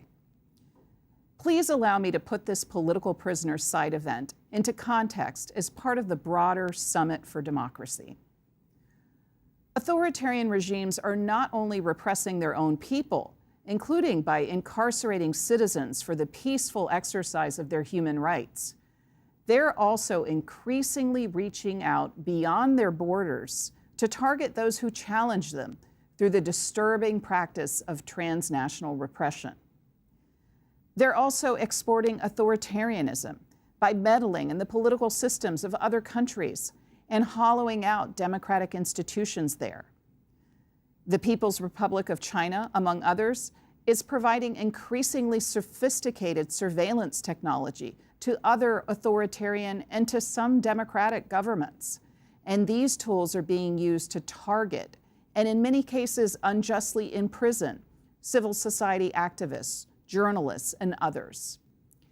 In other words, the mechanisms that help facilitate the large-scale detentions of Uyghurs and members of other ethnic minority groups in the PRC are being disseminated around the world, and as a result, more people are being unjustly imprisoned. Many other countries are similarly imprisoning their own people. This is not only a frontal assault on freedom, human rights, and democratic principles, it's a humanitarian catastrophe. And no one knows the anguish better than family members who've seen their loved ones taken away. Today, we have an opportunity to hear from some of those family members. We will hear about cases of political prisoners in Belarus, the People's Republic of China, Nicaragua, and South Sudan. It's my great honor to introduce our first speaker, Tatiana Komich, whose sister, Maria Kolesnikova, is unjustly imprisoned in Belarus. Ms. Kolesnikova, a former musician and 2021 International Women of Courage honoree, is currently held in solitary confinement. Ms. Komich, welcome. Dear Mr. Secretary Blinken and the Secretary Zaya, Minister Landsbergis, distinguished guests, it's an honor for me to speak today here on behalf of my sister, to speak about situation in Belarus and conditions of my sister today. Most likely you're familiar with the story of courageous woman, my sister Maria Kolesnikova, who was snatched from the street in downtown Minsk, capital of Belarus, by masked men on September 7, 2020. Representatives of Ministry of Internal Affairs and KGB delivered an ultimatum. Either she is leaving the country and from abroad can do whatever she wants, or they will force her out, alive or in parts. They will break her fingers and lock her up to 25 years in prison, where she will sew shirts for the security forces. Next day, the security forces tried to forcibly remove Maria from Belarus. Despite all the threats, she foiled their deportation plan, tore her passport into pieces at the border with Ukraine, and walked back towards the Belarus border. Since then, Maria has been under arrest. A year later, on September 6, 2021, Maria was found guilty under 3 articles of the Criminal Code: inciting action aimed at damaging national security, conspiracy to illegally seize power, creation of an extremist group. Maria was sentenced to 11 years. How did it happen? Maria was a musician and cultural manager. Through her cultural work, she met Viktor Babarika, who, as a head of a bank, supported art projects. Things turned out differently. Babarika decided to change to politics and fight against Lukashenko. Maria offered her support in presidential election campaign without hesitation. But of course, she didn't think she would find herself in that role. When Lukashenko had Babarika arrested a little later, Maria supported Svetlana Tikhanovskaya, who was admitted to the presidential election in August 2020 and is widely regarded as the winner of the vote. However, after Tikhanovskaya's deportation to exile in the European Union, Maria took over the leadership of the movement. Changing her life in this way, Maria changed the life of millions of Belarusians. She motivated hundreds of thousands of people in Belarus with unwavering optimism to stand up for free elections, for democracy, and the self-determined shaping of free country. Maria has been in prison for 15 months, 8 of them in solitary confinement. The first meeting with our dead was allowed a year after the imprisonment. All this time, only lawyers and prison officials see her. The meetings take place in the meeting room for especially dangerous criminals, divided by a partition with a small transparent window. Did she know that she would be arrested when she tore her passport? Yes, she understood that if she did not leave the country, she would be arrested, but she could not act in a different way. Did Maria want it? Of course not. No one wants to be arrested and been in prison for many years in a Belarusian prison. I will never forget the day Maria was kidnapped. For 24 hours, we, her family, didn't know where she was, whether she was alive. Then, when it became known that Maria was arrested, It was total consternation, confusion, fear. What to do next? Later, when Maria was already in pre-trial detention center, we often have this feeling of uncertainty and fear. It comes again. For example, when the cell is quarantined for several weeks, letters are not sent, lawyers cannot visit her, and for several weeks, you do not know what is happening with your beloved one. You understand that you cannot stop, that you cannot give up, that now Maria and thousands of people are imprisoned and tortured every day, because being in Belarusian pretrial detention centers and prisons is already torture. That you will do everything you can to make their detention a little easier. Just imagine that now thousands of relatives of political prisoners that live in the same condition every day of their lives. Thousands, because today there are 906 political prisoners in Belarus. Of course, I miss Maria very much. We have always been close friends. Maria always knows how to cheer you up in any situation, no matter what happens. She finds positive sides and she sees good in people and always sees strength. Maria is the kindest person I know. Maria has always been only my sister, and now she became a sister of millions of Belarusians who yearn and suffer, and Maria smiles when she sees the light in the small window of her cell. We have not heard a single word of despair and have never felt her fear in all the 15 months that Maria has been in prison. 8 of them in deep solitude. If Maria retains such fortitude in the prison vacuum, just think how much she can give to the world when she is free. We need Maria here, as well as thousands of other Belarusian political prisoners. What's next for Maria if the situation doesn't change? In the coming weeks, after the sentence is brought into legal force, she will be sent to a correctional camp. Correctional camp is a place where prisoners have to work 6 days a week. They have almost no free time because they try to make them constantly doing something and take all the time. Meetings with relatives are possible only a few times a year. Political prisoners face with special conditions. They are marked with yellow tags on their clothes as persons inclined to extremism. Political prisoners are under close scrutiny. For the slightest violation of the regime, they are deprived of meetings with relatives, calls, packages, and may even be placed in a punishment cell. I know that Maria will be released. I know that she will be free. I'm sure that thousands of people who are now in prisons in Belarus will be free. And this confidence gives me the strength to move on. For myself, I decided that I would do everything possible to free Maria. And I dream of seeing my sister and hugging her tightly. And she will smile the way she can. Let me stop there. Thank you, Ms. Komic, for sharing Maria's story, a story of grave injustice and great courage. Next, we hear from Reyhan Assad, whose brother, Ekpar Assad, is a Uyghur unjustly imprisoned in the People's Republic of China and a former State Department International Visitor Leader Program participant. He is a tech entrepreneur who is serving a 15-year sentence. Ms. Assad, welcome. Thank you. Your Excellencies, friends, and concerned global citizens, I really hope you truly moved by Maria's story as I did, and outraged by the unjust detention. This is a time of year for excitement and magic. It's also a time for compassion and generosity.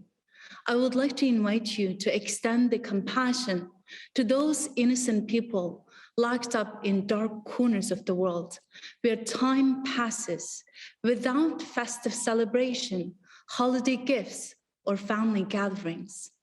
One of those people is my brother, Ekpar, a model citizen, renowned Uyghur tech entrepreneur, philanthropist, social media founder, and alumnus of the State Department's prestigious International Visitor Leadership Program.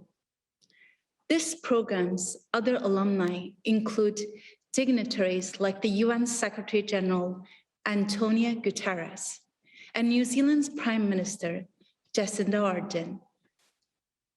Before his disappearance, Chinese media described him a bright star in the tech world, a positive force for humanity. But that was all before 2016, when China began criminalizing the Uyghur race. 5.5 years ago, Akbar became one of the millions to disappear into the shadows of the concentration camps. As if it's not enough, he's been in solitary confinement since January 2019 in a city called Aksu, far from home in Urumqi.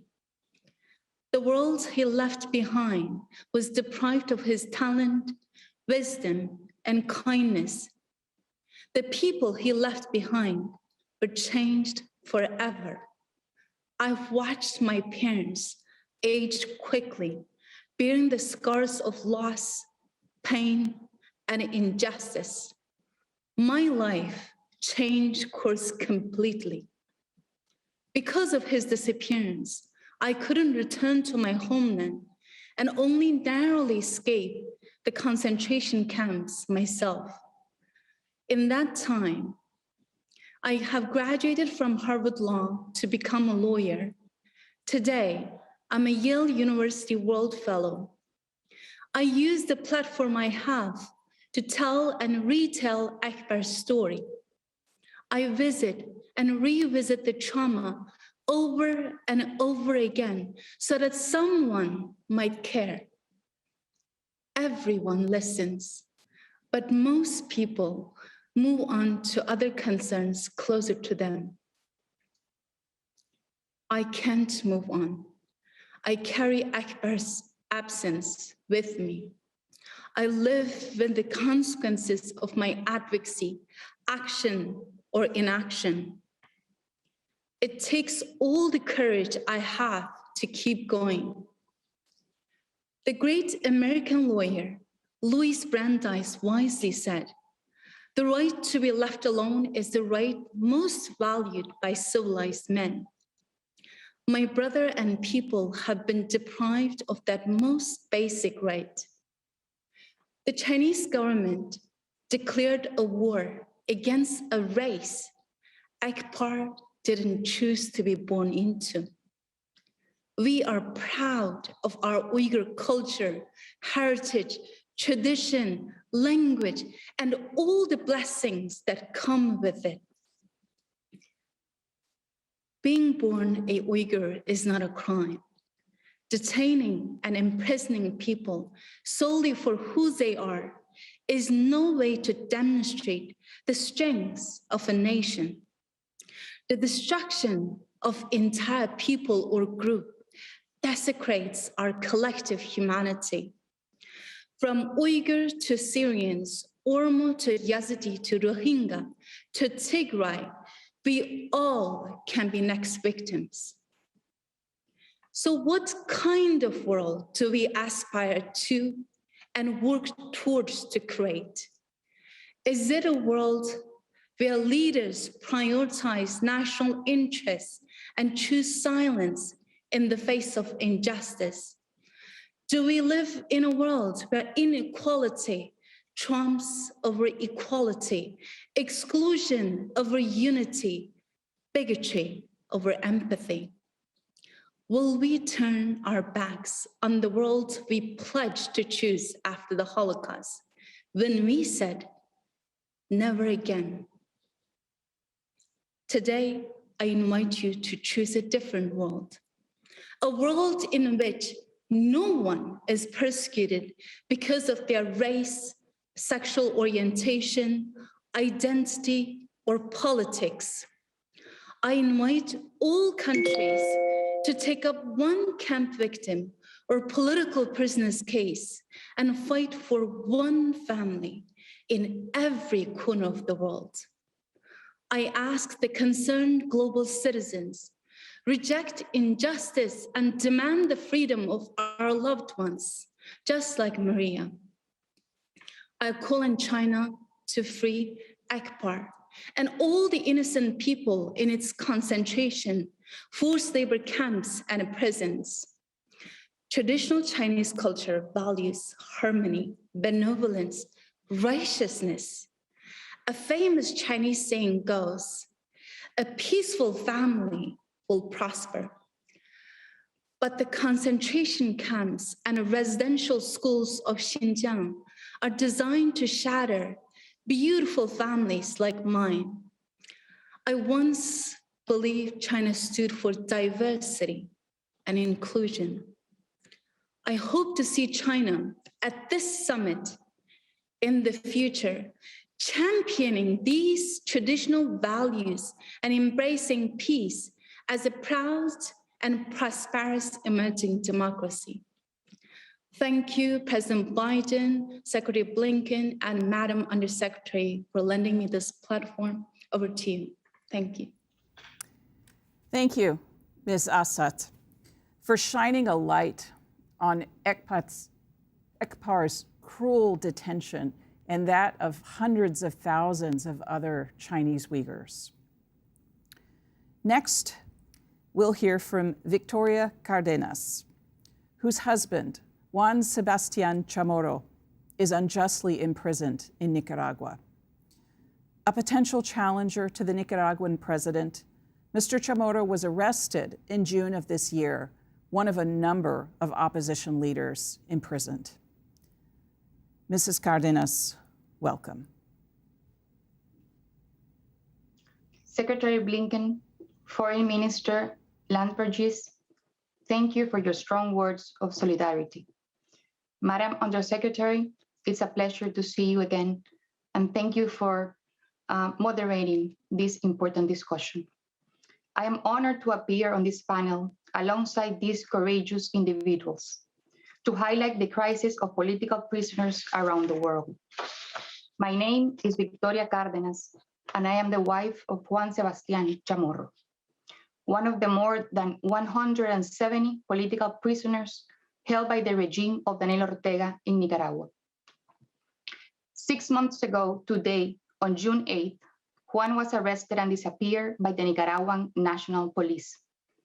For 84 days, we did not even know if he was alive. And for the last 3 months, he has been detained incommunicado for weeks at a time. Every day that he is in that cell, I fear for his well-being and for his overall health. Juan was a presidential candidate running to challenge Daniel Ortega in the election that was set to take place on November 7th, but he never got the chance. Juan and the 6 other leading presidential candidates were all arrested, while 3 others fled the country. Throughout this summer, the regime disappeared or detained more than 40 political figures, journalists, students, labor leaders, peasants, business people, diplomats, and activists. This was the landscape on November 7, as the Nicaraguan people were expected to elect their president. A kidnapped opposition, a terrorized electorate, and a regime that will do anything it can to cling to power. It should have been a day of celebration. Instead, it was a grim demonstration that Daniel Ortega has killed our democracy and solidified his dictatorship. Meanwhile, our relatives are illegally detained and suffering torture in jail. It was a day just like this 6 months ago that my world was turned upside down. In the middle of the night, more than 40 armed police officers stormed our home and violently took him away. It was the last time I saw him on his knees with his hands up, telling the police not to do me any harm. The police stayed in our home for 4 hours. After the raid on our home, I felt completely violated and haven't been able to go back ever since. Juan and others have since been charged with conspiracy to undermine national integrity, a crime which carries a 15 to 25-year prison sentence if convicted. But their trials have been suspended and all of them are in detention indefinitely. Since he was reappeared, After 84 days of being disappeared, Juan's sister has been permitted to see him only 3 times. He has lost so much weight that she told me I would not recognize him if he were to walk into the room. Many political prisoners suffer from poor health and access to medical care. It is clear they are being subject to torture. After Juan's arrest, I have been engaged in advocacy, campaigning for the release of Nicaragua's political prisoners, along with Berta Valle, the wife of Felix Maradiaga, another presidential candidate and political prisoner. Together, we continue to meet with decision makers in the United States, the European Union, the United Nations, the Organization of American States, and others to raise awareness about the crisis in Nicaragua. The international community must take coordinated action to respond to this assault on democracy, to stand with the Nicaraguan people, and to compel Ortega to release our loved ones. For our activism, the regime has targeted us as well. After a week of advocacy in July in Washington, D.C., where we met with officials of the Biden administration, the Ortega regime condemned us as traitors to the homeland. If we return to Nicaragua, we will face the same fates as our husbands. But we know that we must keep speaking out in the international community. The Nicaraguan people live every day not knowing who will be detained next. I want to close by saying that I feel a powerful sense of community by being here today. Many of us did not choose lives of politics, but our plea for the liberation of our loved ones is not a political one, but a humanitarian one. And to be joined here today by friends from around the world who know the same pain. We know that we're strongest when we stand together. We will not rest until our loved ones are free. Thank you. Thank you, Ms. Cardenas, for your advocacy for the more than 170 political prisoners in Nicaragua, but also for sharing the immense toll that this advocacy takes in terms of authoritarian regimes targeting family members of these prisoners. We now welcome Dr. Peter Biar Ajak, who spent 2 years as a political prisoner in South Sudan. An activist and academic, he was arbitrarily detained by South Sudan's National Security Service from July 2018 to July 2020. Dr. Ajak, welcome. Thank you, Undersecretary Zaya, Secretary Blinken, Minister Lundbergis, Excellencies, distinguished guests. I'm grateful to President Biden for the opportunity to speak here today, and to the United States for many wonderful things it has done for me. 2 of the great things were the chance to come here and study as a teenager, and more recently, getting me out of prison and saving my life, for which both I'm extremely grateful. I am deeply moved, Madam Undersecretary, for what I have heard from my fellow panelists and the sincere advocacy, tirelessness on behalf of Maria, Ekpar, and Jose, and others like them around the world who support those who fight, who stand up against tyrants, including Alexei Navalny in Russia and Siamak Namazi in Iran. My wife, children, and loved ones know your pain, concerns, and worries. Thank you. And I encourage you to remain strong and steadfast, regardless of intimidations and threat you may be facing. Whether it's torture or uncertainty, it's your resilience that will help your loved ones to endure the suffering they're undergoing. I still remember the terrifying screams of my fellow inmates during torture. I recall the uncertainty I felt throughout this order, whether I was next or whether I'd be grabbed from my cell in the middle of the night and transferred to a secret military facility outside of Juba, where many were executed and their bodies burned to ashes such as Dong Samuel, Agri Idris, and Lwala Kon, or whether I will still be under detention, like Kwera Wilkwir, who was arrested for supporting calls for peaceful protests. Indeed, political prisoners occupy an important role in the advancement of democracy because freedom does not come on its own. It requires people willing to fight for it, to defend it, to risk their lives for it. Therefore, not only must we fight for the lives and freedom of political prisoners, but we must help them realize the dreams for which they risked their lives in the first place. In my case, I dare to dream of a South Sudan that lives up to the aspiration of its people, for which 2.5 million people paid the ultimate sacrifice. Whether veterans, active soldiers, or average citizens, our genuine desire is for a democratic country that strives for the welfare of its citizens and that treats everyone with dignity and respect. And while we work day and night for this vision, we recognize that without the support of others that love freedom from around the world, our best efforts may fall short in the absence of their aid. Secretary Blinken, Minister Lindbergh's honored guest, South Sudan was born from the promise of democracy and midwife by the Troika of the United States, the United Kingdom, and Norway. These countries and others in our region, in Africa and around the world, were inspired by our people's struggle for a democratic future. Yet, our experience since independence has been a complete disaster.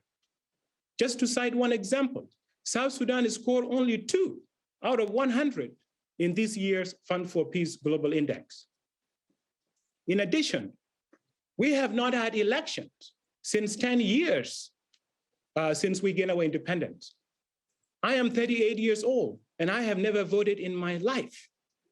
We were scheduled to hold elections in 2015, but the outbreak of conflict in 2013 was used as an excuse to push them to 2018. And when 2018 came, they were delayed yet again to 2021.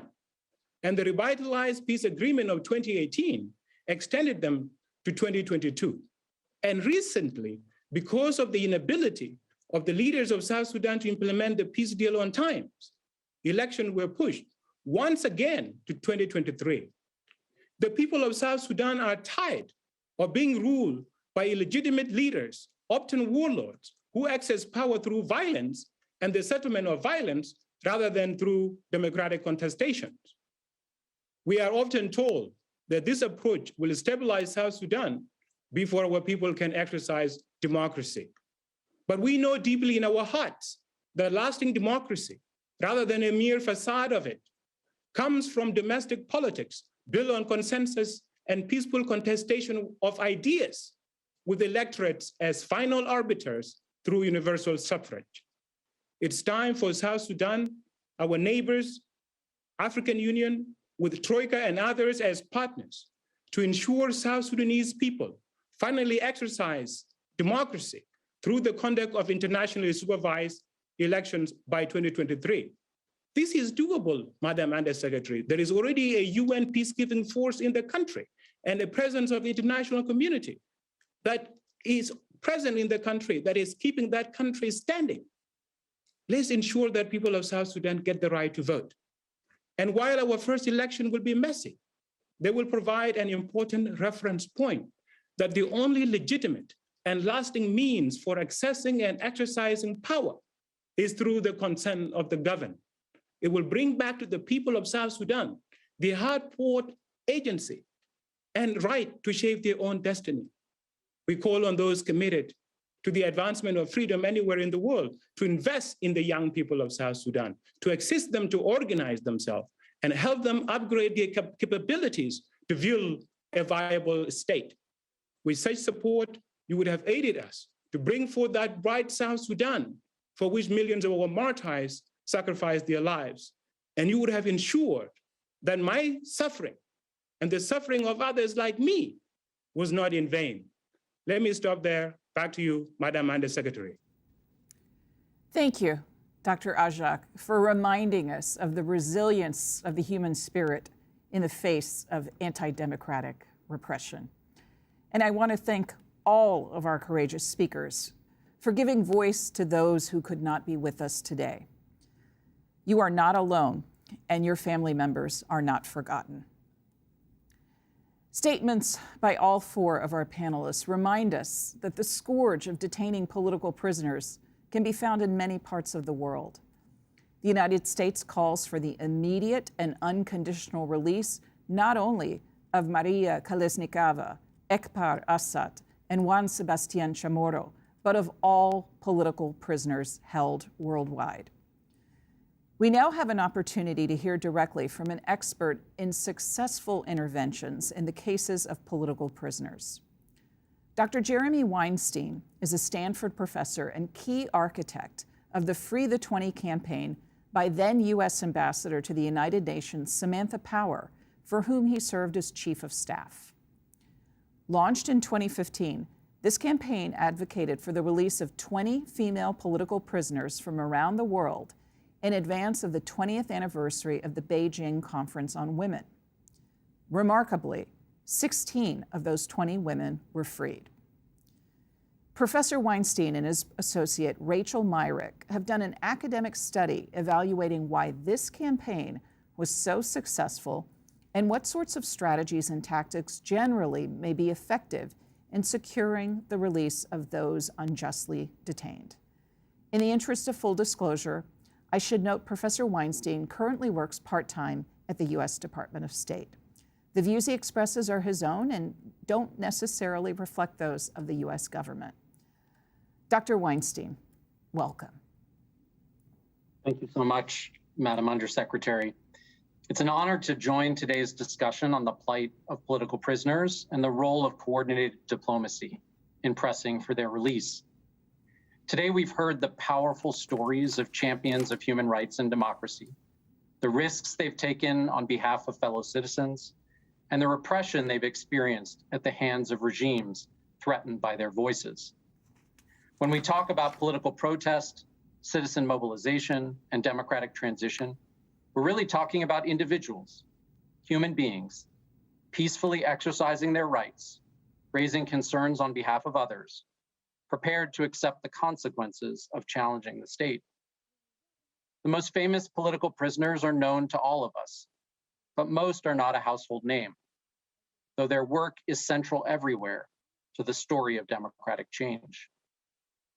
As part of today's discussion, I'm here to offer a scholarly perspective on how we can successfully advocate on behalf of political prisoners, not only to bring attention to their plight, but also to succeed in getting them released. This requires looking systematically at the past and mining the past for evidence of what works in helping us to advance our human rights goals. I bring two different perspectives to this discussion. First, as a former diplomat who served in the US government working on human rights, and second, as a professor of political science, where I bring modern research techniques to the study of international relations. I think it's especially important to look at the efficacy of human rights diplomacy in historical perspective, because the conventional wisdom is that diplomacy isn't sufficiently powerful to make progress on difficult human rights issues. And this belief then becomes a justification for not even trying. I want to convince you today that this conventional wisdom is wrong. And I want to do so by telling you a story of a campaign to free political prisoners, sharing a bit about how we learned about its efficacy, and ending with 3 lessons for governments doing this work. So the story is about the Free the 20 campaign. As the Undersecretary mentioned, the Obama administration launched a public campaign to free a group of women who were unjustly imprisoned by their governments. The campaign was called Free the 20, and it was launched in 2015 on the margins of the United Nations General Assembly meetings, 20 years after the Beijing Women's Conference. And it highlighted the names of 19 female political prisoners and 1 unnamed female political prisoner who represented women imprisoned in North Korea. The US government organized a public and social media campaign around the plight of the prisoners and paired this effort with private behind-the-scenes diplomacy. As the Undersecretary mentioned, the campaign was a remarkable success. Within 3 years, 16 of the women were released. Now, how did we learn about the effects of this campaign? Now, looking at the outcome as an analyst, one critical question you might ask is whether or not the release of these high-profile prisoners could be attributed to US diplomacy. Perhaps they would have been released anyway. Or maybe the campaign focused attention on women who were less of a threat to their governments. So in trying to understand the efficacy of diplomacy, we need to think about a basis for comparison. We need to know whether other female political prisoners in these countries or in other countries around the world would have been released in the absence of US pressure. And so that's what the study that we've done carries out. And in comparing the plight of the women targeted by the Free the 20 campaign to other groups of female political prisoners, both in the countries that were targeted, but also in other countries, the results are striking. They provide evidence that US diplomacy played a central role in securing the release of many of the Free the 20 women. Women featured in the campaign were much more likely to be released than those who were not. And we took a careful look at how the campaign shaped public media narratives and used interviews with officials involved in human rights diplomacy to understand what happened behind the scenes. So 3 lessons I want to leave you with for governments and advocates doing this work. The first is that human rights diplomacy works best when it's organized around specific and targeted goals. Part of the success of Free the 20 was rooted in the fact that it was focused on the plight of individual political prisoners. Success was possible to monitor, and abstract objectives like promoting the rule of law or strengthening democratic institutions are much harder as objectives around which to mobilize action. Second, effective government-led human rights campaigns require strong buy-in from across government. Because one of the reasons that human rights issues are so difficult to advance is that they often get stuck in disagreements among different bureaucratic actors. The Free the 20 campaign overcame deadlock on how hard to push on human rights within the foreign policy bureaucracy by making highly visible senior officials central to the campaign and communicating publicly about its goals. And third, and perhaps most important, human rights diplomacy is unlikely to be successful without the careful alignment of public pressure and private pressure. While the officials who constructed the Free the 20 campaign intended for it first and foremost to put public pressure on foreign leaders, the work that was done behind the scenes, the diplomatic activities, the pressure that was aligned, the inducements and sanctions that were threatened, these played the most central role in helping to secure the release of the Free the 20 women. So in a growing climate of repression and crackdowns on democracy and human rights advocates, the plight of political prisoners will continue to demand our attention. Telling their stories is an essential first step in challenging the power of regimes that attempt to silence those who dissent. But getting people released depends on more than telling their stories or shaming repressive governments. It also requires hard-nosed diplomatic pressure, clear, coordinated steps with carrots and sticks to provide incentives for release. We've done this in the past, and we must do it going forward. Let me leave it there. Undersecretary Zaya, back to you. Thank you, Jeremy, for providing key lessons on practical ideas and actions that interested governments can take to advocate on behalf of political prisoners. We're grateful for your insights. Respected speakers and distinguished participants, as we look ahead to the 2022 year of action, we need a renewed focus on the plight of political prisoners around the world, and we need to send a clear message condemning the actions of authoritarian governments that persecute their citizens for exercising their rights. From the U.S. perspective, our aim in today's event is not only to secure the freedom of Maria Kolesnikava, Ekpar Assad, and Juan Sebastian Chamorro before the second Summit for Democracy next year, but also to to promote efforts to free all political prisoners all over the world. The United States government looks forward to working with other interested governments to carry out coordinated démarches aimed at securing the releases of the aforementioned 3 political prisoners and others like them.